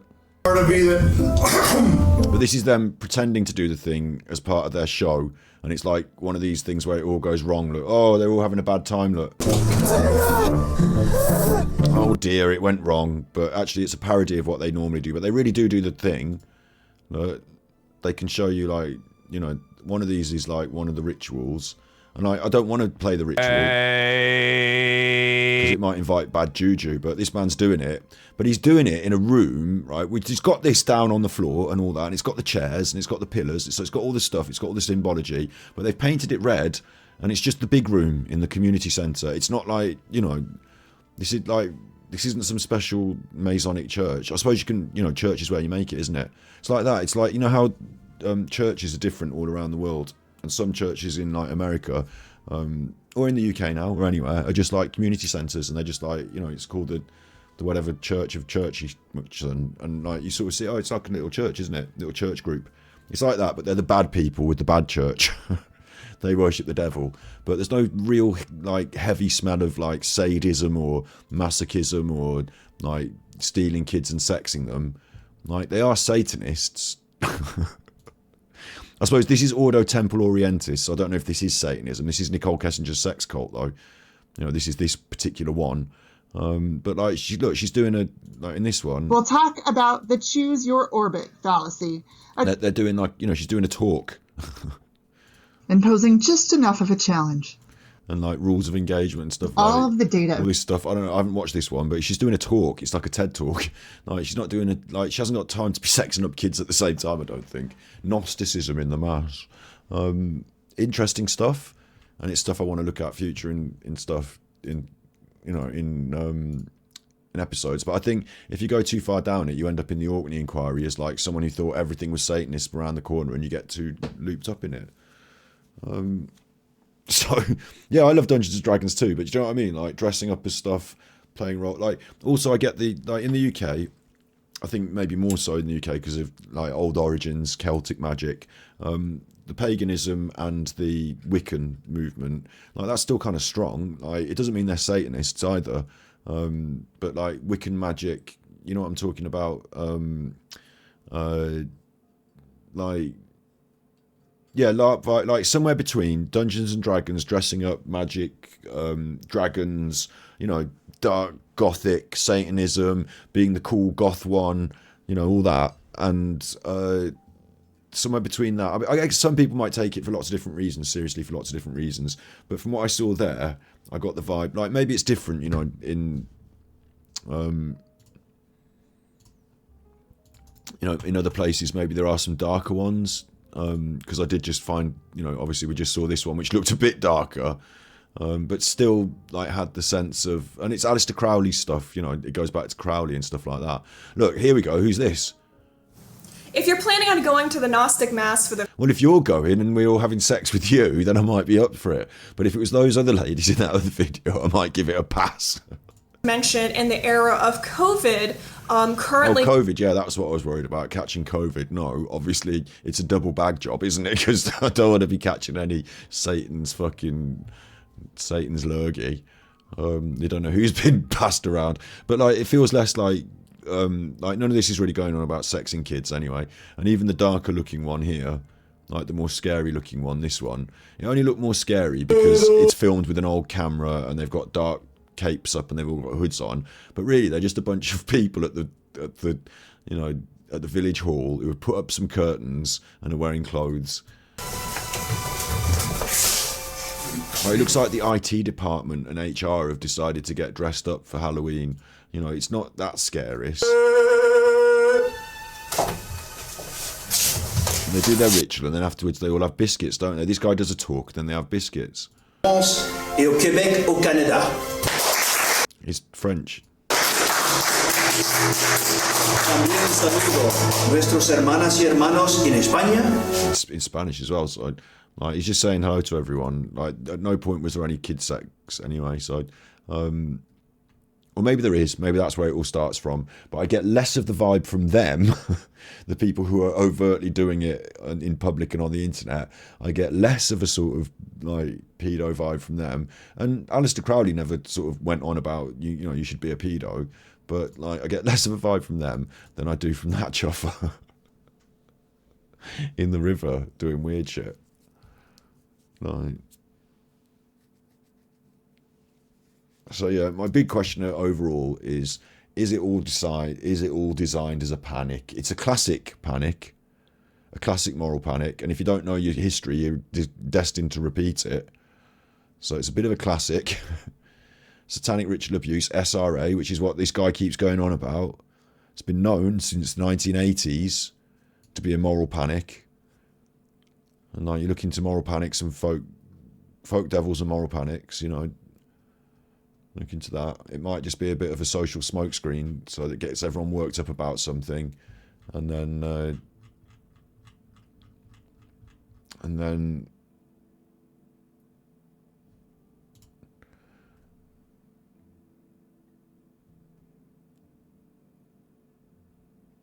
there's lots of different reasons why you might want to push it politically, but at any given time, stuff like that can take people off course from what's really important, unless that's what's really happening and it's really important.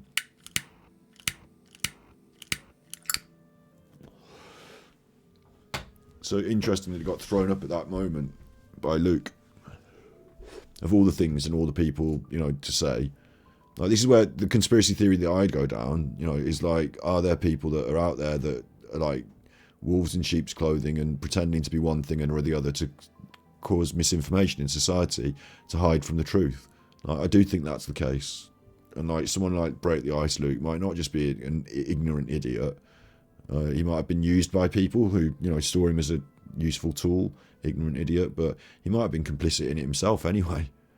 Like, I don't know who's who. And like, this is going to sound really nuts to me, yeah, but I do know that like the MI5, for example, they don't enlist people who have like all just come out of university.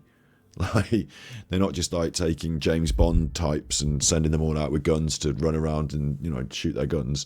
MI5 works by taking normal sort of people and putting them through a process of training, which is almost akin to sort of like some sort of severe induction. Like, one of the things that you have to do as the MI5 training is they grab you off the street and they drag, like, in your first week you're explained as a few things. Then in the second week they give you a new identity. They say, this is your new identity now, take that home, learn it. From now on, that's it. From now on, when you come to work, that's your identity. That's you now. And like, during that second week, they grab you off the street, they put you in a van, and they go and waterboard you somewhere. And they're like, tell us everything you know, tell us. And if you don't give anything up and, like, you know, just maintain your new identity, and that's all you give them, my new name is this. Like, well, not, you don't say my new name, you say, that's my name. That's my fucking name. You know my name, that's my name. That's all I'm giving you. You know, if you pass that, then you can go in the MI5. If you fail and sort of tell them everything, I'm trying to get in MI5 and they gave me a new name and I don't know who you are, leave me alone. Then you can't go in MI5. Like, you know, I've watched these documentaries about the process. I assume to be genuine. The process is really interesting on MI5. And you create these little cells, these little pockets of, like, you're not out there knowing who everyone is in the world. Like, but initially, one of the things you have to do, like, let's say, for example, they say, go and live in this house in London and work at this sort of like, you know, we're working in this factory because we think something might be going on. Just go and, you know, or we don't think that something might be going on. You're a sleeper at the moment. You're just going to go and, you know, be, and we're going to call you into action when we need to. You've got to go and, like, you know, work the job ingratiate yourself into society and be a normal sort of person. I forgot what point was going to be there. But that's what happens is like, you know, that was it, okay. So what happens is, let's say, for example, you're working at this factory, you're just a normal person, you're at work for MI5. What you need to do is you need to turn people around you into agents, like, not officially trained proper MI5 agents like you're going to be, but you need to turn them into,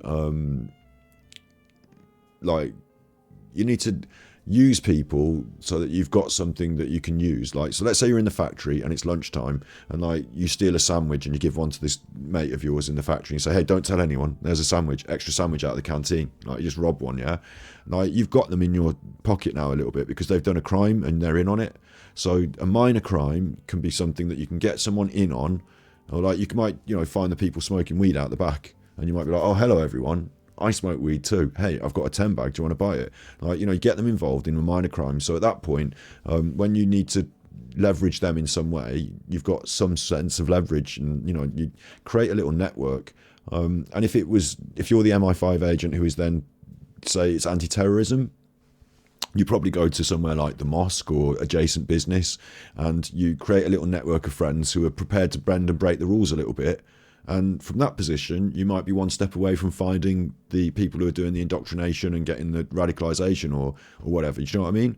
And you don't know where your next order from slightly higher up in MI5 is going to come from. But you're poised, you're ready, you're in the environment. You know, you've got people that you can call up and say, hey, what do you think about so and so? And you know, let's do X, Y, Z, because they're in your little circle, so to speak. Of I've got something slightly on you because we've done something slightly criminal. Like, that is legit what I've seen in documentaries. I'd love to find it and play it all you on the internet, but to sum up very quickly, yeah. And so, like, part of my conspiratorial, this is where I said I'm going to do a conspiracy on you now. You know, Luke could be a plant from someone like MI5, you know, there to cloud the waters, misinformation, unaware of like big picture stuff, but just given small time instructions. He could be working in that way on Peter Folding's behalf. Just the way Peter Folding might have, you know, done that to Luke. He might just be an ignorant person making, you know, videos on YouTube. Once he's been called out for it publicly, if you're an MI5 or, you know, a spook or whatever like that, once you're called out publicly, you're sort of burned. So, like, you know, that's it, you're burned. Like, you're done. You have to go away and someone else has to take up the position. And I don't think, you know, I'm not, the important thing to note here is that I'm not the person who's worried conspiracy theories like MI5 are out to get me or anything. Like, if MI5 wanted something from me, the same way as I say about criminals should give me money, they should employ me. Because like, if you think I'm smart and I'm spotting things and like, oh no, we need to get him because he's found us, like, surely I'd be much better off working on behalf of His Majesty's government and, you know, working for the king. Because, like, you know, I see the angles, don't I? So just give me loads of money. But like, my whole point there is that we take it for granted that Luke is just an ignorant person and Peter Folding has sort of given him some stuff to say. So we assume that this smokescreen and this John Wedger stuff has come from Peter Folding rather than Luke. But they could all be in it together, and Luke might be equally as complicit as certain other people. And on this whole Nicola Bulley case, I'm not going to point the finger direct at Eddie and say, you know, Eddie's definitely fake. But people thought Eddie was fake. Chris's Substack, you know, thought he was completely fake. Eddie thought Chris's Substack was completely fake. There might be somewhere out there in this mix some people who are completely fake. I'm glad that I'm probably one of the most unfakeable, can't be fake people, because I've been publicly faced with my business for so long. Like, if you wanted to make me an MI5 sleeper cell, what was I doing messing about being a hairdresser, getting drunk and partying? And what have I been doing making a film with Eddie Strongman and talking on the internet for years? Like, you'd think I'd have been put into operation before now, and it would be such a long game, and I wouldn't have made any of like circles of trust, so to speak, in those ways that I described. And I'm not into getting dragged in and fucking waterboarded. So yeah, I think, you know, I'm clear and clean, that I know where I stand, and I don't think other people would assume that I'm, because they're talking about this, people would go, oh, what about you? Aren't you who's the shill here? It's like one of those things, who's the shill, you know, and all that. So what I'm saying is, whilst that could be the case, 10%, it could be a conspiracy. I think in the, the night time when you go to bed in the cold light of day, it's not worth carrying around those conspiracies because they get you locked up for 17 years like a nutter, or written off by the social services system as a nutter who keeps making kids say they're being raped by Satanists. It gets you John Wedger into the sea. It doesn't seem like a good position to be in, and it seems like it's a bit far-fetched. And it's good to explore the ideas and talk about them, and it's good to have fantasy ideas and even far-fetched ideas, like make films out of them. But for real life, I think it's a bit far for me. And so I don't believe in the Satanism, and I also don't believe that Luke is a plant from any more sinister organisation to try and confuse me.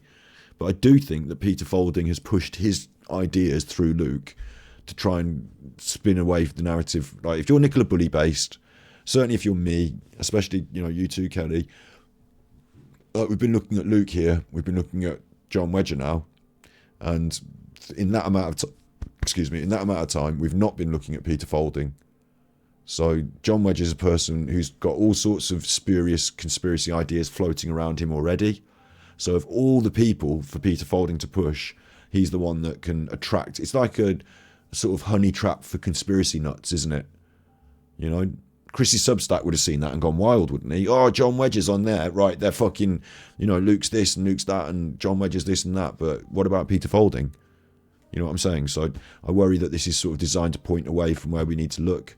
And we were on looking at that stuff a month ago, and it seems like Peter Folding has told Luke, I think he did in the questions, which I don't have to hand right now, the clip to show you, but I think he did sort of say, oh, don't worry, Luke, I'll get you some friends, and I think Luke said that he's got an SAS person coming on a while back.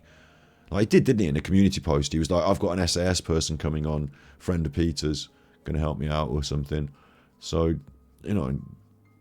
those sort of things, I think maybe Peter Folding has been the push to get John Wedger on there. You think Peter Folding and John Wedger are part of a whistleblowing group who are pent up on dissing the police? When you say whistleblowing, do you mean legitimate whistleblowing? Do you think John Wedger's legitimately whistleblowing? I think they were all separate and now they've come together. No, not legitimate, yeah. This is the thing about what we were saying about Randy and politics and Adam Curtis's documentary the other day. If it will serve Peter's purpose and John's purpose, they're both saying something bad about the police, and it serves both purpose. They'll both, help each other if it serves the same purpose. If they've both got the same sort of common goal, it doesn't matter if we agree or you're my friend or whatever. We both want to see this thing happen, so we'll both push. I think there's a bit. I mean, that in some way that goes on with us. In some, I'm supportive of you because I think that we have similar ideas and we're both pushing at a similar goal. And I'm not questioning, so what am I saying? I'm not questioning. I'm not. We don't have to go behind the scenes having some sort of conspiracy between us to you say this and I'll say this and we'll do we don't have to do any of that. We can just both push in the same direction, and between us more stuff comes out, doesn't it? So it could be the similar case with this, is they're both pushing in the same direction.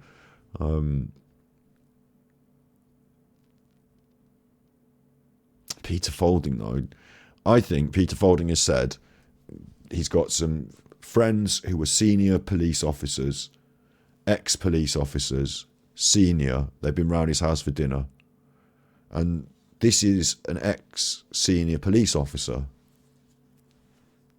So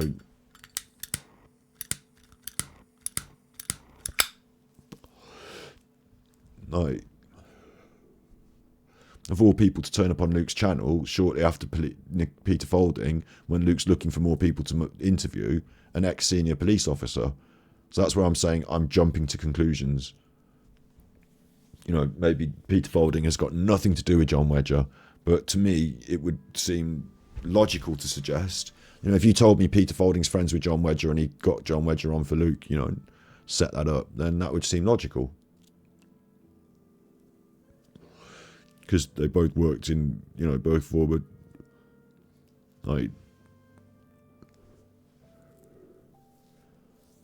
I don't know, yeah. It just seems logical. The fact that Peter Folding and John Wedger might be friends, I don't know how they would have first met or anything, but like you say, they're both doing a similar sort of thing in the media sphere. Slick Willie Deeg says, I think the Puppet Master's covered up a crime. Peter Folding has been thrown under the bus for his involvement. Protected drug smugglers get lots of guidance until they mess up. I think there's probably bigger people out there than Peter Folding, and that Peter Folding has benefited financially from supporting the operation of bigger people. Thrown under the bus for his involvement, I don't know, not necessarily, because I don't think he's, like, in terms of thrown under the bus by the mainstream media and like by the mainstream police report and stuff, but I don't think the main, I never thought that the Lancashire police were like complicit in the bad thing. I think there may have been corrupt police, but I don't think the entire police force wants bad stuff to happen. I think they are fighting the drug gangs, and I think they would like to arrest them, but I think there may have been one or two that were, you know, complicit in the bad things in the police. In general, I think the police are good. So I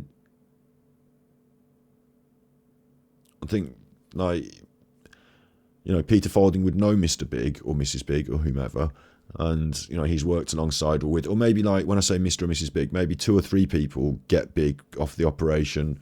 I mean, whoever's importing the actual drugs, you know, they're going to make the biggest profit, aren't they? But or whatever it was that they were importing, they would make the biggest profit. So there would be one person getting richest, you know, one big rich person. But around it, you know, like, people would be like of equal levels of getting rich, and they wouldn't all be in the same part of the industry, but they'd all be getting, you know, fat over the course of time. So Peter would consider himself a reasonably big, you know, part or spoke in the wheel, I think. But so that's why I say I don't know if they're thrown completely under the bus from the criminal end. I think, if anything, he was sent, like, you know, utilised and useful and sent to, you know, ultimately what's happened is Nicola Bulley has been done as a accident and no one's been in trouble for it. So, like, I think he went down there, me personally, I think he went down there potentially to pressure Ernest and to, you know, I think there was something else going on behind the scenes there. You know, relationship with the family wise, and maybe to be involved in the case in some other ways that I'm not so sure about as well, like whether it was even, you know, his crew or team that was involved in Nikki's disappearance and therefore, you know, putting her in the river. But you know, I've got all my thoughts about that and concerns and worries or whatever, but ultimately I think if you're the Mr. Big or Mrs. Big or, you know, whomever, you think that Peter Folding's done a reasonably useful job because he's managed to like, no one's been convicted of anything here, so that's fine. He's now not very useful in the public sphere, like, you know, he's lost his credibility publicly as a expert in lots of different ways, and the people that are digging into him, like, they're leading back towards, in my opinion, Mr. and Mrs. Big, so they're not going to like that. It's Peter that's going to be the most vulnerable in that position. Do you know what I mean? If someone's going to turn up dead, you know, it's whatever Peter knows and whatever he's got that he could say. Like, what would happen in the police is the police would get as much as they could on Peter. This is if this was the telly, yeah? Peter's compromised now, so the police would take, like, you know, look to keep a big, careful eye on him, have a good look at him. Like, we're having a good look at him. You'd think the police were smart enough to have a good look at him. They probably did this before. Becky Smith probably did this, you know, when he turned up. They were like, have a good look at this guy because I've got suspicion. Like, they probably had suspicions before. Like, they probably have other things on file that go back further. Like, if they're sensible and sharp, they probably have the suspicions before I do.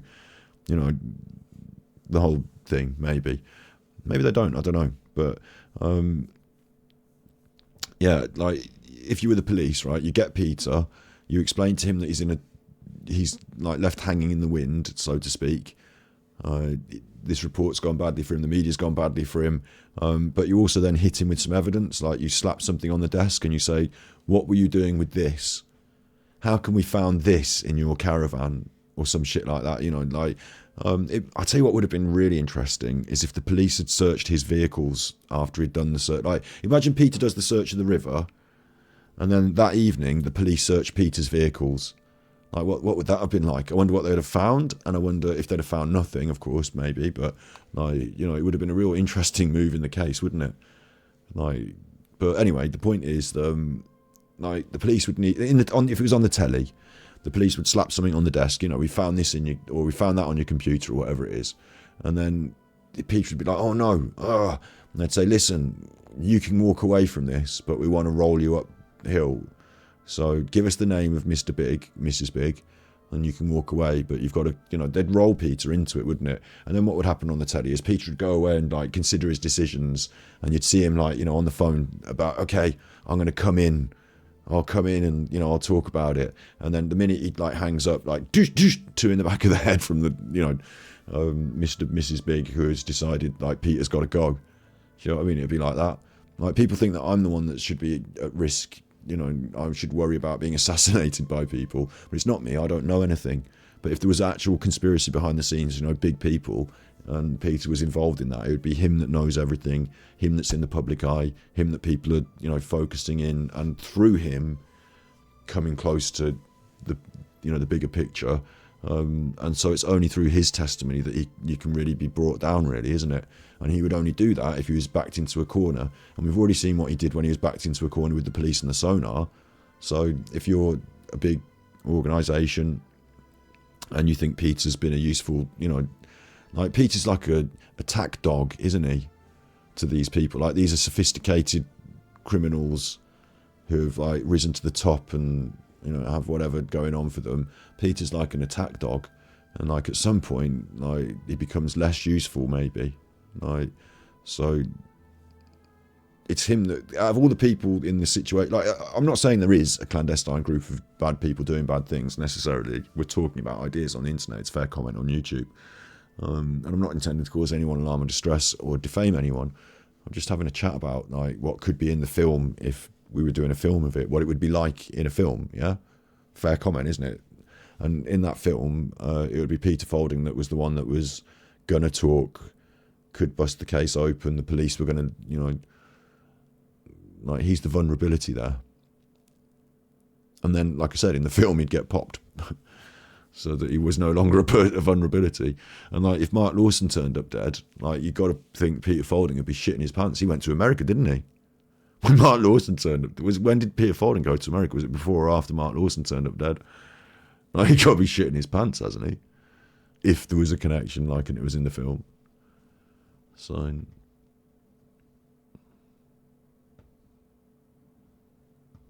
yeah, I never thought the Queen was into it. I can understand Prince Andrew's been a bit of a rotter, but I never thought the Queen was into it, and Charles as well. I never thought Charles would really be into that stuff.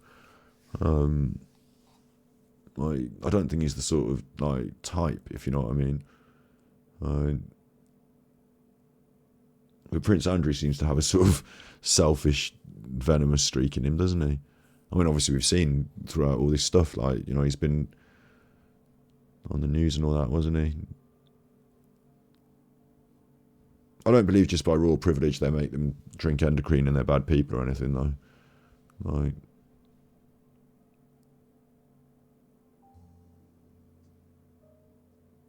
recent royal medical stuff. I think there's a sect of the media. There's a sect in the media that is fueled and self-funded by talking about that. So if Meghan Markle like has an egg for breakfast, or if like Prince William gets like a bump on his head and has to go and have it stitched up, or if you know, XYZ happens, like if one of them wears a different coloured hat, it's going to be this week's news. So it just so happened that this week there's like whatever news that is, it feels like very much a non-news story, doesn't it? You know, person has minor operation, like, but I don't know if it's timed deliberately or if it's just because it happens they try and hype it up. And taking the heat off Andrew, again, I think they'd rather have heat on Andrew. I think the royals don't get to control, you know, the media conversation. And I think the media conversations are not there to protect the royals. I think that the people who want protecting from the media spotlight are the Tory government and the bad people, like the real bad people that are taking the public money and stuff like that. And when we should be all angry about what's been happening over the last 5 years, like people are angry about Meghan Markle or Andrew or anyone. Like, I think that's more like, I mean, even if Andrew is a bad person and those bad things have happened, fair play, it's bad and we should be angry. But like, there's 70 million kids in poverty. So there's worse things happening to a lot more children than Andrew could ever get round. And that's endemic in the social system, and it's a problem with our governance and and all that. And it just people are not forced to look the other way, but there's only a certain amount of time in the day. And even I'm part of it, because I just churn out content, and it's not about what I think is the biggest problem in society all the time, is it? Because that won't get loads of views, but I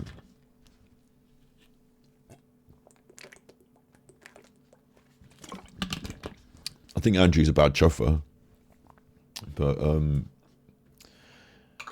don't know, like, politically it's gone a bit quiet, hasn't it, with Richie Sunak and all that. Like, politically it's gone a bit quiet. There still goes on, doesn't it, all talk, but for a while politics was big on the agenda. And really what usually goes on is, like, they make a cheeky change to a small law to enable people to have to make you work more hours, or change the building regulations so you can, like, things that favour people that aren't us and are them. And someone might be appointed in a certain job, and little things go. And instead of talking about little things that might be big things in politics, actually, like, we're talking about, like, whether there are satanic pedos. And do you know what I mean? And Epstein and Andrew and all that. If it suits anything pointing away from, I'd either say real high-end organised crime, in the case of the Nicola Buddy thing, that's what I think that is, or the overlap into mainstream society where it's big pharma or governance and human rights, and no one wants you to cotton on to the big crimes that are being perpetuated under your nose, so to speak. Yeah. It's been a fucking weird conversation, that has. I was thinking I might upload that to YouTube, but it's been nearly 8.5 hours now, and I don't even know what I've said.